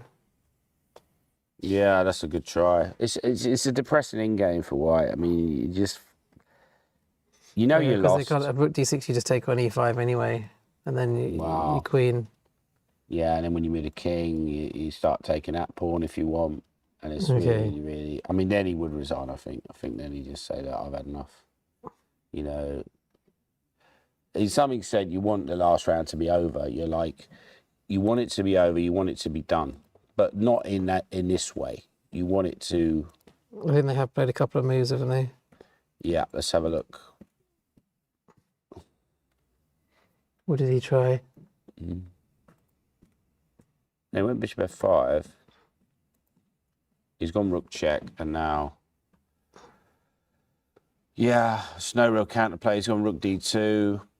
Trying to come around the back. Yeah, but typical Simon. Even when in a lost position, he's basically he went rook f5 fairly quickly, and that's just very. Because once the h5 pawn's gone, that's it. You got no attacking chances because you just imagine a variation like this, guys. And I'd probably take with that rook, but it doesn't really matter. And, then I just take the pawn, and you got no attacking chance. You put your rook here, but what you're threatening? You're not threatening anything, because I'm covering the g6 square, so I'd probably start with that move. Yeah, I think once the h5 pawn's gone, then it's basically over.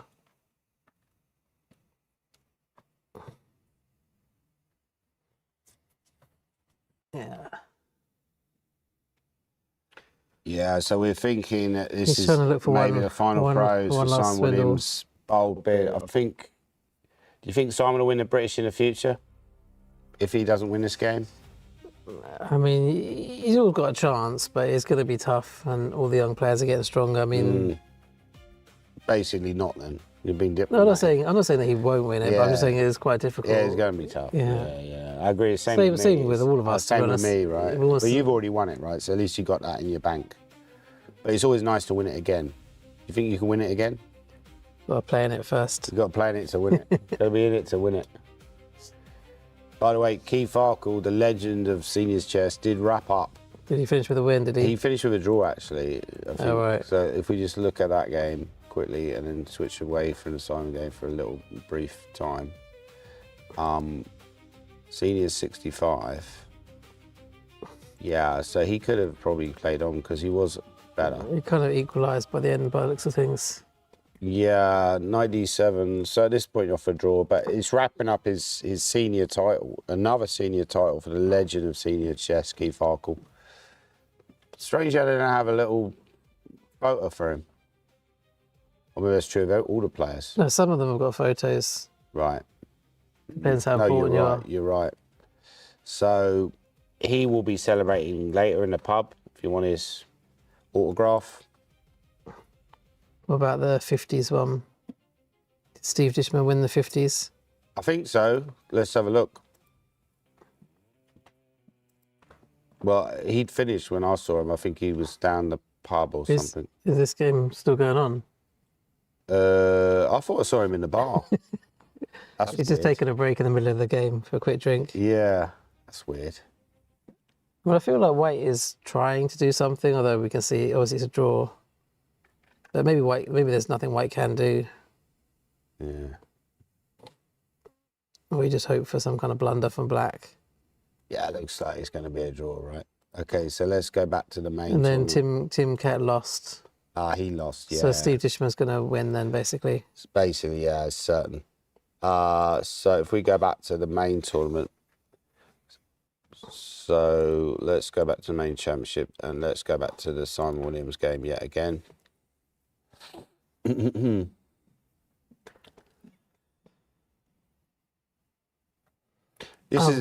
This is a game of the round for me. I know you said it's mistakes, but still, it's impressive. It's inspiring technically to play like this and just control such a feared attacker as Simon Williams. To control him so well is impressive. Not give him a sniff. And we're taught to play like that. This is excellent chess that we're taught to play prophylactically and stop your opponent. I was annoyed yesterday. I lost to Yi Chen, and I played a move. I attacked his queen, and then later, where he comes out with queen sacrifice, and I'm like, actually, if I just played like a control move, probably wouldn't. He was maybe a little bit lucky that he had this tactic, but which is somehow a miracle seemed to be winning for him. But if I hadn't played that move and kept the control, Luke Machine, great lesson in control, just controlling the game, not giving Simon a sniff. He's never had a chance. Like you said, he's always offered a queen exchange because he's just not. Rook A5. It's just desperation from Simon now, isn't it? How many pawns down now is he? 4? No, Well, 3. But I guess Black could play rook D3, G3, G5, and then take the H pawn, couldn't he? If he wants to. Yeah, exactly. I mean, there is a danger you might lose the E5 pawn, so he's attacking the E5 pawn. Rook D4 is also a move, maybe. Is Rook D4 a move? Also possible, but then you can take on E5. Yeah, so we're just thinking, like Luke was saying, he's got 4 minutes left. The only thing is it's short of time. That's all the time that he's got till the end of the game. I think he'll lose on time and To be honest, I take think us into a playoff. if it wasn't the final round of the British Championships, I think Simon would have resigned. But he's just keeping going just in case. Mm.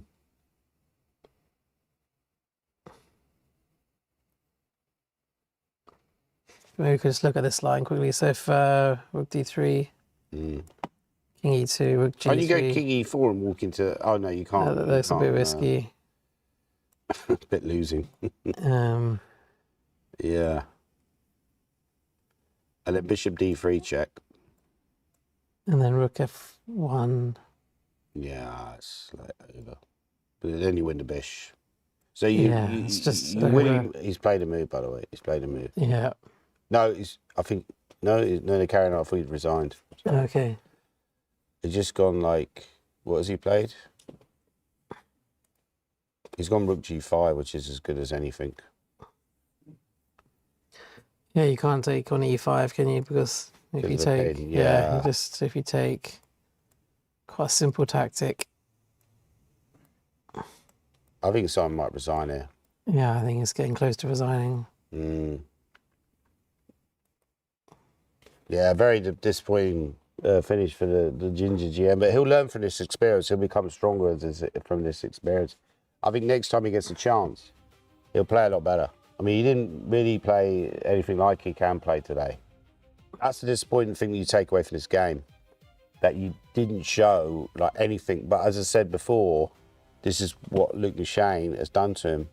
He's just really reduced him to passivity by this great strategic chess.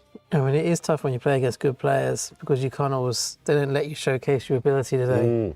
They keep control of the game. By the way, Bazakusta game's still going, and that's... Bazakusta looks like he's winning, does he? I think so. Yeah, he's totally winning, yeah. And it's now rook and pawn endgame where he's plus 3.7, 3.8, going up all the time. I mean, it all just came down to that blunder earlier, didn't it? Psychology of chess and able to recover from defeats. Yes, I guess you, so white can move the king somewhere, let's say king, well, if it goes king e3, that move king e2 or something, king g2, I don't know. King g4, you mean? Yeah, it allows king g4 if you play that, that's why I wanted to attack the rook. Maybe here, but then I'll put the rook. Maybe rook a1 and... Yeah. Now I can make progress. Put king g4, I'd check you back. King here, maybe. One option. But we've had a few moves anyway, let's just see what's happened. He has gone rook a1, so rook d2 is probably as good as... Yeah, but this is grim, isn't it? Yeah, it's very similar to the Simon endgame where you just got no counterplay. This kid deserves it, though. He deserves a good finish. Maybe c5 takes away the d4 square from the rook. Maybe you can play like rook f2 or something, just to try and stop king g4. So when do we think the prize giving will roughly take place? Assuming there's a prize giving. Will it take place after the playoff with Bodhana? Assuming she's in a playoff, I think, right? That's confirmed. I think Bodhana and Trisha in the playoff, aren't they? Yeah, so we think the playoff will take place after the prize giving or before it? Oh yeah, last time it was after, wasn't it? Might have been after. I mean, is there a 150 move game that's going to last for 7 hours that we need to be worried about? Normally present them all at the same time, don't they? So Yeah. probably have a playoff. Right. Oh, he's resigned. resigned. Wow, Yeah, he's given up. huge. So this is confirmed. Shreyas Royal is the British Chess Champion 2026. Well done, Shreyas. Great result for Shreyas. And I think it deserved it. He did played pretty much all the top players, didn't he? Yeah, he looked the most in control and the most relaxed throughout the tournament. Very impressive performance. First of many British titles, quite possibly. I don't think he'll only win one. But yeah, it's unlucky for Luke McShane because but I think he'll be quite happy with his performance in a way, even because he started poorly. I think he saw this maybe also as a warm-up for the Olympiad. You know, you've got the Olympiad coming up, so good to play a tournament before the Olympiad. I mean, his only loss was to Shreyas, wasn't it? The rest of the game. So he maybe had a couple of wobbly moments in the beginning as Pete Wells didn't play that well, did he? But yeah, I think towards the end, he had some nice games towards the end. Jonah Willow game and one against Richard, and he had some quite good games. The one today, it's a few good games. Michael Adams also, you know, probably wasn't quite at his best, but still pretty solid overall. But those games on the top boards are wrapped up pretty quickly. So what's the plan now? Because Yeah, we'll leave it on the remaining game, and oh right, we'll finish and find out what's going to play. right, okay. So we'll hang around for a while. No, we'll finish. Like wrap up and then. Oh, should we wrap up now then? We'll be back to play. Yeah, guys, we're gonna wrap up now. And there's really only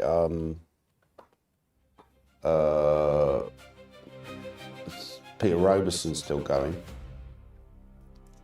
and a few others, but we're very tight, so we're gonna have a little break for now, have a little rest, and we're gonna come back for the playoff between Bodhana Sivanandan, and she's playing against Trisha Cannon-Moralian from Ireland. So Bodhana's English is England versus Ireland coming up.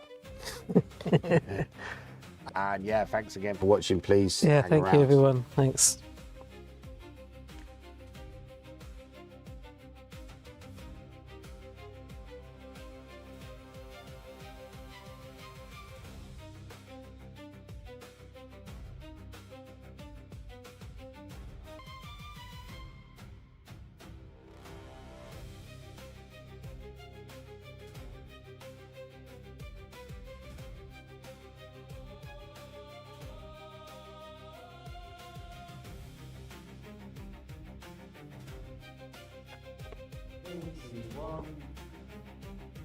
Okay, welcome back, everyone. We're joined by the 2026 British Chess Champion, Shreyas. Congratulations. Thank you very much. So there's a little bit of echo there in the background. Anyway, so, maybe we just take it from the start. So you obviously knew you were going to play against Harry. Yeah. How much time did you spend preparing for this game? I think I stressed out too much. I was quite upset to see the swindle yesterday between Peter and Harry. I thought playing Harry would be the worst possible pairing for the final round because he's generally quite well prepared, and I didn't really want to play playoffs pretty much because my energy levels were going down. So whoever I was going to play, I would aim to win, and I know that Harry's like quite well prepared. He's quite solid player in general. Someone mentioned you've got a bad record against Harry. Is that correct or not? I mean, I played him for like 4 years ago, lost both games, but I think a lot has changed since then. Yeah, so I saw you switched it up and played d4, didn't you, against him? And I mean, well, you can take us through the game yourself if you like, but... Yeah, so I switched it up and played d4 today because I saw he was generally playing like Carlsbad pawn structures. He was going knight f6. Well, actually, this is a recent edition knight f6. He was generally going a6. And okay, for the final round game, I just wanted to play something solid, and if I get my chances, take them. But I mean, pretty much like guarantee I would, I should get 7 points and likely play the playoffs at least. So this was a good opening choice. And in general, I'm like quite comfortable with these structures. I've played a lot of games and generally have had a lot of success. I mean, with your openings, it seems like you play a lot of openings. Do you just spend a lot of time working on openings?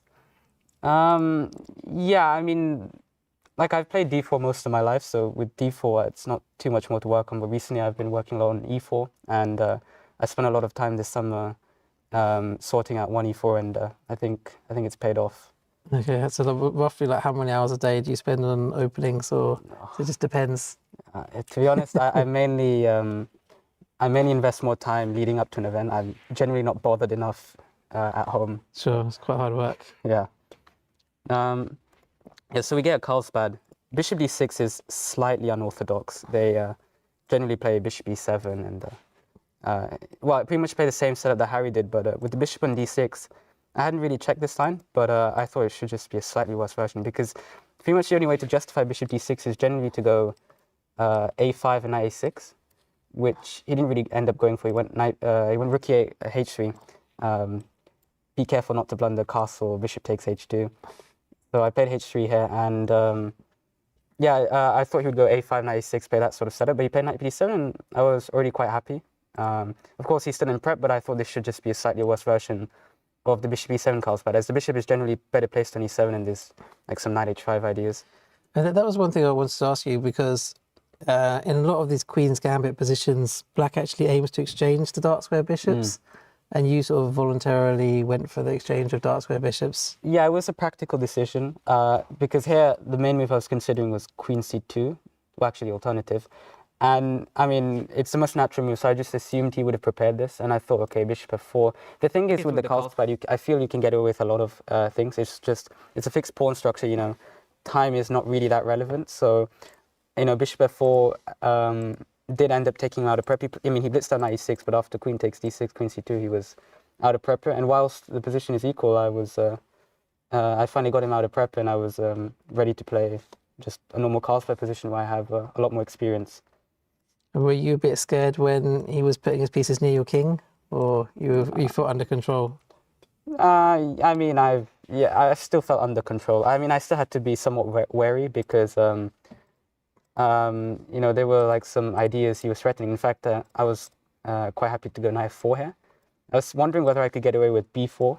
Then he probably sacks on h3. Yeah, actually, I thought he'd sack with a knight. Or maybe both sacks work, I don't know. But something like this wasn't so clear to me, like knight g4 is coming in, and now h5 is justified. But generally, I know, like, with some simple prophylaxis in these positions, white is, you know, generally black is not able to get an attack. So I just had to parry off some threats, which I did with knight f4. And then already I have, I can continue with my plan. Yeah, Harry wasn't too pleased to play this pawn structure, but I mean, he doesn't really have better alternatives. And I do agree that this is quite pleasant for white. At least my plan is quite clear with b5, whereas he's not really getting an attack that easily. He just kind of has to go knight d5 and aim to defend precisely. I mean, it felt like he was playing quite aggressively himself. I don't know if you felt that, or he was kind of forced to. I think I don't know if you'd call g5 aggressive. Maybe if you went g4, you could call that aggressive. But I think g5 has some strategic justification because he wants bishop e6 and trade off the light squared bishops. Because you see here, like, he went back to playing a bit more solidly. And yeah, in fact, like, I was already quite happy with this sort of position. And I checked afterwards with the engine. The engine apparently suggests g4. Which, yeah, we were definitely expecting him to play g4. We didn't really see any point wasting time with his king. But I think it's not as clear as it seemed. Well, for starters, something like this wasn't so clear to evaluate. I thought it was a bit better, but apparently the engine's saying it's 0-0. And the other thing he had to spot was queen e2. Because I saw something like this and I thought I should be a bit better. And I guess I am correct. But apparently knight f6 is just holding the balance. So not an easy move to spot. And I guess, yeah, I mean, eventually you have to go g4. But he thought he could probably prepare it a little bit with king h7. However, as things turned out, it's just a bit slow. And rook b7 is quite a nice move. Yeah, he took a long time, didn't he, with all these preparation moves. He never really got g4 in. Yeah. I don't know what he missed here. I think he might have thought he had this, but this is never really working. Well, the tactics are just working in my favor here. So he went. What did he go for? Yeah, he went queen f5, but I think it's already quite a difficult position for him. I'm a pawn up, and he doesn't seem to have such a clear attack. It's more or less for 2 results as well. It just feels like almost hopeless for him already, I think, at this stage. Well, it's quite a comfortable game. It was still tricky, but as long as I didn't do anything irresponsible, I thought I had it in the bag. And yeah, once again, he was trying to drum up some counterplay, but it's just far too slow. Although some calculation was required for the queen endgame. I'm not sure if everything's winning here, but I think queen b2 is the most precise. In fact, let me check. Yeah, you see queen a2 is not winning. It's probably better to play queen b2 and just stop queen c1 check. Yeah, so actually queen b, yeah, precision was required, so I'm quite happy that because I'd foreseen this before I went to this entire line. And I thought maybe there's other moves as well, but queen b2 definitely wins. And in fact, here I'm curious whether this still wins. Okay, it does. But yeah, queen a3 is far more precise, not really allowing him any counterplay. And okay, I mean, yeah, this is lost. I mean, he could have put up some more resistance like this, but I mean, it's only a matter of time if it loses anyway, so. Yeah, it's quite hard for him to create any kind of play on against your king. Yeah. And as things happen, okay, this is quite an easy win. In fact, out of curiosity, I want to see... I think it's a draw if you play a7. Is it actually? I was calculating some maybe not a draw, but it definitely gives him massive chances. So what's the draw here? Is it queen h7 first? No? Wow, I thought everything was winning, honestly. But Queen D5 was the safe option.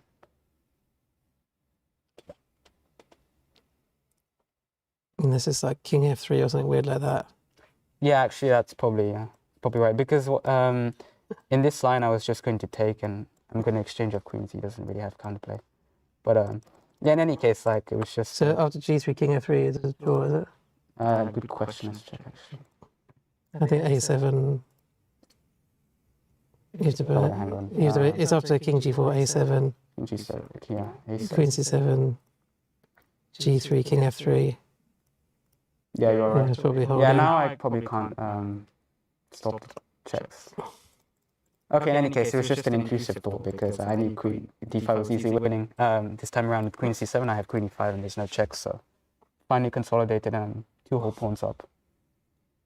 And then did he? Well, he played onto a checkmate, Did he?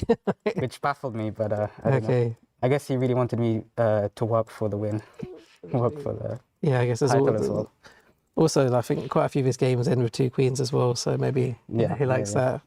And so, what's your next big event after this one? I'm not entirely sure, Okay. to be honest. Do you sort of feel a bit bitter about the Olympiad, or you're kind of okay with it all? Somewhat, but I do understand the selectors. I was having a rough period, so Yeah. and whereas Daniel was having a good run, so I guess it makes sense from their end. But Yeah.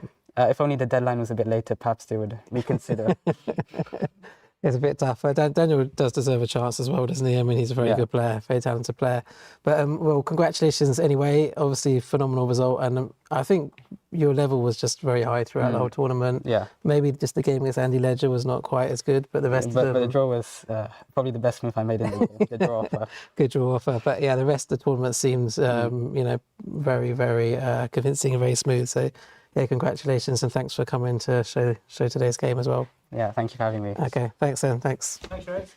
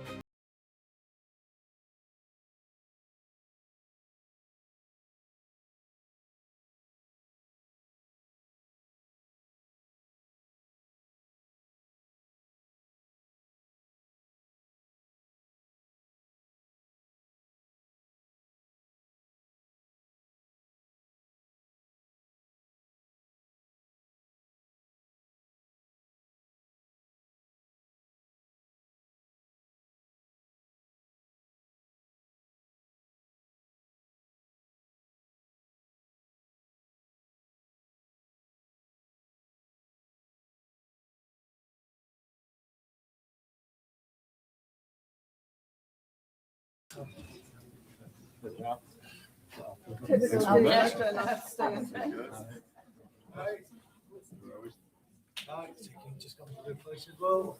Oh, no, other side, but just closer because like it looks like it's very far away, so they don't like each other. But brilliant, thank you. Excellent. Thanks very much. Second equal was Martin Burrows, and I am Neil Bradbury. Martin or Neil here? Get that photo? No. Joe, was anybody? Aha! Oh yes, excellent. Second equal in the over 65s were FM Terry Chapman, I am John Cooper, FM Michael Doherty, FM Andrew P. Smith, Paul Townsend, Mark Page, and Gerald Moore. All of them are second.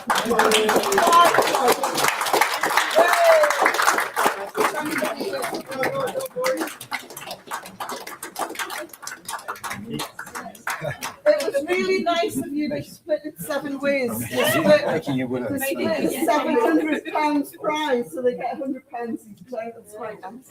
None of these £3.33. Thank you. You told me it was on the other side. The rest of the British Championship in 6th equal for the Ladies Championship or Women's. I'm sorry, I'm old-fashioned. So we had Rukoya Reader, Shambhavi Hariharan, Katerina Toma, all 6th equal in the women's prize. Any of those ladies still here?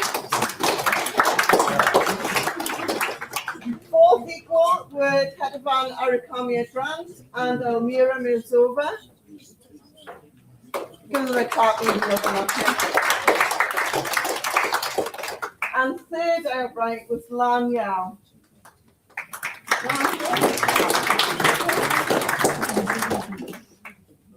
And the rest of the prize winners in the British Championship. We've had the rating prizes. So we had a huge bunch on equal 8. We had Arabama Mudan Balaji. Yay!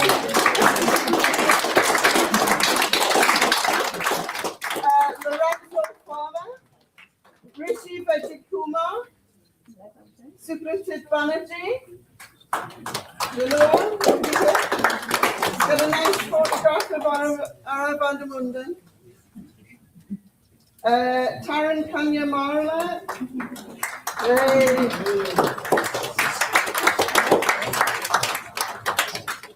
I am Richard Pert. GM Stephen Gordon. Marcia Choco. Marcia here? No. Jonah Willow and Amit Ghazi, Grandmaster. They were all equal 8. Very well done. Equal 4th in the British Championship was Svyatoslav Bazakusa.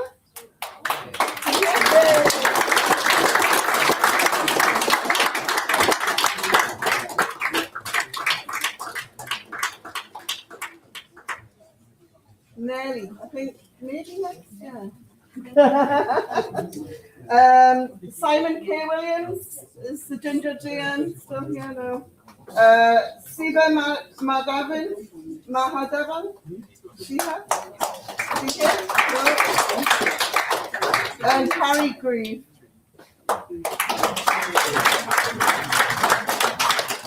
Second equal were Mickey Adams, who's given his apologies, and Luke McShane. Did Luke say?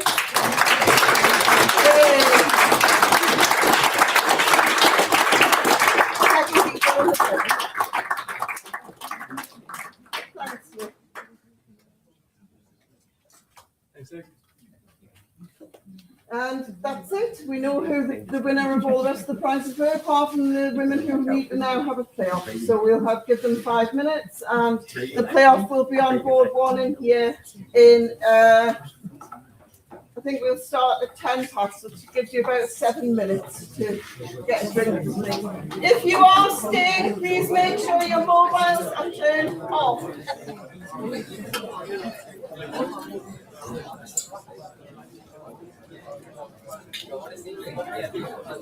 Matthew, are you putting it on all the tellies?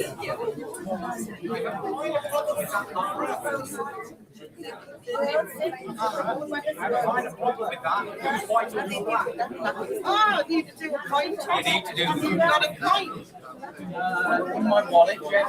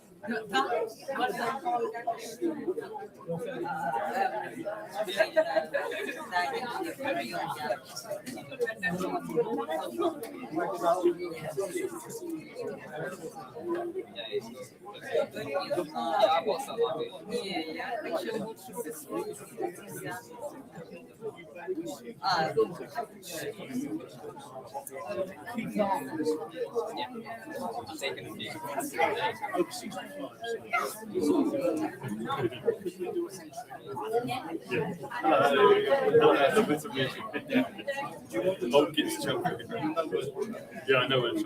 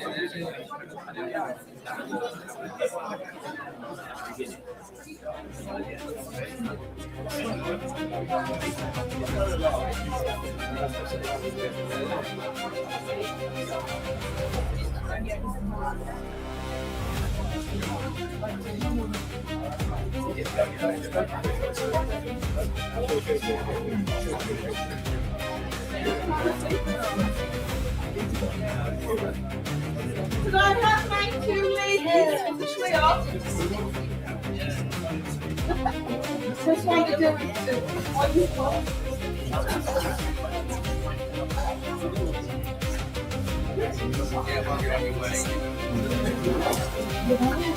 So, a toss of coins, and the person who wins the coin toss gets to choose whether they're white or black in the first game, and then choose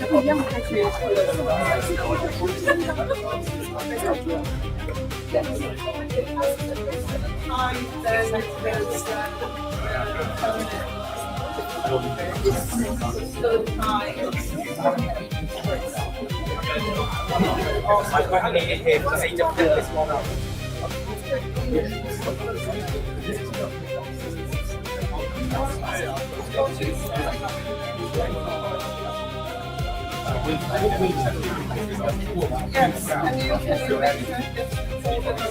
It'll be recorded on my board, so it'll be recorded.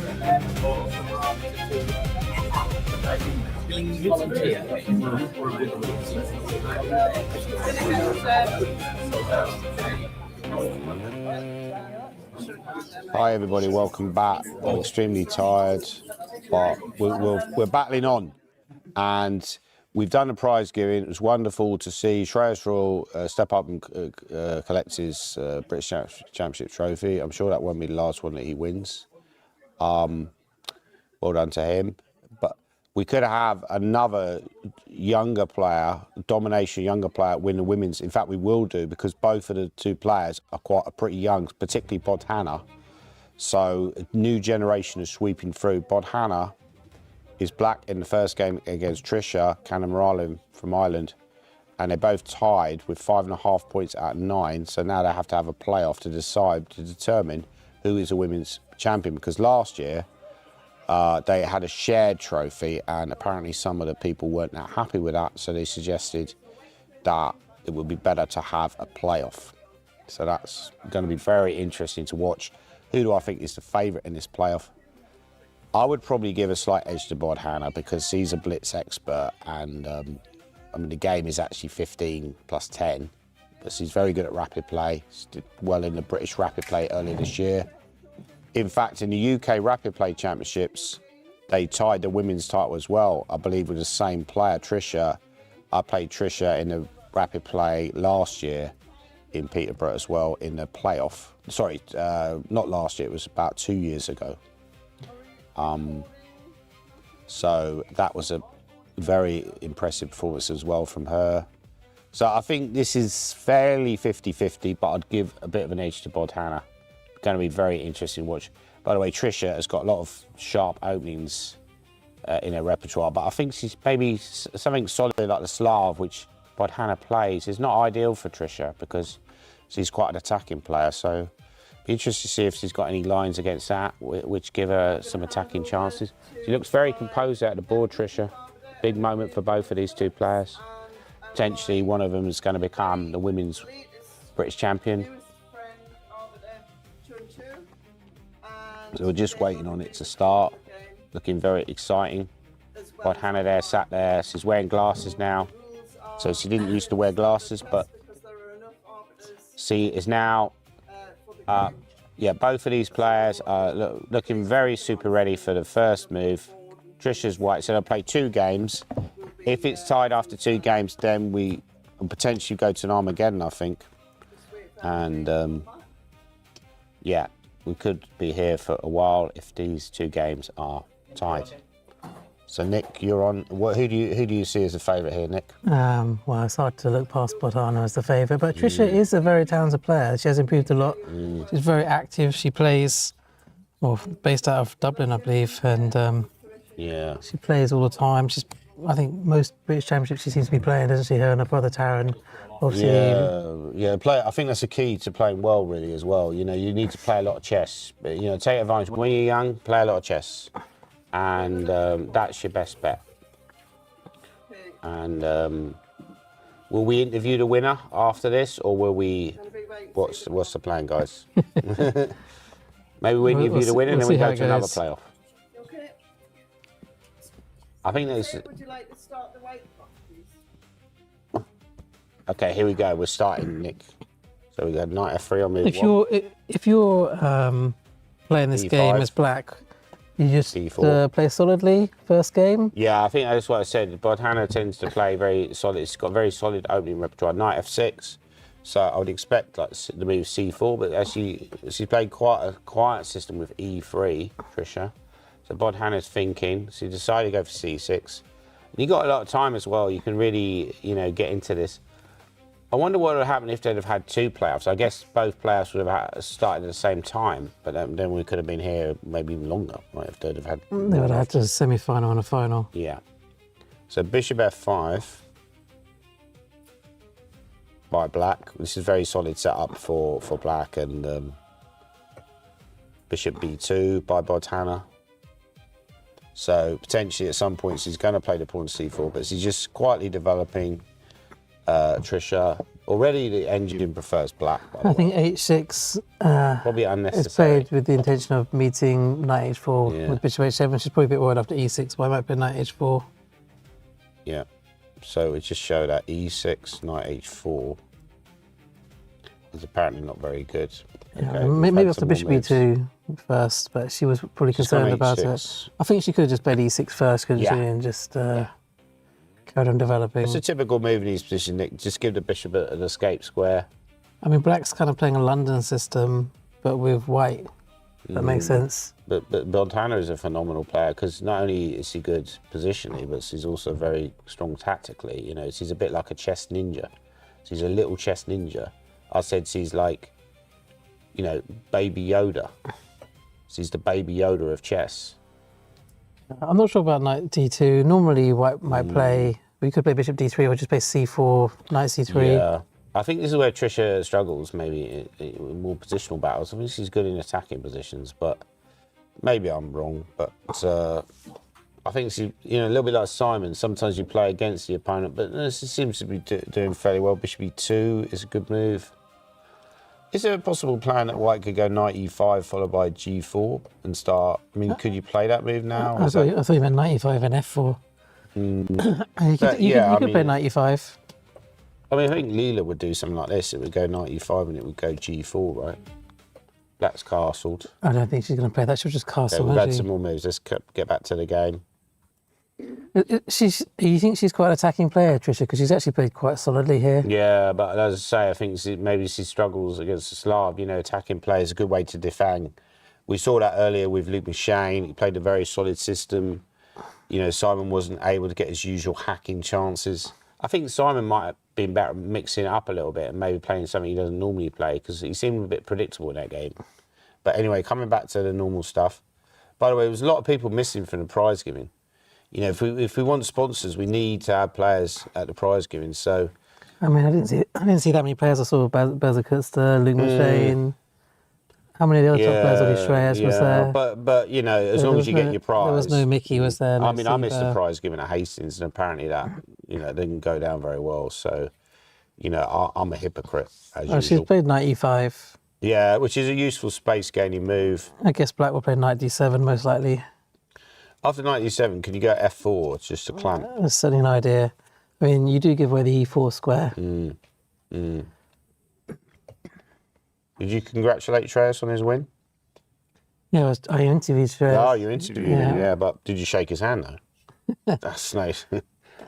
It's like those golfers, you know, when they golf tournaments and then they wait for, I'm always referencing golf for some reason, maybe I'm obsessed with it, but they're always waiting after the last round, like the guy who finished second, and, you know, see the sportsmanship if they wait around to congratulate the player. But you don't have to. You wouldn't do that, would you, if you came second? I think I would. I think I've done that. Become more sporting then. I've become more sporting. I've done that sort of thing now, you know, where I do congratulate people.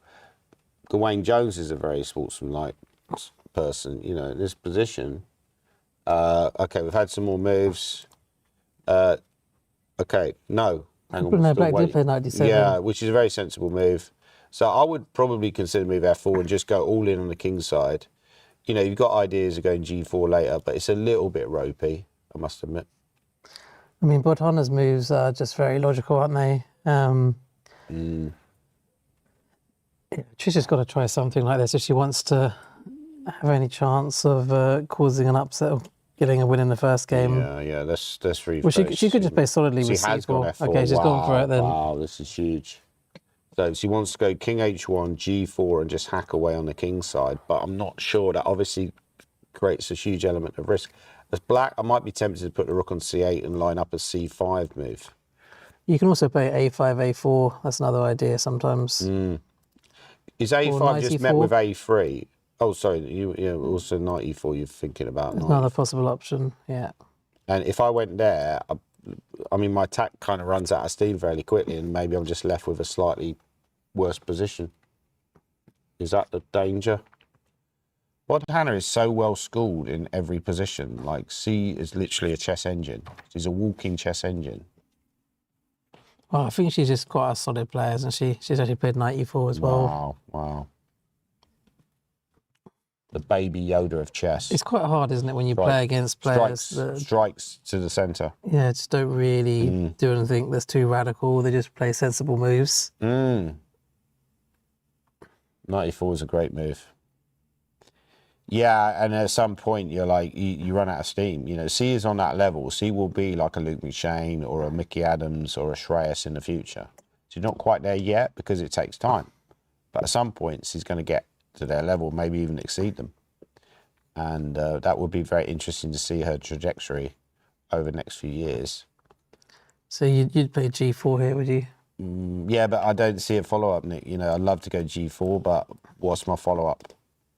I mean, I'd love that move. But It's quite hard. There's nowhere to put your own king as well if you're trying to start an attack. Could you even go F6 maybe?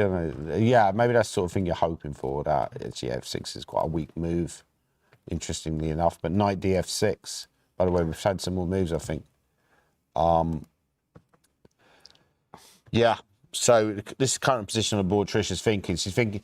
I also think as well with rapid play, Nick. By the way, yeah. So move that to the middle. I can just see it a bit better. I put the mouse.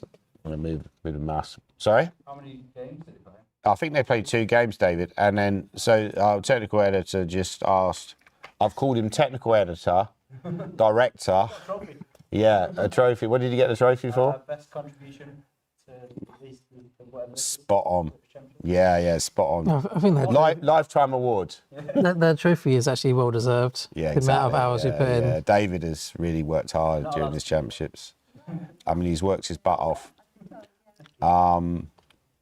Yeah, so coming back to this game.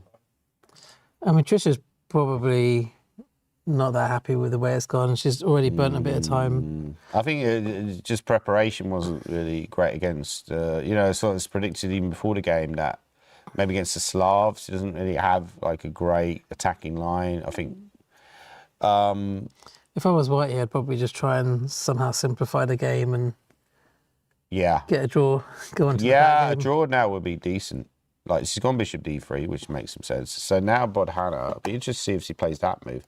By the way, I think in rapid play, you can often play too quickly because you start... I mean, Bodhana's well up on the clock, but you can play a little bit superficially, but it seems like Bodhana's got good time management in this game. Knight d2 is also a move, just exchange some pieces. The more pieces that come off, the more often your bad pieces get exposed. That bishop on b2 looks a bit bad. If a lot of pieces come off, that bishop on b2, Nick, might just start to look like a bad piece. You know, imagine if all the other pieces, and it's just a knight versus the bishop, and there's a knight on e4, that bishop's going to look a bit duff. I think the advantage of that bishop on b2 is that if there are exchanges on e5 or c5, it might come to life later on. But sure, if you exchange all of the minor pieces, then it doesn't really have much future.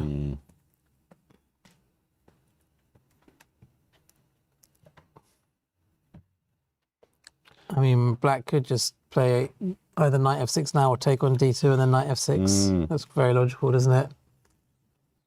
Oh, yeah, thank you. Cheers. Tea. Yeah, latte, if that's all right.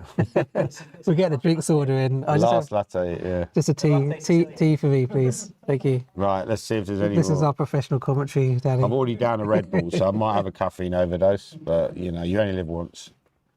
At least... If I go, I will go at the British, my favourite tournament. And there are quite a few people watching the game, actually.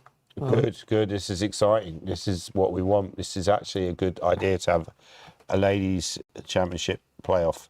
Yeah, it's nice because you do it for the men, so why not for the ladies? And in fact, in some ways, it's actually even more relevant for the ladies' tournament because, you know, they haven't necessarily played each other during the tournament. Yeah, that's true. Whereas the men do tend to play each other. So it's actually... Absolutely right. I think it's a really good idea to have the playoff. Yeah, now Botana's having a think. So the time advantage is going down slightly. Yeah, I think maybe would you play knight f6 or would you just take on d2 first? Because you could end up with those double pawns, but I actually don't think that's a big problem. Let's say white takes an f5. No, it feels like this structure actually favours black. Very much so, and you know. Your knight would jump in and you play f6 and it's, you know, your advantage here is you can get rid of the knight on e5. But once the black knight goes to e4, white can't get rid of that knight, you know, just to show that I could easily get rid of knight. Probably better moves like queen h4, but this, you know, even this and then rook e8 and, you know, you can't get rid of that knight now with a pawn. So that's the issue that white has. That actually black has a strategic advantage already because of that factor. If I'm not forced to take that knight, what white really wants is black to take the knight, and then we open up the f-file. That's the logic behind the move f4. You know, if you did that here, I think white would be fairly happy, you know, in something like this, and then Yeah, you can even chances, imagine a doesn't it? position like this appearing. This is some pretty poor moves by black, but this is very nice for white. Okay, we've had more moves. Did she Wow. play, was it F6, was it? Or what did she play? I think we've had another move. Okay, she's played F6. Okay, that's apparently a mistake, but it's an understandable mistake. I was the move that I suggested earlier to just kick that, get rid of that knight. I think the point is, with this move F6, you could end up with the bishops against each other. And you wanted to try Quite and get drawish. You wanted to get a kind of good knight, bad bishop type situation. That's what you're aiming right. for. Yeah, I think this could end. I mean, it's not a terrible move by Bodhana, but it's could well end in a draw, which, to be fair, actually favours Bodhana. So even when she makes a bad decision, it's a good decision. How can this girl ever go wrong? Okay, she's taken on e4 with a bishop, which apparently is not a good choice. Now black should actually take back the pawn. I think Bodhana, though, might at least consider taking back with the bishop, which is also not a bad decision. The question is, do you want to leave that knight? I think she's taken back with a bishop. She has taken back with a bishop. Yeah, it seems like Bodhana's just playing this quite solidly. She's not Very really solidly, taking any chances. She's quite happy to lock it down for a draw and then go on to the white game. Capablanca reborn. Capablanca reborn, I would say. That's her favourite player. That's her favourite player. She plays very simply, and you know, there's a beauty in simplicity. And she takes back on e4. And now, maybe idea of putting the king on h7, playing f5. A very aggressive move. Yeah, I mean, Trisha's played well the last few moves, and Bodhana's looked a bit shaky, comparatively speaking. She's going to have to play f5 at some point, isn't she, to protect that pawn? F5. But f5, you know, considering that bishop was a bit duff, you know, suddenly you've got ideas going d5. Maybe not straight away, but at some point you might be able to open up that bishop scope. Yes, possibly Bodhana hasn't quite handled this correctly, these exchanges in the centre. It feels as though white suddenly That's often what a little bit more comfortable. I find that my opponents allow me to take on e4 when I play these kind of positions, and that's often a mistake. You know, at the right moment, you time that exchange on e4, Nick. I also think it's quite hard to play for a draw sometimes. You're actually better off just playing for a win. If you try and make it too solid, you can end up just getting into a bad position. Well, that's a great move by Bodhana. So you think, well, if you go d5, trying to open a position, actually that's a mistake, because you can take with a pawn and then bishop c5, and then you kind of got a double attack on this pawn and that pawn. So that would be a blunder by Maybe Trisha. just some sort of slow build up, or Yeah. you could play king h1 and g4. Yeah, couldn't you? this actually is making a lot of sense now. I mean, if she finds that plan, it's actually quite dangerous for black. So she played a move. I don't know what she played. What did she play? She went queen e2, which is also not bad. Just keeping all your options open. It's quite a solid game by both players, really. Yeah. I mean, I think a draw might be a favour here, but both players looking quite focused. We noticed there's actually two arbiters watching the game. Yeah, I mean, I think a boss move would be for Bodhana to get up from the board and walk around, look bored, you know, have a little wander over. Get a latte. Yeah, get a latte. Okay, we've had some more moves, I think. No, we're still waiting. Yeah, the position is more or less equal.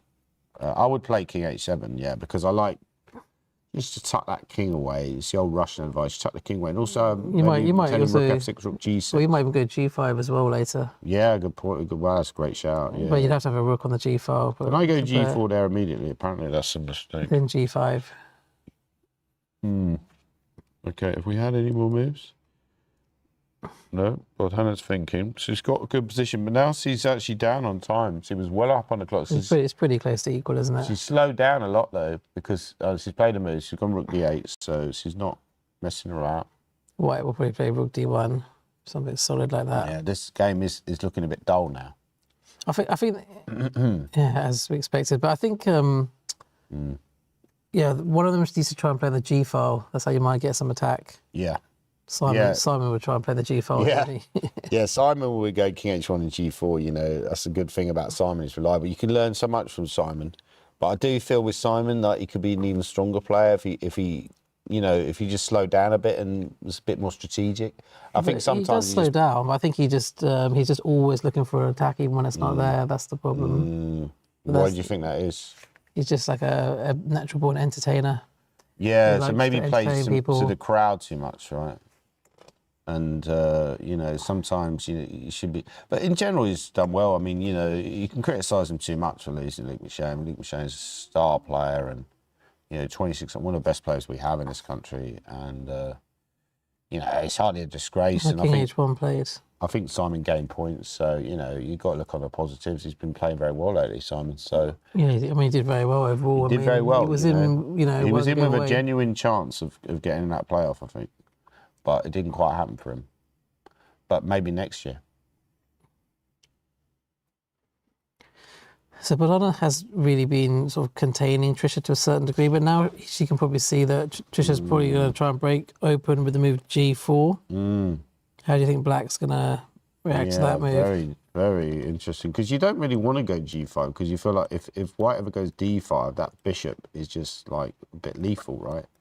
You know, potentially. Okay, doesn't like it immediately. But you could be weakening your own king. If you go King H7, it doesn't really seem to do much. So the computer's giving a line like this, which looks very counterintuitive to put you, and then put your rook on G8. But then maybe again, you know, maybe you've got ideas of going, maybe White's attack just comes to a dead end. Yeah, but if I was She's White, got H5, which I don't like. Yeah, I think she was just really trying to stop this G4 move. Yeah, that looks weakening without really... I feel a little bit inexperienced there creeping in for Bordana. Mind you, there's no piece that will come to G5. There's no knights left on the board. Yeah, again, you know, it's not a terrible move, but it's just like a tiny error. Like the computer would give it an inaccuracy. So now White should switch plans probably. Someone said the camera's frozen. Is the camera frozen on doesn't seem to the be. screen? No, they just mid-raised, haven't Okay. Okay, with other comments, White's position looks more flexible. Yeah, I think White does have slightly more options here. Yeah, you could go H3, Nick, but the problem is H3, maybe I'll shut you down with H4, but no, but then Rook G1. So I think H3 I might consider, because then that would maybe force Bordhana to play King H7. And you still got some... Actually, the more I look at Bordhana's H5 move, it's not that bad. You could try and maneuver your dark square bishop around to H4, possibly. I feel the real battle, even though it looks like it will take place on the king side, I feel the real battle will eventually take place either in the centre or on the queen side. You know, mark my words, young man. Have you enjoyed it anyway this week, Nick? Oh, of course, you know, always. Yeah, it's always enjoyable getting to spend time with me. With the Gorm and your anecdotes. I must admit though, because we did a commentary, Nick, I find that you socialise more. You've got another player that you see a lot. When you're playing, I think one of the problems with playing is you're very isolated. You don't necessarily have a support network. You're just there on your own. You don't necessarily socialise with other chess players. Well, I guess in the evenings people might go for dinner, but then, you know, the mornings, it's all about the preparation, isn't it? Yeah, yeah. I mean, I often play foreign tournaments now, like tournaments in Spain, for example, where you don't socialise because you don't know any of the players there, don't speak the language, and it's like you basically just spend the whole time on yourself. Actually, I played a tournament earlier this year in Alicante, and Bordhana was there as well with her dad, and she actually was the top English player ahead of me. So she had, you know, she's been spinning out a lot of great performances, and I think she'll do really well in the Olympiad this year. So he's gone. Yeah, that's a good move. That's probably the top engine move. Great instincts by Trisha. Who's quite flexible because you can bring it back for the king side, or you can push forward on the queen side as well. That's a great move by Trisha. That's really put Bordhana under pressure to come up with some good strategic choices here, I would say. Maybe a move like B6 might be possible, just to maybe intend. You do run into B4. It's very kind of cagey, this game. It's like a game of chess, you know, as they say. But I like your idea of going bishop E1, which would slightly worry me as black. But she could meet it with bishop E7, I guess, and just stop that bishop coming in. And I think H3, G4. Also, she's actually done it straight away. Wow, this is like prophylaxis. I think she's just anticipating all of Trisha's ideas and just trying to stop them. She plays H5 to stop G4. That's a great move, but she's so well trained. It's unbelievable. You know, bishop E7. Yeah, you're absolutely spot on. This is so prophylactic. Now maybe she wants to stack rooks. You know, stack rooks, rook D7. I guess White can try and roll up on the queen side, b4, a4. b4 would be a good Or plan. she could play h3, like you say, just to give herself a flight square. That's what I think. I think she would advance on the queen side because it's maybe the most sensible move. But h3, I mean, there's lots of choices here, lots of possible candidate moves. But at the same time, you're not really threatening anything. So it becomes down to a kind of war of attrition. Trisha's getting short of time. I think she needs to play a move quickly here. She needs to start. She's taking too much time here. She needs to rattle out some moves. What's the increment, you know? Is it 10 seconds? Yeah. So far, they both played really high level of accuracy, 95.7 against 95.4. That's really impressive for a rapid play game. That's like classical chess level.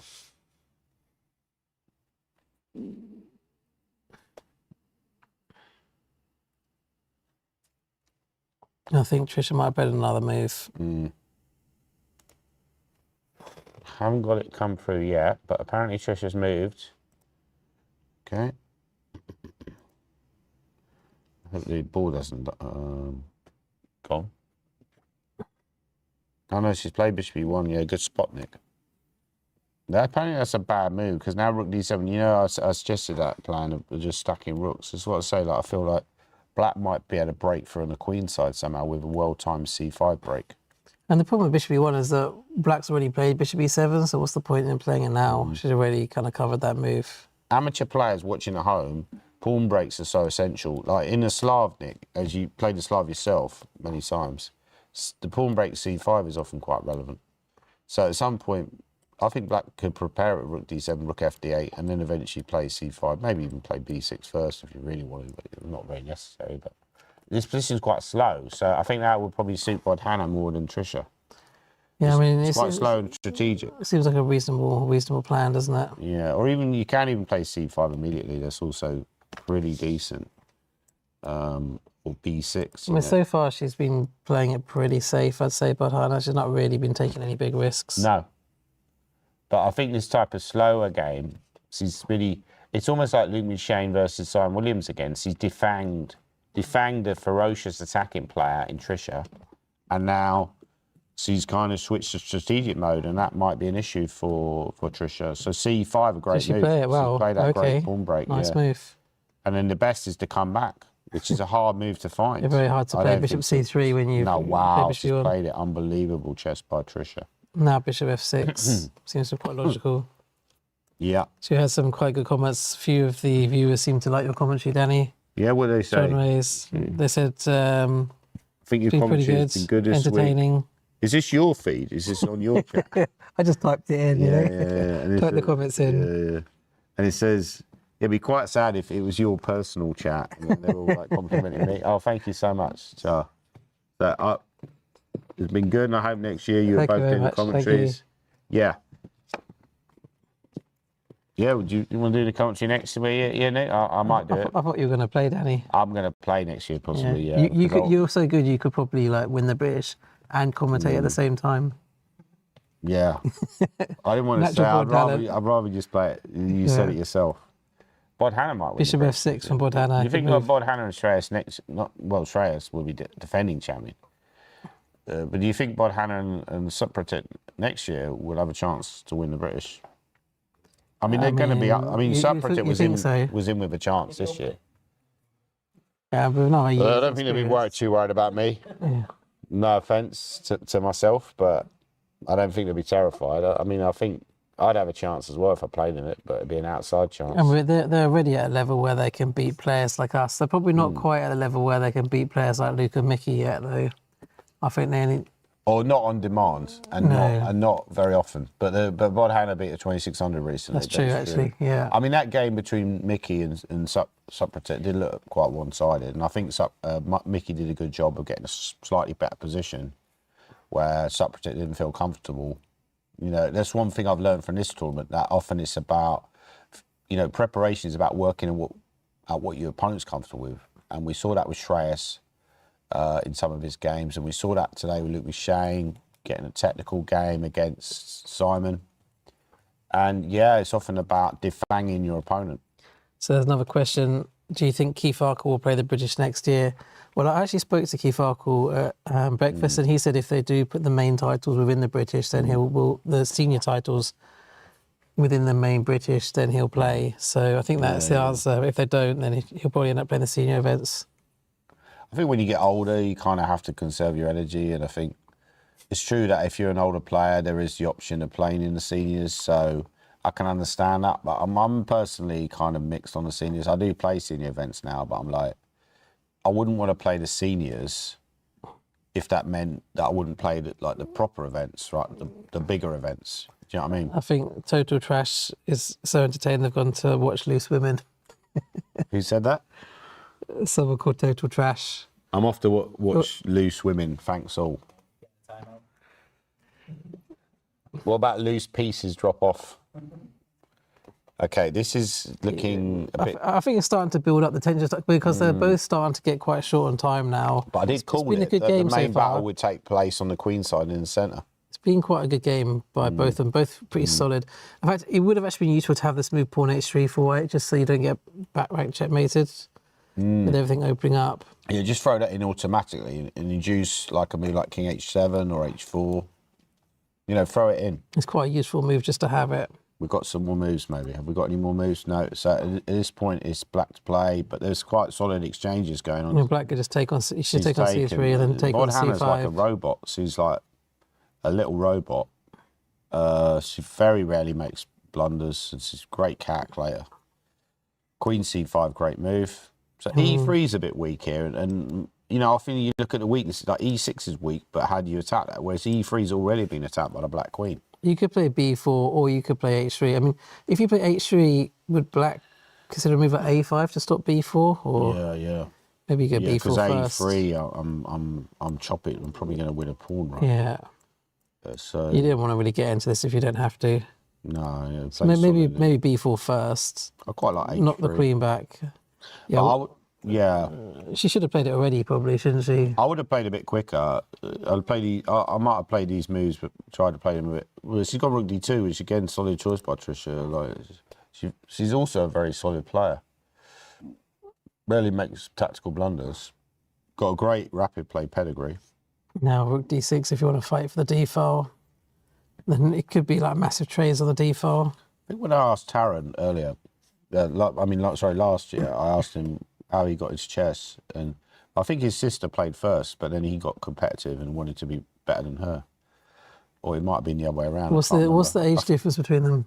I think she's older, right? Is she older? I'm not sure, to be honest. I'm not sure. I think she is older, but not much. I think they're quite close. So in this position, black has nice, e5, great move by Botana. Wow.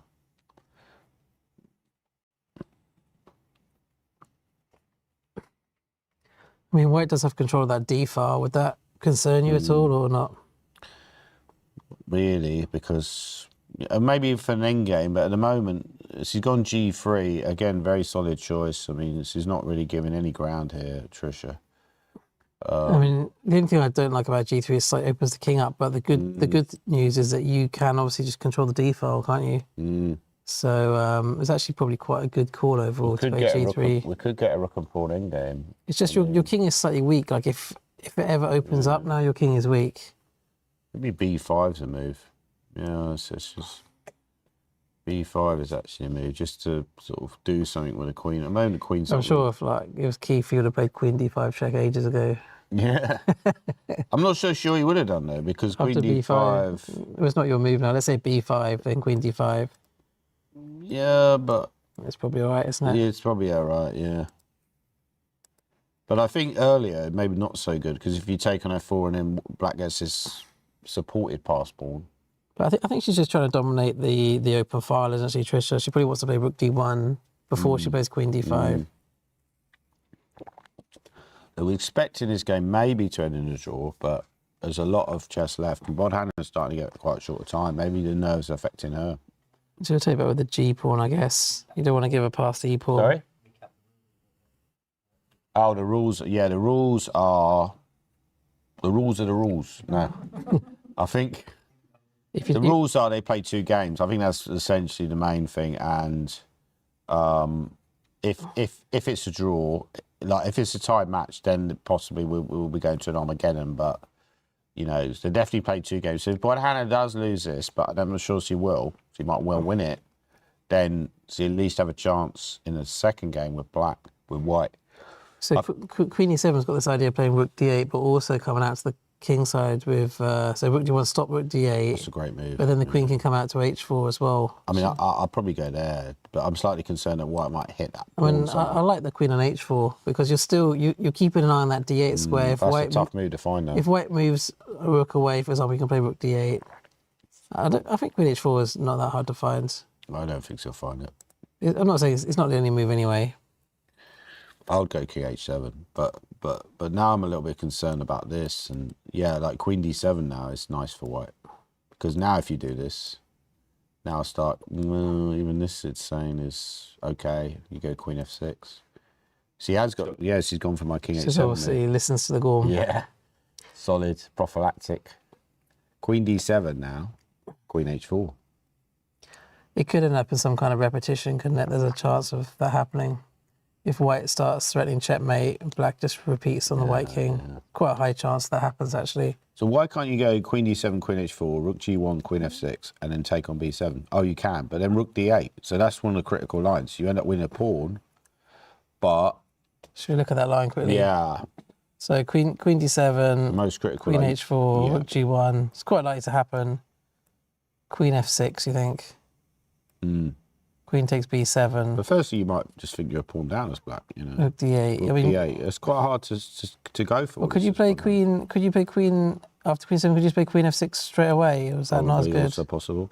But then maybe Queen B7 is better. Yeah, because you've still got the rook on the D file. So, yeah, an important moment here. If Trisha puts Queen D7 on the board, we could be looking at potentially a decisive advantage if Bodhana doesn't react in the right way. But Queen D7, can you trade rooks? I guess that's just really grim, right? I wouldn't do that. That's a horrible endgame. It's a really miserable endgame because that rook is so powerful. Unless you want to try and play Rook F7 after Queen D7 and trade it in a slightly better way. But Queen D7, Nick, I think that puts a lot of pressure on Bodhana. I mean, you know, the top engine line is not obvious. You just end up pawn down. Yeah, but the thing is, if you play Queen F6 and they take on B7, your queen can come into their position, somewhere like B2, and it feels a bit scary, like you might get a few checks and things. Or Queen C3. But Queen C3, Rook G1, why can always okay, we just play it as if a human was playing Queen it. C3. I wanted to just come around the back. Rook G1. Rook G1's quite a clever move, actually. Yeah, ties so my queen you always go Rook G1. This is the problem with the move H5. You also weaken the G5 square. So you have to play Rook D8.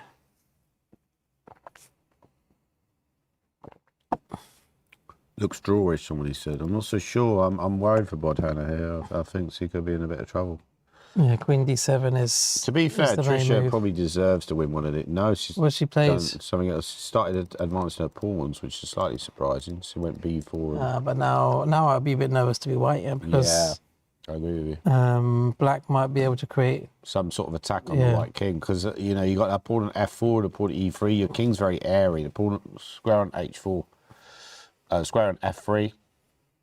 If Queen D5, you could consider a move like Queen A6 and just keep the queens on. Yeah, very good call. Wow, that's a great shout. Yeah, a sort of move you'd play against me in a game, and I'll be like terrified. I missed that move. Oh no, I'm going to lose. It's not losing, but it's just the way of keeping the game going. Position very balanced. I mean, draws possibly favourite, but both players are getting very short of time. She's gone Queen E2, which is a great move by Trisha.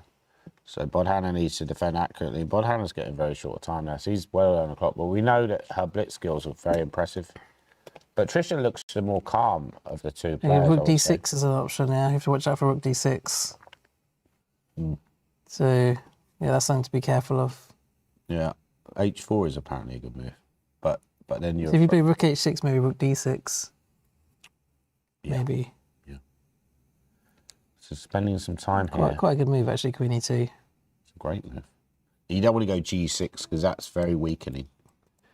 You know, it's like long-term weakness. It looks a little bit like the Harry Grieven game where Shreyas won so easily today. It was unbelievable. You know, you wouldn't expect.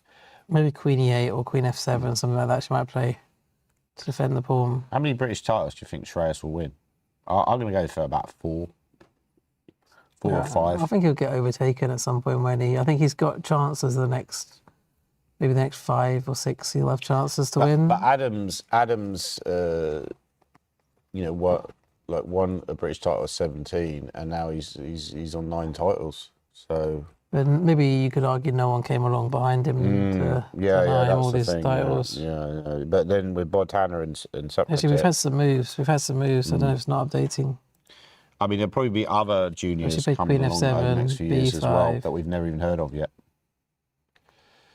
I mean, it's quite hard to get your rook and queen into that position, isn't it? Yeah, H4 is a good move. But yeah, this is pressure for Bodhana. I think she's in a little bit of trouble. H4, you've got the advantage of. That's a good move. And then you put the pawn close to the opponent's king and then create a mate net around the opponent's king. So, yeah, very much in the balance this game. This is going to come down to a blitz finish. Okay, A6. That's not bad. Well, White could probably just going to play A4, isn't she? Okay, I suspect the next game, by the way, after this game finishes, the next game will probably be following very shortly after. So, yeah, she played A4. These two are playing at an unbelievable level. These Bodhana's time is getting a bit low. 1 minute, just over 1 minute. No, they play one more game. So they both, I think they get a white game and then a black game. Yeah, it's 2 games, unfortunately. So it's quite a long. That's what me and Nick said. We were worried that like Rook H6 is very passive. Now White can play C6. Yeah, and it's a passive move by Bodhana. Maybe her instinct is always B6 is a great move. Yeah, it's kind of an obvious breakthrough, and then when you take, you can actually go B6. But that's actually because that looks more natural. But apparently that's a mistake. But will Trisha find that great breakthrough idea? This is a great opportunity for her. So someone's mentioned Jude Shearsby's a very underrated player. He's very strong. I think we've got a lot of very strong players, haven't we? That because someone like Jude Shearsby, if he'd come along in a different era, would be the next big thing. Yeah, but then you compare him to the other juniors. He's not quite as strong, but he's still very strong. I mean, he comes from like a poorer background compared to a lot of the chess kids are from like quite posh middle class backgrounds, right? Or upper class backgrounds. He's kind of from a sort of like working class family, so he's done really well to do what he's done. I think he was from around this area, wasn't he? Was it Paul Lamb was telling me that he big blunder. He was doing some training. He didn't find that breakthrough idea. By the way, I'm now regretting drinking that coffee because now I'm like desperate. I didn't learn my lessons from earlier in the week with a lactose deficiency or whatever it's called. It could end up in some repetition now if you just take the rook. No, this is taken. That's also We're taking the pawns pretty much the same thing. Yeah, and then go Queen D5 and even give up the pawn. But like I say, I mean, I don't know if that... I don't think she'll play Queen D5, do you? No. Can't see her playing that move. I think she'll take. Actually, H4 is a good move here. Just H4, maybe Bodhana. If Bodhana finds H4, she could even win this game, I think Trisha... Still odds on a draw. Trisha, though, is in a comfortable time situation. She's got a bit of a lead on the clock, so that gives her... Maybe she could have invested a bit more time there before now she's put the queen on B3. Wow. Bodhana is going for it, I think. Yeah, queen B3 is a very brave move by Bodhana. She's really attacking. Maybe this is a good move because if they take your rook, just take back with the king. It's fine. Yeah, exactly. And the queen is quite active. Aggressively. Maybe, once you trade, the king takes, the queen will come into D3. Yeah, I think queen B3 is actually quite a good decision. Yeah, good move by Bodhana. So this is the danger. He looks like she's passive. She plays a move like Rook H6, and you think, oh, that's not very good. And then she leaps in with Queen B3, which is a super aggressive move. And now Trisha's under massive pressure. What's she going to do? She's not looking comfortable now. Do you think they both look a bit nervous? I think Bodhana looks she's nervous. She's breathing quite heavily, I think, but she's kind of got it under control. Yeah. This is a massive moment for her. She's already the UK Blitz champion. For ladies. In fact, she's also the UK Rapid champion, joint with Trisha and Harriet Hunt. So this is actually going for the treble. The Bodhana treble, because last year was the Blitz. Right, so it's like the Tiger treble where it's not all backed out with all in the same year. So if she wins this, then she'll potentially win the UK Blitz title. So you could win all 3 in the same year. So Queen C3 makes sense now, just pressure the C5 pawn. I should say she'll probably be going for the UK overall Blitz title this year. Nice move. rather than just a women's title, which she won last year. So in this position... She's played very well, though. I mean, they both actually played a good game. There's been no big blunders in this game at all. Yeah, this is a very high-level game. This is Super GM level, really, like almost, you know. Like, I think the most important thing is not to do anything stupid. That's the... Yeah, in these kind of games. But I'd rather be black here, Nick, because, you know, the king on H7 is actually quite sheltered now, whereas the white king feels a bit airy. If you could just get that rook into the attack, it could be quite dangerous, but you're just tied down to this H5 pawn. Maybe, can you go rook D5? You can go rook D5. So, wow, they're both getting very short time. She's gone rook D4. That's rook D5 was played. Yeah, that was a good move a good power move. Yeah, because now Queen F6, you don't really want to play Queen F6, do you? No. So you could go check. Yeah, I think she's more like to play a check. Then it could get a bit wild because the king would have to come up come to back H3. and then repetition, right? No, check, King G2, Rook G6. It's quite double-edged. I'm not sure if it really works or not. Okay, H4 now. Okay. Wow, this is a good That's actually quite nice because he's leaving the F5 pawn, but if you take it... Apparently H3 is like the best move, but that's a tough move to find. I don't think she'll find H. No, she's found it. Wow. Good. This is high-level stuff now. Incredible. Okay, Trisha is in her zone. You probably have to play Queen F6 at some point now. Yeah, this is such a high-level game, isn't it? They're actually playing really well. I'm very impressed. Yeah. The accuracy, we've been asked for the accuracy. Moves, 94.8, 94.6. Given like how long the game has gone, they're both over 94% accuracy. We've had some more moves, guys. Could this end up being a draw? Rook D5, I think. Yeah, so Trisha's thinking. Yeah, she might repeat with Rook D5, do you think? Not sure. I think she'll go for it. No, she's repeating. Another poor call. But it does seem to me that a draw... Yeah. I mean, who do you think is objectively the stronger player? You say, probably Bodhana. Yeah. So if you're Trisha to get a draw in the first game, even with white... It's not so bad. Because you make it a one-game match. You put something on the board, right? Yeah, I wouldn't mind making it... If I was playing like a stronger player, if I was playing Michael Adams in a playoff... You'd want to just lock in it. No, she's going for it. Wow. I would actually just lock in a draw and then, make it a one-game match. This game could go on a while, actually. Because, we've got an endgame. Queen G6 is possible. And she's playing... Bodhana is very short on time. She needs to make a move. She's played the top engine move with hardly any seconds on the clock. Unbelievable stuff. Queen G2. No, Queen F2, but that's also decent. But white now seems to have a better position because of this clump of pawns on the queen's side. This rook is locked in. She's trying to free the rook up. Yeah, great decision by Bodhana. She wants to go rook G6, rook G3 and start a counter-attack. This is scary now for Trisha. Trisha has to play maybe only moves to... Whoa. Wow, this is an amazing counter-attack. Amazing counter-attack by Bodhana. Has Trisha only got 2 seconds left? But that allows rook G6 Yeah, rook G6 is an obvious move. Now she's going to have to go back again. But after Queen F2, Rook G3 starts to become difficult. I think Bodhana's taken over. She's gone back, which is the right move. She's bashed the clock. Bodhana G3. very short time. Wow, she's gone Rook G3. Wow, this is scary stuff. Rook G3 by Bodhana. So Trisha's under huge pressure. If white plays C6, is there some mating attack? Don't know. Maybe Rook F3. Yeah, it looks very dangerous. Rook D2, great move. The best move, the only move. It's actually really high level. Unbelievable. But she's still under pressure. Now this rook on G3 looks very powerful. Bodhana pausing, realising that her opponent's playing an amazing defence. She's gone rook F3, could get a repetition. Queen G1. You could repeat if you want to. Might be worth repeating once just to get some more time. But rook G3, rook G2, is that not a move? Oh, but then maybe some... Oh, there might be a queen F3, and when you take on G3 twice, there's queen check and queen B5 at the end. And that's also still probably a draw, yeah. First Irish woman to win a women's title.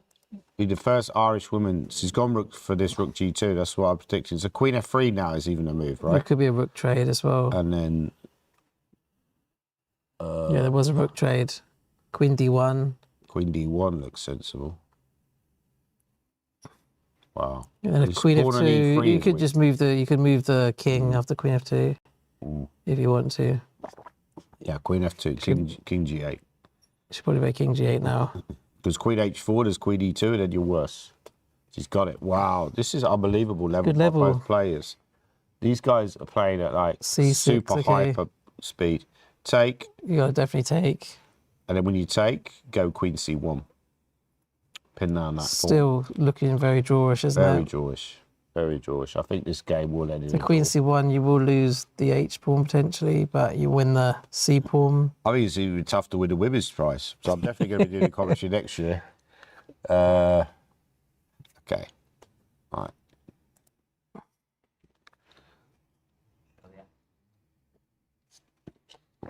Okay. Is the game finished? No. All right. The accuracy level. So she's taken on C6. The Bodhana needs to be careful about that pawn. She can keep it on the lock of key with Queen C1. So he's played Queen C1. Yeah, this is petering out, I think. You could try Queen A2, but I think you're always vulnerable to a perpetual check anyway. Yeah. It's not like that Harry Grieve endgame where No. he's totally dominating. This is a different ball game. I think, yeah, she's gone for the drawish line. Queen H4, Queen C6. You couldn't just get a perpetual straight away now, probably, with black, or you could just take the pawn. You could go Queen... What about Queen D2? It's just taking the pawn. Queen D2, yeah, but you want to get rid of it. Yeah, Queen D8. This is going to be a repetition now, isn't it? Yeah, I think so, yeah. The draw seems very likely, which is a decent result. So the question, if they go straight into the next... I think they do go straight into the next game. I might have to have a little break myself, but I mean, you're happy to carry Trisha on. is... Wow, what a fighter. She's not agreeing at all, is she? What a fighter. I mean, they just try really hard to win. Maybe trying some psychology there as well. Just Queen B5 to avoid repetition from Trisha. But yeah, Bodhana's thinking Queen here. C5 if you're happy to allow, yeah. Okay. But to be honest, it's all still drawing. Yeah, this is... That's just allowed the forced repetition. Yeah. Queen H5. I mean, surely Trisha's going to go for it now. No, she's wow, this is She does not great. want to draw. Maybe Bodhana would just go King G8. I mean, she's also playing... If I was black here, I would start thinking about being ambitious. Yeah, because think E3 is weak. Yeah. You know, be careful, Trisha, about this E3 pawn. But that's not really attacking that E3 pawn, is it? So, I mean, I think draw is very likely. If King H4, you could play Queen H6, so that's something you have to calculate. I think in a classical game, they would have agreed to draw by now, but when your opponent's short of time, you know... Well, Bodhana plays everything out anyway, but Trisha was the one who could have forced a repetition, but she's choosing to try and play on. Maybe she's intending after Queen there to go H5. Yeah, could you go H5 and then try and... She's played it. H5, yeah. But you could just go back and then... You probably can't take the Queen here. I think taking is losing. No, even that's a draw. Still a draw. But you have to find G6 only move. Yeah, I don't think she'll risk it. Why would you risk it? You can just Very play Queen unlikely. F7. Very unlikely, but she's thinking about it. She's thinking, hang on, have we had any more moves after H5? She did, yeah, it's by far the most sensible, practical move. Trisha is really trying everything to try and win this game, but... Well, no, it's, real fighters, aren't they? But it's understandable because this pawn is weak, right? You're tied down. It feels like a risk-free punt for Trisha, but this doesn't seem like any obvious way that you can make progress. King I mean, the G3. only way would be to play King H4 and then put your Queen on D8. But yeah, I think black I can play think Queen this will F6 peter out anyway. now. I mean, Because there's no way you can win. there's no winning plan, so Yeah. she's tried a little bit and it's not really worked. And I think Bodhana's defense has been great. So I Just think repeating for the draw now. Trisha will they'll probably halve out fairly soon. Is my guess, guys. Thanks for watching at home, by the way. Don't forget to subscribe to the ECF channel. They've agreed to draw. Right, I'm going to go on a break quickly before the next game. So you're happy to There's hold the fort? no handshake there, was there? No, there was. There was, okay. Yeah. We'll do a quick break. We need to reset. Okay.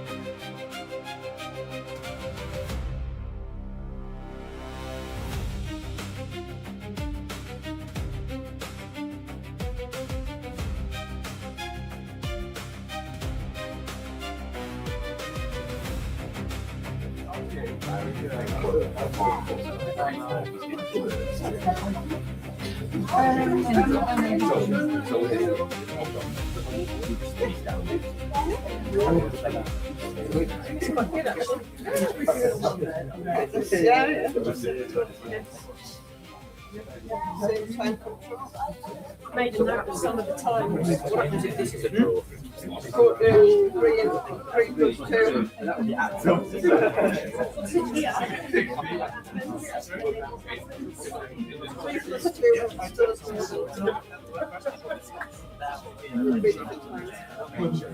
also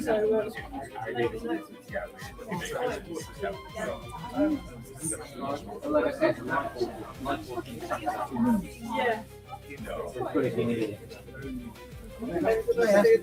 I saw you walking already before the drill. Did you already see that coming? I mean, so they were still playing the moves, but I saw that you walked from here to.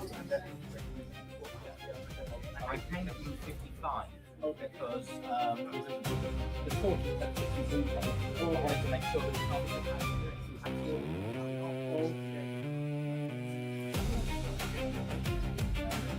No, that wasn't me knowing what was coming. It was just I wanted to make sure that we made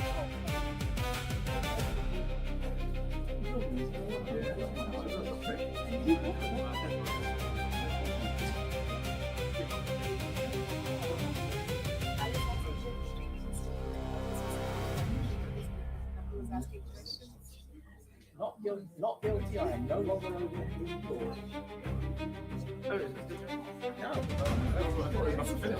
Yes, it has. I'm standing here. Unless I'm a figment of your imagination. Twisted imagination.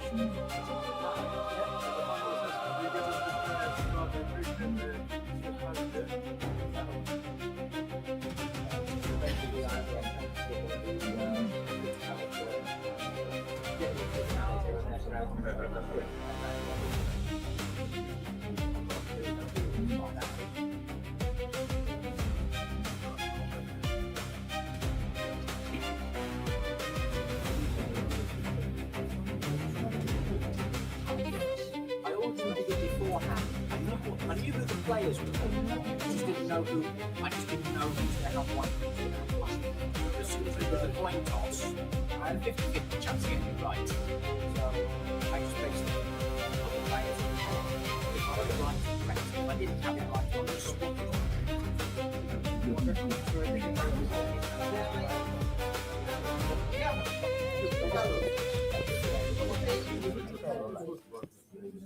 Okay, welcome back everybody. I'm joined here by Nick Pert, and we're going to do the second game of the women's playoff for the women's title at the British Chess Championships, and is currently tied between Trisha Kanamuralian and Bodhana Sivanandan. Trisha is white in this game. Sorry, black in this game. She was white in the first game, ending in a draw. Now we're going to see what Bodhana's got with the white piece. It's going to be very interesting to find out. Yeah, so it was a very high quality first game. Not really any big mistakes by either player. Both playing solidly. Maybe just quickly we could recap some of the other scores. So in the over 50s, Steve Dishman finished first with 6 points, ahead of Neil Bradbury and Martin Burrows, both on 5.5. Yeah. In the over 65s, first place was your good friend, good friend. When they announced the winners for that section, they said winning yet again was Keith Arkle, and I thought, well, that's a bit strange because he's never won the over 65. First ever win. But it's true, he's won a lot of senior titles, so well done to him as well. And Steve Dishman. A mass pile up on 5 points. By the way, I think we started the other game, so we need that's to. Sicilian. Right. We'll come back to that, but yeah. By the way, I think in the overall section, Luke Michane and Michael Adams are tied for second. And then if you can get that up. Sorry, yeah. So on the main, in the main championship, the final scores were obviously Shreyas won. Very well done, Shreyas. 7.5. 7.5. Michael Adams and Luke Michane was 7. Yeah. And then Harry Grieve, Bazakutsa, Siva. Yeah, Siva Mavanandan. and Simon Williams, Ginger GM, Yeah. all finished on 6.5 Great points. scores for all of those guys. So I think there were 8 prizes. That's the top 7. So the players on 6 points would have got a nominal prize, not really very much. You notice how all the IMs all came with, all the strong IMs all got the same score. Harry Grieve is a GM to come, right? GM elect. Sure. Obviously, Simon Williams got that score. He's a GM. By the way, looking at this game here, Nick, this is Bod Hannah's favourite systems. He plays as G3 and Bishop G2 against Sicilian. So looking very solid for Bod Hannah. Has Trisha got an answer to this? Well, it's quite likely to end up in an isolated Queen's Pawn type position. Yeah, Bishop, nice. Played Knight C3, that's a great move. Could Black consider the move Bishop G4 pinning? I mean, it's definitely an idea. But apparently, Knight C6 Trisha is obviously is thinking. quite useful move, which she's she got played. Knight C6, yeah, useful move. She didn't listen to the call. No, but that's a very useful move, isn't it? Knight C6 is next. I think it's quite good. It's what was the principle you said, where you develop the piece that you know where it's going to go. So you develop the knight because you know it's going to go Theory of the there. only moves. That's it. Theory of the only moves. You're You know, finally getting it now. Exactly. You're one of my disciples. I learned that from Gary Kasparov, the Theory great of only Gary moves. Knight Kasparov. C6. The bishop, you don't know which square it's going to go to. I didn't learn it personally. He didn't teach me personally. How much do you think Gary Kasparov, charges for coaching? Well, you probably have to be invited to some event. I was reading something I think recently. Bordana might have been invited to something. But I was reading something recently. It was interesting. Magnus Carlsen was talking about how he got coached by Kasparov. He said, it was given the speed of his analysis, Kasparov. Often I'd struggle to keep up. You can't imagine Magnus Carlsen struggling to keep up with anyone chess-wise. So that's, interesting as well. So, but I think these top players like Nakamura and then Magnus Carlsen, they kind of end up ditching Kasparov as a coach, didn't they? Yeah. Because probably all quite big egos. They didn't really, of course, yeah. didn't really want to have him as a coach. Yeah. Well, I think they appreciate it, but once they've got the knowledge, they're like, yeah, okay, If you're a strong GM, I mean, how much does it really help you anyway to hang out with another strong GM? You're almost better off just having someone who'd do all your opening work for you. Yeah, but I think to be honest, analysing with you this week has helped me a lot because when I played the Blitz, I felt like I played really well and I was playing quite solidly and sort of playing in your style. D4, Knight A4 is quite a solid move for White, just holding the pawn. Logical move, right? You just might as well try and hang on to it. Why not? But Knight E2 is also a nice option, Nick. And But then they can just play bishop takes C5. Yeah, that's the problem. But the pawn is still maybe a little bit weak. Maybe I could argue that bishop G5 gives me a little bit of initiative, but apparently it doesn't. Okay, so important decision for Bod Hannah. Will she go Knight A4 and try? I think she'll go Knight A4. I would bet on her playing Knight A4 here. I mean, it makes sense. If she what about B5? Sometimes that comes up. But then you could just play en passant and then play B3, I guess, or C3 or something. Yeah. Knight can always come back here. It's not the end. Yeah. She played Knight E2. It's also a reasonable move, Knight E2, solid positional move. I think she played Knight E2, or was that just her No, I think that's her analysis. She hasn't actually played it yet. Still thinking. She's using her time. I think a rapid play, I mentioned this in the She's first got Knight game. A4. Yeah, great move by Hannah. I mentioned that in the first game that you can, you can play too quickly at times at rapid and think, sometimes you do need to think at rapid as well. And I think they used the time management in the first game was really good. Yeah, it's brilliant, wasn't it? I mean, it was a very high quality game. Yeah, definitely. I mean, these two impressive players, they really know how to play the game.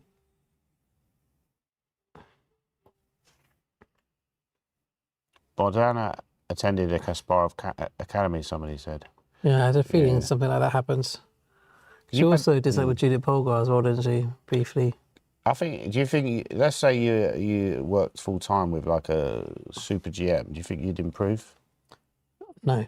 You don't think you'd improve? I don't know. I don't think it would make that much difference. And maybe a small difference. I think it'd make a massive difference, I'll be honest. If I just worked full time with anyone, though, I feel like it would work. Or if I just worked full time by myself. Yeah, exactly. A lot of people put a lot of precedence in coaching, which is fair enough. But I think you can also train yourself. I mean, I read about this Indian guy recently. I think as a junior, it helps a lot more. Once you're an adult, it's more about. But this guy was thinking about, he improved mainly by himself, So self training is not a bad you know, ultimately you have to rely on yourself. If you're not putting the work in, no amount of coaching is going to help you. You have to do the work yourself.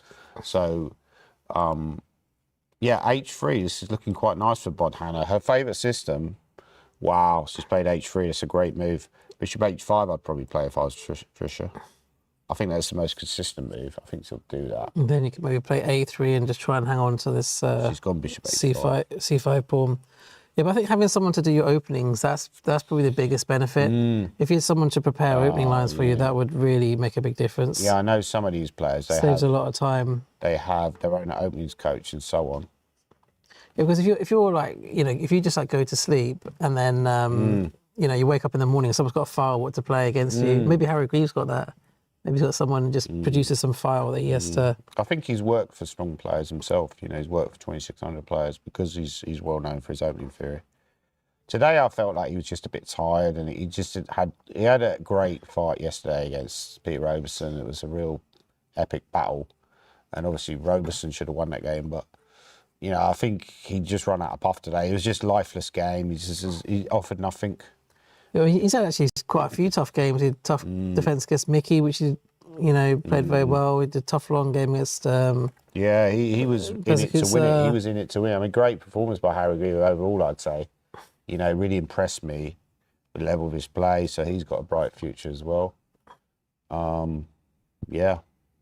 Also, I feel like he'll be targeting these kind of titles and tournaments. He'll be trying to win some tournaments. Now he's got the GM title. He can free roll and try and win some important tournaments.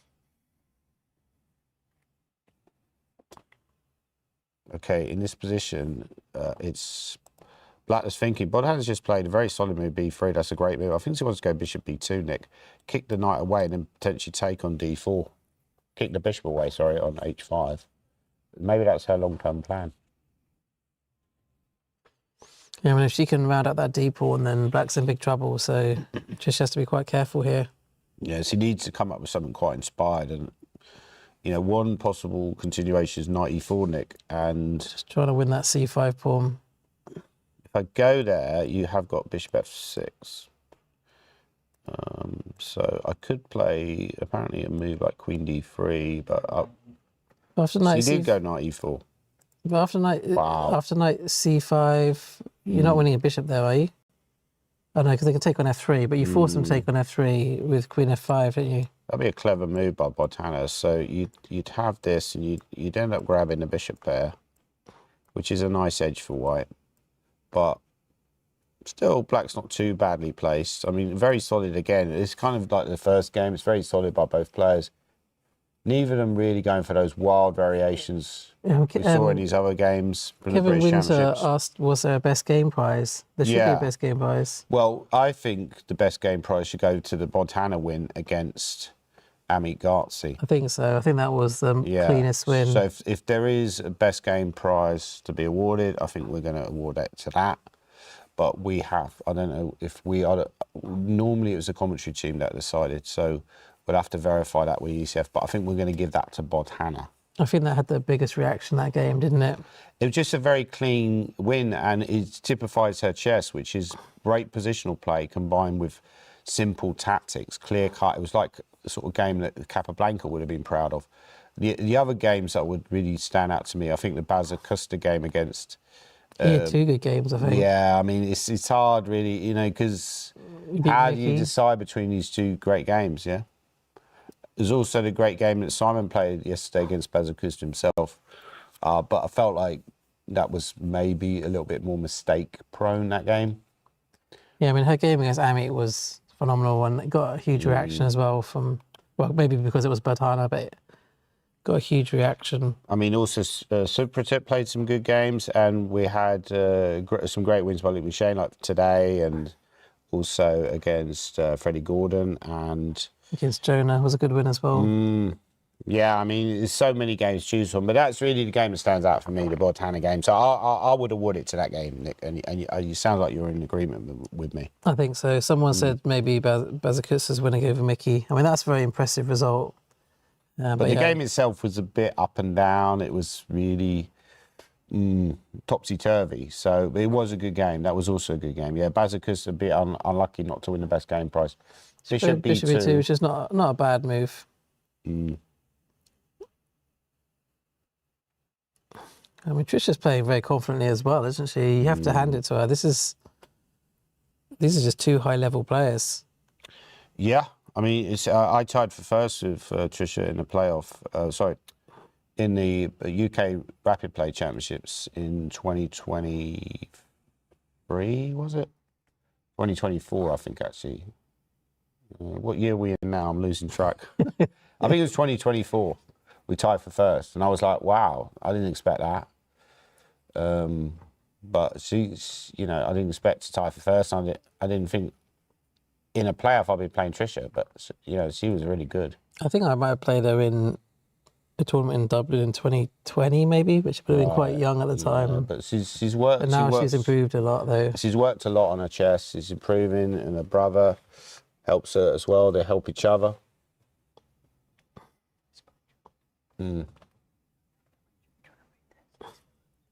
Oh, okay. So basically, the rules are there's 2 times 15 plus 10 guys, and if level, then you play 2. So there's more, but it doesn't go straight into Armageddon. It's 2 3 minutes plus 2 seconds increment. And if that's level, then it's sudden death. The sudden death game will be played as below. White shall have 4 minutes plus 2 seconds increment per move, starting from move 1. Both players shall submit a time bid, specifying how much starting time they're willing to play with as black, also with a 2-second increment per move, starting from move 1. A bid cannot be more than 4 minutes. The player who submits the lowest time wins the bid and plays with black. If the players make exactly the same bid, black starts with that amount of time. A drawing of lots shall determine the colours. If the sudden death game is drawn, black will win the match. So that's the rules, guys. There will be an Armageddon game. If this game is drawn, which I'm not convinced it will be. There's 2 more games still. And there's 2 more games. I think this game might be decisive. But yeah. So far, Trisha's played well, though, because it looked like she was in a bit of danger. Thanks for that. I mean, Botana actually has to be quite careful here as well. Yeah. Trisha's played some really good moves. Yeah, I mean, knight d2 is the only move not to be worse. Wow. That's interesting. Do you think she'll find knight d2? If she finds knight d2, it's no longer Bod Hannah, it's God Hannah. That's your favourite nickname for her. She might play a move like a3, I'm expecting. But yeah, knight d2 was stronger. a3 is apparently quite poor. Also, I'd be concerned about even black. Well, h5 is really, really annoying. That's why you have to play knight d2. Yeah, but yeah, I mean, since you have this time bid, I find that a little bit complex. I'm not sure why they do that. Like I would. What if you time bid and you said our bid's sort of 4 years or something? They just said the maximum bid was 4 minutes. Oh, 4 minutes, right. It's white to move. Bod Hannah's thinking. She realises the critical moment. She's down on the clock. Trisha's putting her under enormous pressure. Trisha has this experience of playing these. I mean, this G4 playoffs. move is nice to break the pin, but yeah, now you're she's weakening under your pressure. king a little bit. Will she find knight d2? She look like she's about ready to play a move. The arbiter's standing behind Bod Hannah. The arbiters are actually quite close, aren't they? Yeah, yeah. It's not the most obvious move, knight d2, because you also would worry about Knight c3. Yeah, knight c3, knight f2, all these tricks here. Well, they don't work, but you have to calculate them all. She's taking her time, Bod Hannah. Taking her time. This is a critical moment, and this will show her class. If she Knight finds... d2, knight f2 looks a bit tricky. I mean, I know it doesn't work, but just to quickly show it, this is quite a tricky line. But the problem It's not even that bad, yeah. It's not even that bad for black.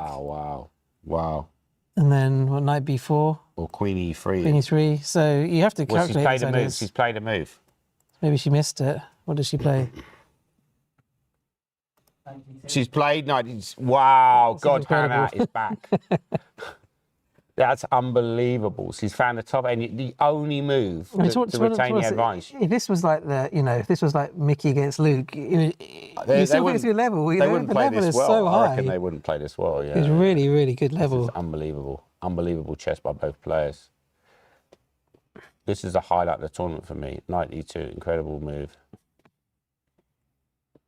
Can you award the best game prize to game played in the rapid play section? Yes, I guess knight c3 is the most logical, but then you capture with the bishop. I'm not sure. So I mean, knight f2 doesn't look that obvious to me. No, knight I'm not f2. sure. I just made that up. Actually, it's not that bad.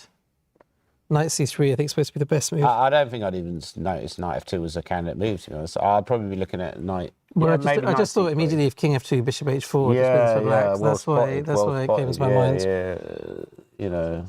Well, I always say put your pieces close to your opponent's king. So often you have to sacrifice to open up your opponent's king a little bit. So that's why you put the pieces close to your opponent's king, and then you sacrifice, open up the king, and then your pieces can flood in. But it doesn't always work that way, because sometimes you just end up being a piece down. Apparently, it's the second best move anyway, knight f2. I mean, if she finds knight f2, that's quite a good move. It's dangerous for Bodhana. It could be collapse city, but knight c3 to me looks not great either, to be honest. I'll probably take on d2, but that's not really. But I think taking on d2 just gives white an easy game. It does. But you say that, but I mean, there's still there's some weaknesses on the white king side, so it's not like ridiculous to take on d2, and you've got a strong pawn on d4. So I mean, it's something to still definitely consider. She's looking. I think Trisha's looking at that f2 square. She's eyeing up that f2 square. It's like a cheeky piece of Edam cheese that she wants to nibble at, And Bodhana's starting to look at that f2 square as well. So they're both like looking at it at the same time. How can you tell where they're looking? I can't see where they're looking. Yeah. And they're both looking at f2. Yeah, I think they're both. Go on, let's analyse it anyway again. So knight f2, rook takes rook's forced. If you take the knight first, then bishop h4, queen takes, king f2. Well, sorry, I just need to show that line to the viewers, because I think that they, like the point of Nick found this brilliant tactic, and then you check, and then it's very embarrassing because you end up losing your queen. But as you said, Nick, sorry, you carry on, mate. Yeah. Sorry. So white has to capture on e8 first, then capture on f2, then knight b4. What's going on also, here? queen e3, I'd be worried. Queen e3, you definitely worry about that as well. Yeah. Well, now you're threatening knight c2 and queen e3. This is a mess. This is a total mess. Then white has to only move queen e2. No, knight c4 is also playable, apparently. In fact, there's actually quite a few moves. I think the main point is after queen e3, king f1. d3? Is that a move? Or is that just d3 or rook e8, just to kind of. So I'm getting bothered by flying now. Keep the pressure on. Yeah. But then knight c4 is. Wow. Yes, it is better for white, but it's not comfortable. This is a real battle royale. We had the royale winning the British, and now we've got a battle royale. The royal family has taken over. The Shreyas royal family. But this level is phenomenal. I'm very impressed by both players in this playoff. Whatever the result. I mean, I guess this is why we should have a playoff, because we see, the showcasing the quality of the players, which has clearly been seen in this playoff. If you didn't have a playoff, you wouldn't have maybe seen these players. Some of these players, like Trisha, maybe they were playing at a slightly lower board during the championships, didn't get to see much of her play. Now we're getting to see the women's playoff. Very important. I think it's fair enough because they have the normal open playoff, so why not have a women's playoff as well? Yeah, but I'm curious to know what would have happened if the men's playoff, this is what I'm slightly confused of. If we'd have had a men's playoff, then the women's playoff would have been going on at the same time, because surely they wouldn't have had back-to-back, because we'd have been here till like midnight. Yeah, we just have to cover 2 games at once. Yeah. But it's now saying knight f2 is the best move for black. Wow. So is she still thinking? She's definitely eyeing up that f2 square. I like knight f2 because Hannah's looking increasingly nervous. At least you open up white's king. Yeah. That's why I like it. Whereas if you play knight c3, then you're just positionally a bit worse, aren't you? We're still down a pawn. Okay, knight c3 is obviously quite a good move as well. It's actually saying knight f2 is nearly level. Yeah, I'd be scared of that move. I think she spotted it as well, because that's why she's having a big pause. It's a sign of a good rapid play player that you're not just rushing in and just bashing as many moves out as you can. You got the confidence within yourself to have that pause, but that might come back to haunt her later, because he's now overtaken Bodhan on the clocks. He's now down on time, having had a comfortable time advantage earlier. This is a. I think she's going to take. It is a key I think position she's though. gonna take. Oh, she's looking at c3 square. She'll play knight c3. Wow. How did you know she was looking at the c3 I square? can just tell it, you know. Yeah. Just see from her eyes. It's not a bad move though. Anyway, it's perfectly fine. In fact, you have to take with a bishop. It's really the only move. She's just, and also they tend to play it a little bit more safe. They don't just sack a piece for vague conversation. Yeah, I think that was a hard move to find, especially in a rapid play game. This piece sack, knight f2. It's possible she didn't even consider it. Yeah, bishop c3 is pretty much forced. If you take with the knight, you just get forked, don't you? So. You're slightly concerned because long term, when that pawn arrives on c3, you know, this is great, this bishop, if it ever took on c2 in an endgame, that pawn on c3 is very close to queening, or the knight on b4 might take. Of course, you have to watch out for the b7 square as well. I think the main point is the knight's going to e4. Knight e4, could I just go... Yeah, I mean, okay, I've got limited options, but I could go bishop d4, apparently that's the top engine move. So... Bodhana has taken. Her level in this game is extraordinary.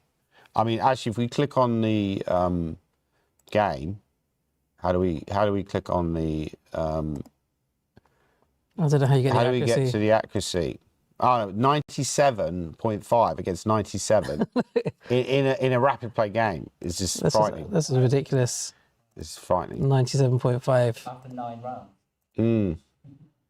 I mean, the level of both of these rapid games has just been unbelievable. As Trisha made a move, she must have taken back. This is thinking here, which is a sign that... Which is obviously considering rook e1, that's the only other move you could play. It's not a very good move, apparently. Which would, it wouldn't be worth it. But with the idea of trying to weaken the c2 square. Yeah, it's slightly concerning for Trisha fans that she's thinking about this much more inferior move, rook takes e1. And she's played it. That's probably the first mistake of the whole match, the whole rapid match. Now she's under big pressure because the point is after knight e4, if you find knight e4, which I think is a logical move and quite easy to find. Kind of only move, isn't it? Because otherwise you're dropping c2. So knight e4, suddenly c3 becomes weak because as well the queen on e1 is hitting that pawn. So more than likely c3 pawn will drop. So knight e4 is a great move. And white is better, but it's not a done deal. Not a done deal, but white's, much more comfortable position for Bodhana now. She's closing in on her first, I think this would be her first British classical title. Even though it's decided in rapid, it would count as a classical title. I think, did she tie first last year? I think it was Lan Yao and Elmira from memory, but I think she hasn't won it before, but I think she's looking at potentially winning the overall title in the future, which I think she can certainly accomplish. The way they're playing, they both could fight for it. Yeah. The level's been so high. Very much so. Isn't there like knight d4 though, Nick? I mean, if you go there and rook d1, rook d1 is annoying. Yeah, it's just taken on e4. She's taken, which apparently is one of the best options. I would expect. No, white could play rook d1. If she finds rook that'd be a d1, brave that'd be move. frighteningly impressive. I think she's more likely to play bishop takes bishop. But wouldn't you take with a queen? I mean, isn't that the most likely move? Because the queen looks very natural. That's actually a bad move because the queen d2. This is why, classical, you could work that out, but does he really have time to work that out rapid? I mean, I would take with a queen. I mean, if she plays rook d1 here, that would just be next level. I mean, surely... No, she can't find rook d1. Surely she can't find that move. There's no way she's playing rook d1. No way. I mean, bishop e4 or It just queen feels e4. way too risky because there's so many blocks. She has taken with a queen. Mistake. That's what I said. I told you. I would play First rook d1. mistake I'd play from queen Bodhana. e4 like in a rapid play game. You're just not going to find rook d1. Yeah, that's the first mistake. So queen d2 now, and black is back in the game. Serious counterplay. I mean, Tricia has to find it because everything else is clearly bad. So they both made one mistake each. Big pressure on c2 if she finds queen d2. Very unclear game then. I think she'll find it because what else? You do it by process elimination. Everything else is bad. You have to play queen d2. But queen e4 is such a natural move for a rapid play game. Why wouldn't you play it? You know, computers make fools of us, but Nick, I would play queen e4 there in a rapid play game or a blitz game, but in classical, I might work out that maybe queen d2 is a good option. You might work out bishop e4 is better, but rook d1, you'd be a bit nervous that you missed something. And I think in classical, I might play rook d1 as well, but You know, in a rapid play, it's very hard to play rook d1. Queen e4 is, you know, although it's a mistake by Bodhana, she's found queen d2. Queen D2, Wow, this punishing is the mistake. huge. This is huge. Now Bodhana's starting to look a bit nervous. Yeah, she's scratching her eyes. She doesn't look happy. Because the black knight's coming into d4, and well, okay, black's got other options as well. Yeah, that's a great move by. I mean, maybe she's favourite now because this is actually uncomfortable for white. Has Trisha gone favourite? You could play rookie. Rook e1 I like with the idea of rook e2, but is Oh, there a the knight idea, d4? the idea of queen e8. Yeah. with the idea, But yeah. rookie one, but I guess if they create a flight square, rook e2, but then it could be repetition. Queen d1, rook e1, maybe that's possible. Because you wouldn't really want to go here, Nick, because you know anything involving this c pawn. That's so dangerous. It's really nasty. And then the knight comes in. You Yeah, know, that's this horrible. sort of thing where you can end up losing very quickly if you get a bit careless. This pawn on c3, it lives. It lives. It might and- not be a bad shout to just go for the repetition for Rook white e1, now. yeah, and then we go to blitz because Bodhana's the UK blitz champion. Okay, was Trisha in that final? I don't think she was. To be honest, maybe she was. I don't remember her playing it. She wasn't at the UK blitz, no. Ireland's first women's Grandmaster. Wow, we should mention that. David Lightfoot, our technical director and everything else, our everything director, our everything person. The person who makes everything work. Yeah, yeah. The magic maker has just stated that Trisha is the first Irish woman GM. Very impressive. And she's looking for a British title. Isle of Wight women's champion. Isle of Wight women's champion. Illustrious CV. You can't get more illustrious than Isle of Wight. Yeah. Whose move is it now? It's Still Bodhana Bodhana thinking at she's in times the getting tank. low.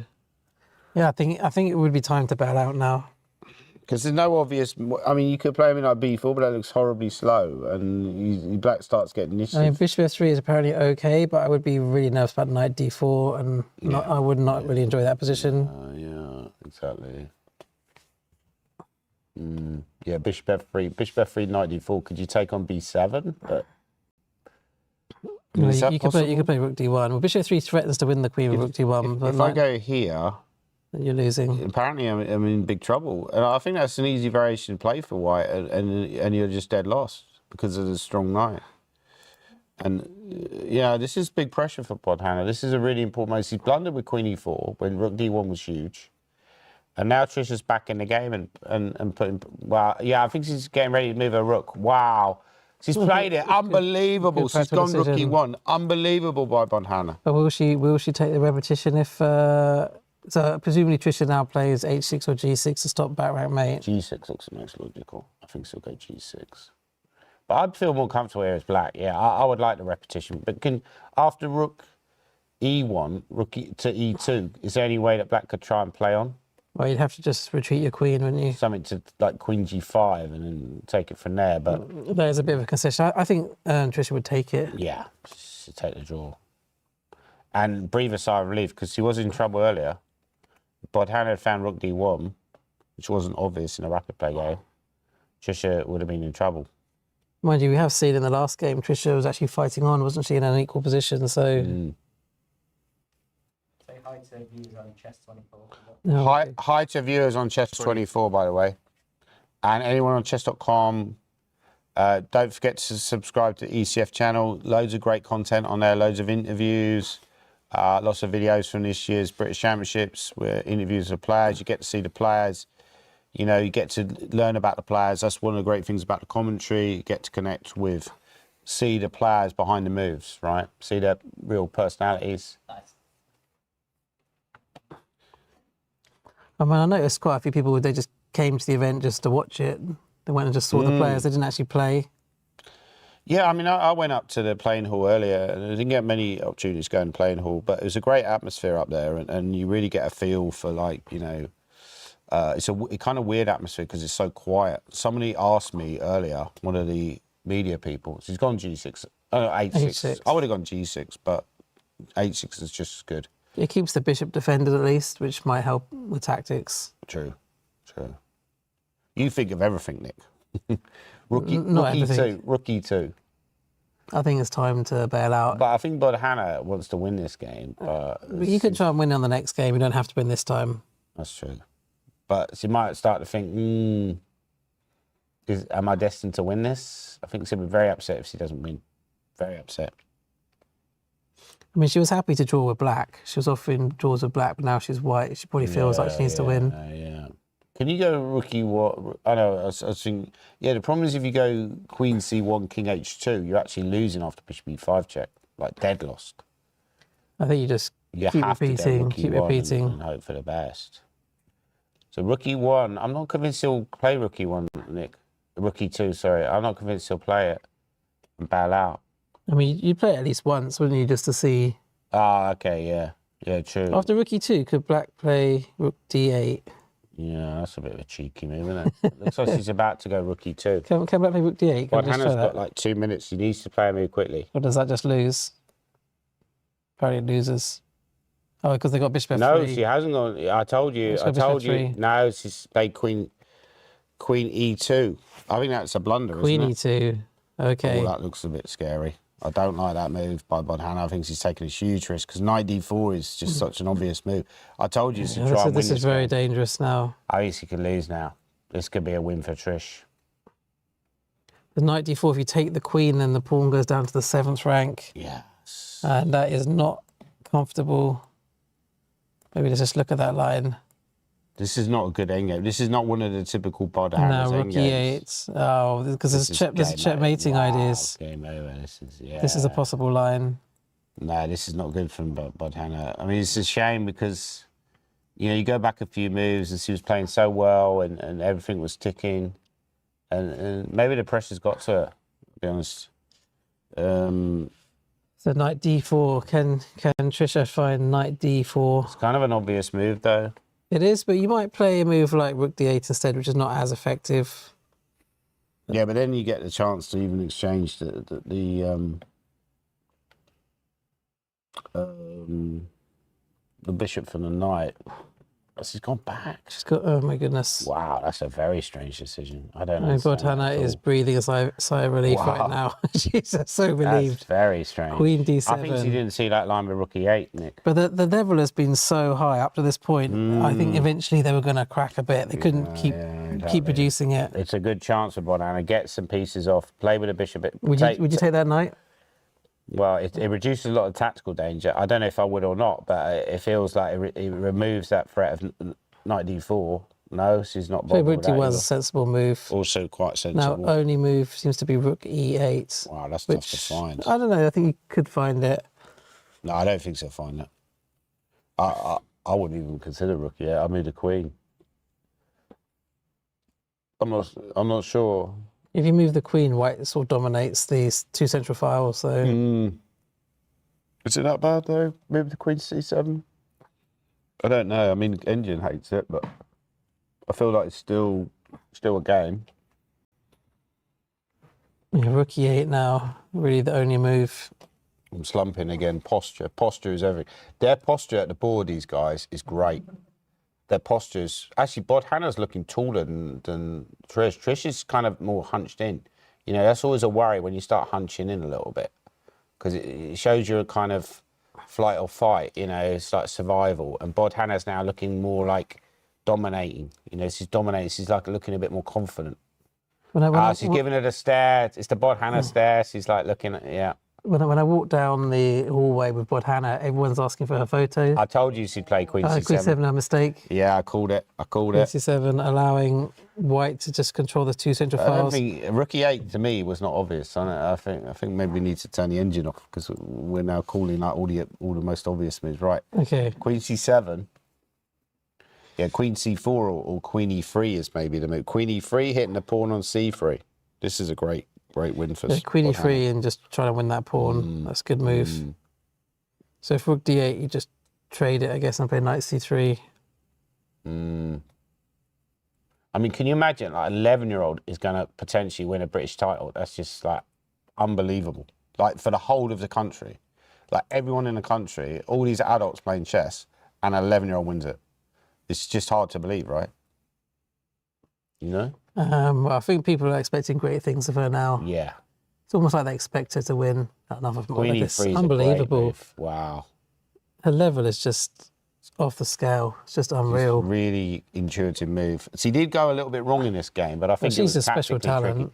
But the really surprising move by Trisha was Queen D7. Yeah. That's just, I think at this level you can't give up the initiative that easily. You've got to be like more fighting. Like, yeah, I think she was just afraid of this endgame, which actually was winning for black. She probably missed knight d4, but it's I don't think she missed it, but I think maybe she thought that Queen D2 was good for white, missing this Rook E8 idea, maybe. But intuitively, yeah, you go knight D4. Maybe fatigue is catching up with her as well. You know, it's a long tournament and played a long game earlier today. She had a great win earlier, I think. Did she win, Trisha? I think she won earlier. I think she won against Elmira, didn't she? Elmira, yeah. So she's trying to defeat two of her main rivals. I think there's quite a lot of money involved as well. I think the winner gets an extra £900. Yeah. So well, £900 for the winner. an extra £900. So they won like, because normally it's 3,000 for first. yeah. And how Yeah, much but is second some prize? of the money gets reserved for the playoffs. She's gone Bishop D4. Wow, that's just very strange. Not just move. take it. You just take. I don't understand that move decision. The game's over. Rook D4. She's trying to get something on the back rank, but the bishop covers it. Bishop will cover. Yeah, so rook takes, and then queen takes. Rook I think takes, she just queen blundered. C3. I think she just blundered Bishop F1. I think she thought that you can't take she probably thought there's some back rank mate. This game looks over. If Bodhana finds Rook D4, this game is done. It's finished. I mean, sometimes when you play good players like Bodhana, you have one chance. Yeah. And you've got to take your chance. Exactly. And she had that chance. Queen D7, that was it. You know, there's something maybe she needs to look at in the future, that you can't give up the initiative that easily. Once you get the advantage, you've got to basically keep it. You know, one thing to take away, if she does lose this playoff, which is far from finished, but Bodhana looks like she's going to play Rook takes D4. But see, Trisha's down to 12 seconds, so it was maybe just a bit of a desperation move. No. What? Oh my goodness, what is going on? That is what a is very going on? strange move, and that's let Trisha back in the game. Wow. I think it's a mutual. I think it's a mutual blindness. I think she believed her. Wow. Wow, that's very strange. She's just let Trisha right back in now. This is up for grabs now. This is up for grabs. I mean, this is dangerous counterplay for black on the dark squares. I think this is not. I mean, is knight C3 playable or not? They're both very, very short time. Bodhana's got 33 seconds. Yeah, it's definitely. Someone said it's the nerves. It's the nerves is coming through. She's taken the pawn, which makes a lot of sense. But Trisha's come through with knight e5, which is an understandable move. So queen G3 looks forced, I think. Yeah, queen G3, great defence by Bodhana. Still pressing, but Trisha's got hardly any time. This is really super critical. I think we expect some serious mistakes over next. Great defence. Queen C5 by Trisha. Okay. Probably some kind of knight move, or knight E4 might be a move, but then queen. Oh, but you have to watch for bishop knight F2. E4, bishop F2. Oh wow, I've just blundered. Maybe I have to go king H1. What can Bodhana play? She could be in trouble here. Or knight D5 now. What do you play? Maybe king H1 or knight D5. Is knight D5 a move? Knight D5, rook D5. Yeah, you can't, because there's knight F3. King H1. Will Bodhana find it? She's got 12, 11 seconds, 10 seconds, 9 seconds. She found it. Oh Unbelievable. King H1. What a find by Bodhana. Incredible. Okay, but still, Trisha doesn't look happy. She's gone. But she's also super low in time. Okay, now the knight can move. Now knight E4. Now knight E4. Yeah, you've got to move the knight. She might play. Bodhana. She might play knight E2. Knight D5 now apparently is okay. But She's I think got knight E4. That's okay. Another great After move. queen C2, maybe then rook D2. D4. Rook D4. Is rook D4 on or not? Wow, rook D4s. Yeah, I think rook D4 is on. Rook D4 is on. Wow, because you play it now. Rook D4. Rook D4 now. She's looking at it. She's looking at it. She's got 7 seconds. She's taking it. She's taking on D4. Wow. Wow. This is Godhana. Full Godhana mode. Wow. Wow. Went from blunder to brilliant, apparently. Even the computer can't keep up. Yeah.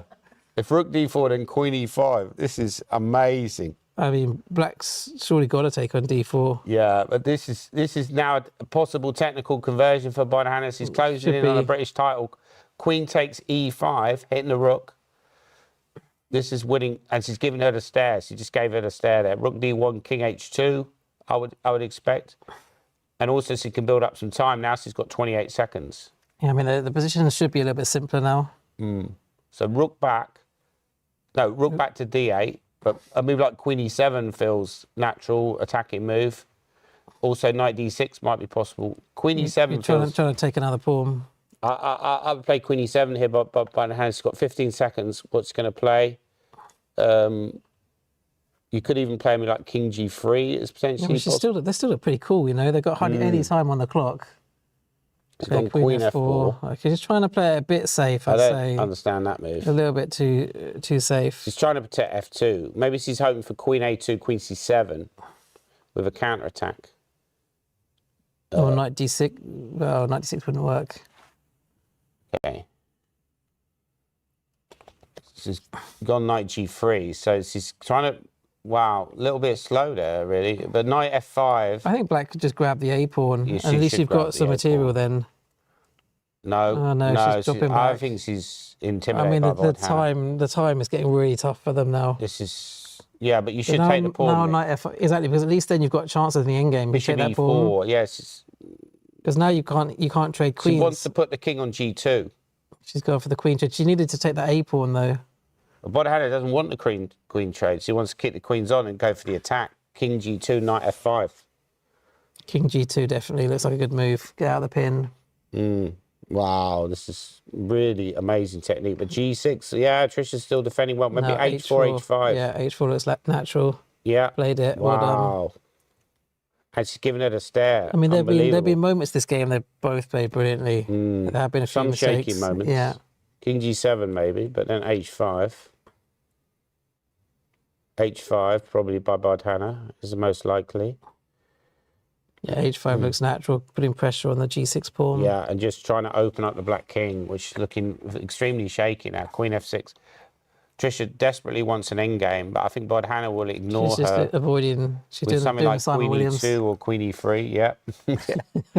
Normally Bardhana wants an endgame, but she doesn't want to. The rook is strong, becomes stronger in the endgame, and it starts to become a lot more powerful. So you need to avoid the endgame and try to play on the weakness of the black king. You know, so this is a very good move. You're going to take on g6, drop the bishop back. So somebody like queen Trisha's going for the e2, ending. She's trying to trade the queens. she's desperately trying to trade the queens. Queen e2, she might offer another queen trade. She might just bring the queen in. But then queen f3. So queen e2. Yeah, queen if e2. queen d2, then queen f3. And if queen d1, Queen d1 and maybe queen a6. or queen b, no, queen b2, you can go back. Or queen b2. Yeah, so maybe rook e8, but rook e8 then I take on g6. I think Trisha's going to. I think she's going to collapse fairly She's going to soon. offer the queen trade. She's Queen gone d2 queen played. d2, but Now you think queen f3. there's and also queen b5. There's queen b5, Nick. With the idea of switch to queen e5. Yeah. No, queen f3. Then queen d1 maybe. But queen d1, queen c3, queen d4, d4. and then some move like queen c6 or queen c2. It's gone rook e8. Rook f8. Rook f8. That's an admission of I think failure that's almost. maybe a bad move. Bishop d5 now, just closing in. But the times are prove so low now. Yeah, 16 seconds for Bardhana. She's gone bishop It's hard to d5. play. Wow, Oh my huge goodness. pressure. Incredible. Her blitz skills are off the scale. The best move. Bishop c4, relocate the bishop. With knight e4 potentially coming in. Yeah, Bishop c4 now, maybe bishop c4. Yeah, that's a solid But move. then b5. Maybe a4 and then bishop c4. If she finds a4, this is like different Yeah, level. yeah, a4 A4 's followed a by good bishop move. c4. But she's gone queen c3. Okay, black might block with the queen. Yeah, and now queen c4. Queen c... What? Queen c7, I Queen think. c7, yeah. So she wants knight... No, that's a mistake, apparently. It looks okay, though. Maybe queen rook d8 or queen d8. Queen d4. Now bishop c4. Oh, what about your g4 pawn? Oh, bishop f3. Bring the bishop back to f3. Yeah, now you're threatening to take on g6. You're right. Yeah, I was about to blunder the g4 pawn, which wouldn't have been good. Trisha's very, very much under pressure here. This is a really tough hold. If she takes on h5, she loses immediately to knight f5 check. You might move the a pawn, do you think? Or then you can just take on g6. Actually, you're threatening to just take on g6. But now I can just take on a7 and start harvesting pawns. This is what you said earlier. She should have taken the pawn on a2, Nick. Now Bardhana's just cashing in. This is I such think an when you get a impressive chance, when you get a conversion. chance to take these pawns in his endings, you often should just take them. Yeah. I would have taken A2 there, Nick. But now he can take on G6 and open up the king, or even play a move like A4. There's no counterplay for black. There's literally zero counterplay. 94 is a great move. Yeah, He 94 keeps is a good giving her move. the stairs. He keeps giving her the death stare. Right. Yeah, she's giving her the stare again. This is Now Queen E7. Queen or E7. taken. Yeah, it's a good move. Wow. Queen Queen E7. E7. She's just unbelievable. Unreal. This level. I wouldn't want to play I mean, her. she is going to be, I don't know, just a fantastic player in the future. Yeah, maybe she might become the best ever female player. Yeah. I like the way you do it. You just never lose your sexism, do you? She might become the best ever player. Yeah, that's better. That's better. Right. Still, but it's true. She could be the best of both. Yeah. Yeah. Queen B2, maybe? Queen B2 is a great move because it stops. And then you're threatening knight f6. I mean, knight f6 is. Knight f6 and then drop the queen back down the diagonal. Or knight f6, yeah, or knight f6 first. But Yeah, I'd knight f6 actually go first. queen b2 maybe because Knight f6, king h8. I think she might go queen f6. Okay, also good. She's giving her the stare again because queen d8 you can take on g6. Now she's giving her the stare constantly. It's just the pressure on Trisha is just immense. But would you take on g6 though? 'Cause it allows the queen trades. Not really. I think I'll just drop the queen back. Queen back to b2 looks splendid for white. Maybe just repeat it. Queen e5 one time. Yeah, she's Queen repeating. e5, Cool. queen b8, and then queen and then b2. knight f6. Well, she's thinking about Bodhana. She's Um, actually got a knight bit of time. f6. She's built up some time here. Knight 6, they have to play king h8. King g7 would allow knight e8. Yeah, No, she's she's got bad. queen Yeah, b2, this she's- is kaput. She's wired in with the You Gorm. might as well resign now because knight f6 is coming. Knight f6, knight d5. Knight f6, knight d7. No, knight d7. Well, knight d7. d7. If Bodhana finds knight d7, she is it's the British over. classical champion of 2026 for women's players. Knight d7 is game over. She's found it. Oh. Unbelievable. Wow, That's what a it, game game. over. And She Trisha wins. resigns. Unreal. Bodhana, Godhana as I call her, has won yet again. Astonishing. What an incredible finish. Nice tactical finish as well. Knight d7, what a knockout blow. Trisha, though, hold your head up high. That was a really brave performance. No disgrace to lose to, you know, a generational talent like Bodhana. She looks distraught, but Bodhana. I mean, that was just an unbelievable playoff overall. Yeah, I mean, A couple the of quality mistakes, was but the just quality incredible. overall was just Yeah. Bodhana on another is level. a serious contender. I mean, there could have been two GMs playing. They could have really have been. They played very, They very played well. very well. It just, the last game, some mistakes started to creep in. You know, it was, okay, the applause coming now for Bodhana. The mistakes were really, at some point, was, you know, so I think the critical moment, I mean, Bodhana played the technical phase of the game extremely well, which he often does. But the serious mistake, I think, for Black was he lost the initiative. Like here's, she's back in the game, and she could have played a great move 94 to put Bodhana under huge pressure. We might be able to watch it a little bit shortly. Okay.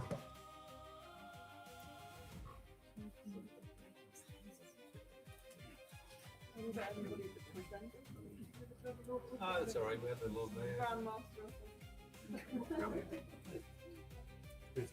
Smart but done it. Well done. Well done. Thank you, everybody. You were so quiet. Brilliant. Thanks to the two artists who scored the game, Trent and Emily. Price at the age of just 11 years old. Incredible. I mean, that's an incredible achievement, isn't it? And you think she might be going for the overall title next year? I think so. Yeah. Yeah, I think very much so. Yeah, I feel. Are we back on? You're on. Yeah, I feel like the levels she's shown in some of these games has been really of a very high level. And I actually have a theory that people's level is set pretty soon, pretty early. I think Bodhana is not going to get any better, but she doesn't need to. It's just her rating needs to catch up with how good she already is, right? She's so good already. So he does need to improve certain areas of the game, like the attacking sense. That's, like, that's her dad. That's her dad. He's a lovely guy as well, Seaver. Yeah, very nice. And so impressive to win that title, such a cherished title at the age of only 11. And she'll be back next year to defend it and potentially win the overall title. I think she'll win the overall title within the next 2 or 3 years, to be quite honest. Or her and Pert, and obviously Shreyas, you know, they could be dominating for the next few years, I think. Well, I think it's a really interesting time, actually, because the old guards, you know, the Mickeys and the, you know, Gawain, if he comes back, and Luke, they're still incredibly strong, and the young ones are coming up. So it's going to be quite a close battle the next few years before the young guns take over, I think. Yeah, Luke Shane, you know, I wouldn't write him off to win a British title. 100%, he's capable of winning at least one. Gawain would probably come back. Maybe David Howe, you know, throw David Howe in the mix, but I don't think he's going to play the British over the next few years. Yeah, but especially looking at those guys, and there probably will be other juniors come through who will get inspired. We saw a lot of girl players within the audience. They're probably inspired by Bodhana, and there'll be people watching at home we haven't even heard of yet that would be inspired by these players. I mean, I hadn't heard of Bodhana a few years ago. I hadn't heard of Supertit, and they've come through, and you're going to get other players come through we haven't even heard of yet. It could maybe even be even better. Who knows, right? I mean, it seems to be the way it's going these days. There could be some sort of 7 or 8 year olds out there who are just incredibly strong. Sure. And then, you know, in like 4 years' time, they might be better than Bodhana and Supertit. It's not inconceivable. But I mean, Bodhana, I feel like she's a one-off, and certainly in the women's games, she's going to be a dominant force. I think she'll try to win serious titles in overall, because her level is just really, really impressive. And I've never seen 11-year-olds really play, 11, 12-year-olds play as well in British chess as Bodhana and Supertit. I know David Howe was very strong when he was 11 or 12. He beat John Nunn in a blitz game when he was only about 10, I think. But other than that, maybe Luke McShane as well. I haven't seen many that have played to that level, you know. I mean, normally they just need a few more years of maturity before they can compete at, you know, basically. But Bodhana seems like the real deal already. He seems like the real deal already, right? Well, that game against Amit just showed just how strong she was, and she obviously won prior to the tournament. She won against a player over 2,600 ratings, so that wasn't a fluke result. I first remember seeing Bodhana. I played a rapid play in it was something like 2022, the year that Harry Green won the British, and they normally have a rapid play before the British. And I remember her dad taking pictures, because he was playing against Keith Falcon one man, and I was sat on the other board, and I started shooing him away. I said, "What you know, you're annoying me, mate." I didn't realise at the time what a big deal it was for like a 7-year-old to play against, you know, someone like Keith Falcon. This is going back 4 years, right? And you know, it was like. Yeah, it's quite funny because there was actually an event that took place on Guildford High Street, where I played a simul against some players. I think Nigel Pover organised it as part of the centenary. And Bodhana was one of those players, and I played against her, and then her dad came up and said, "Oh, do you remember playing the simul?" I didn't even realise who she was. Right. I mean, that was a few years ago. Obviously, she wasn't the player that she is now, but you know, she was just playing a simul. She was probably only like 7 or 8 years old at the time. Right. I think, anyway, Bodhana might be about to do an interview.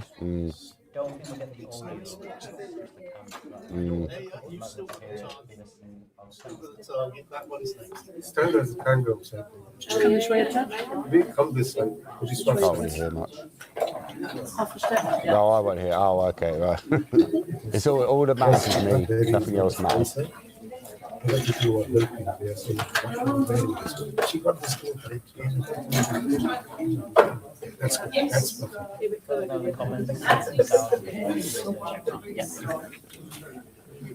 Okay, the camera finds us here at the British Chess Championships.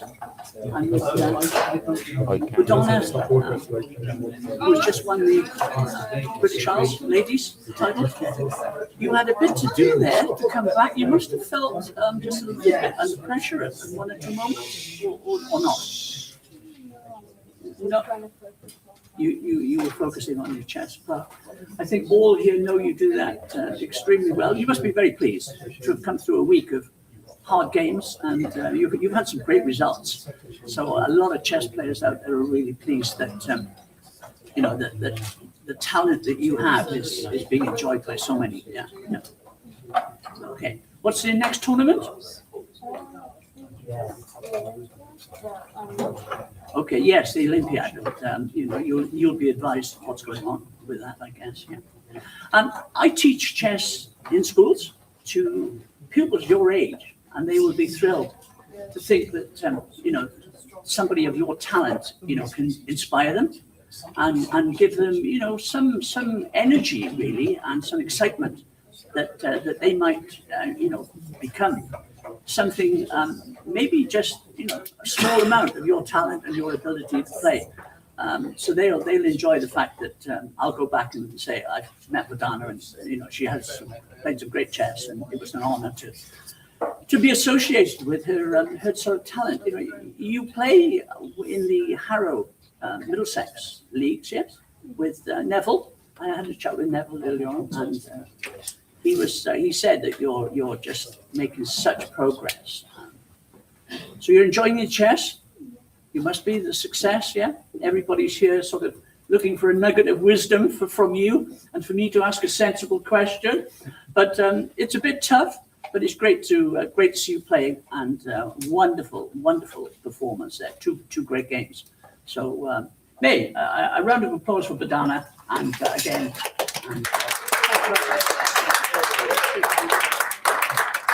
Back to you in the studio. Thanks very much, guys. Thanks.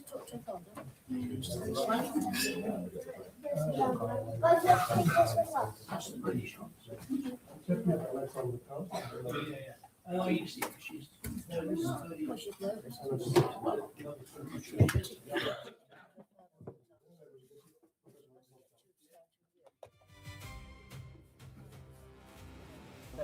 Sure.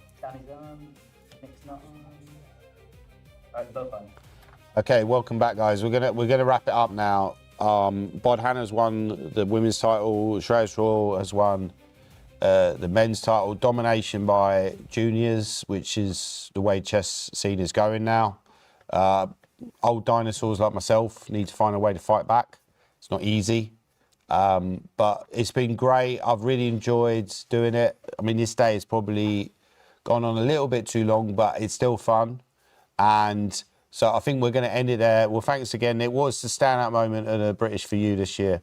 I think that day when Mickey lost his first game, no offence to Mickey, obviously a great who hasn't lost since 1988. And on the same day, Bod Hannah beat Amit Ghazi. So that was a pretty incredible day. But in general, just been some really good chess by, you know, lots of the up-and-coming players, and also some of the experienced players have played well. Simon Williams had an incredible run. Obviously, we saw Luke McShane playing well with certain parts. I think my brother did quite well in the end with 6 points. Super Tit had a good tournament as well. So actually quite a lot of very good performances, and it's just, you know, just exciting to be part of the whole experience. Yeah, I agree with you. I would say, to be honest, this has been the best British ever. Like, honestly, I think it's been the most entertaining, because you've got a clash, really clash developing. We see that before, but we're really developing between the young players like Super Tit and Bod Hannah, and potentially clashing with the older stars like Mickey Adams, Luke McShane, and Shreyas Royal, kind of sort of as well, is a very young player and potentially going to improve a lot. So, you know, for me, the most exciting British ever. Anyway, I think that's it for now. Thanks again for watching, and don't forget to subscribe to the ECF channel. Thank you, and goodbye from me. And okay, goodbye from me too. Thank you, Danny. Cheers. Thank you.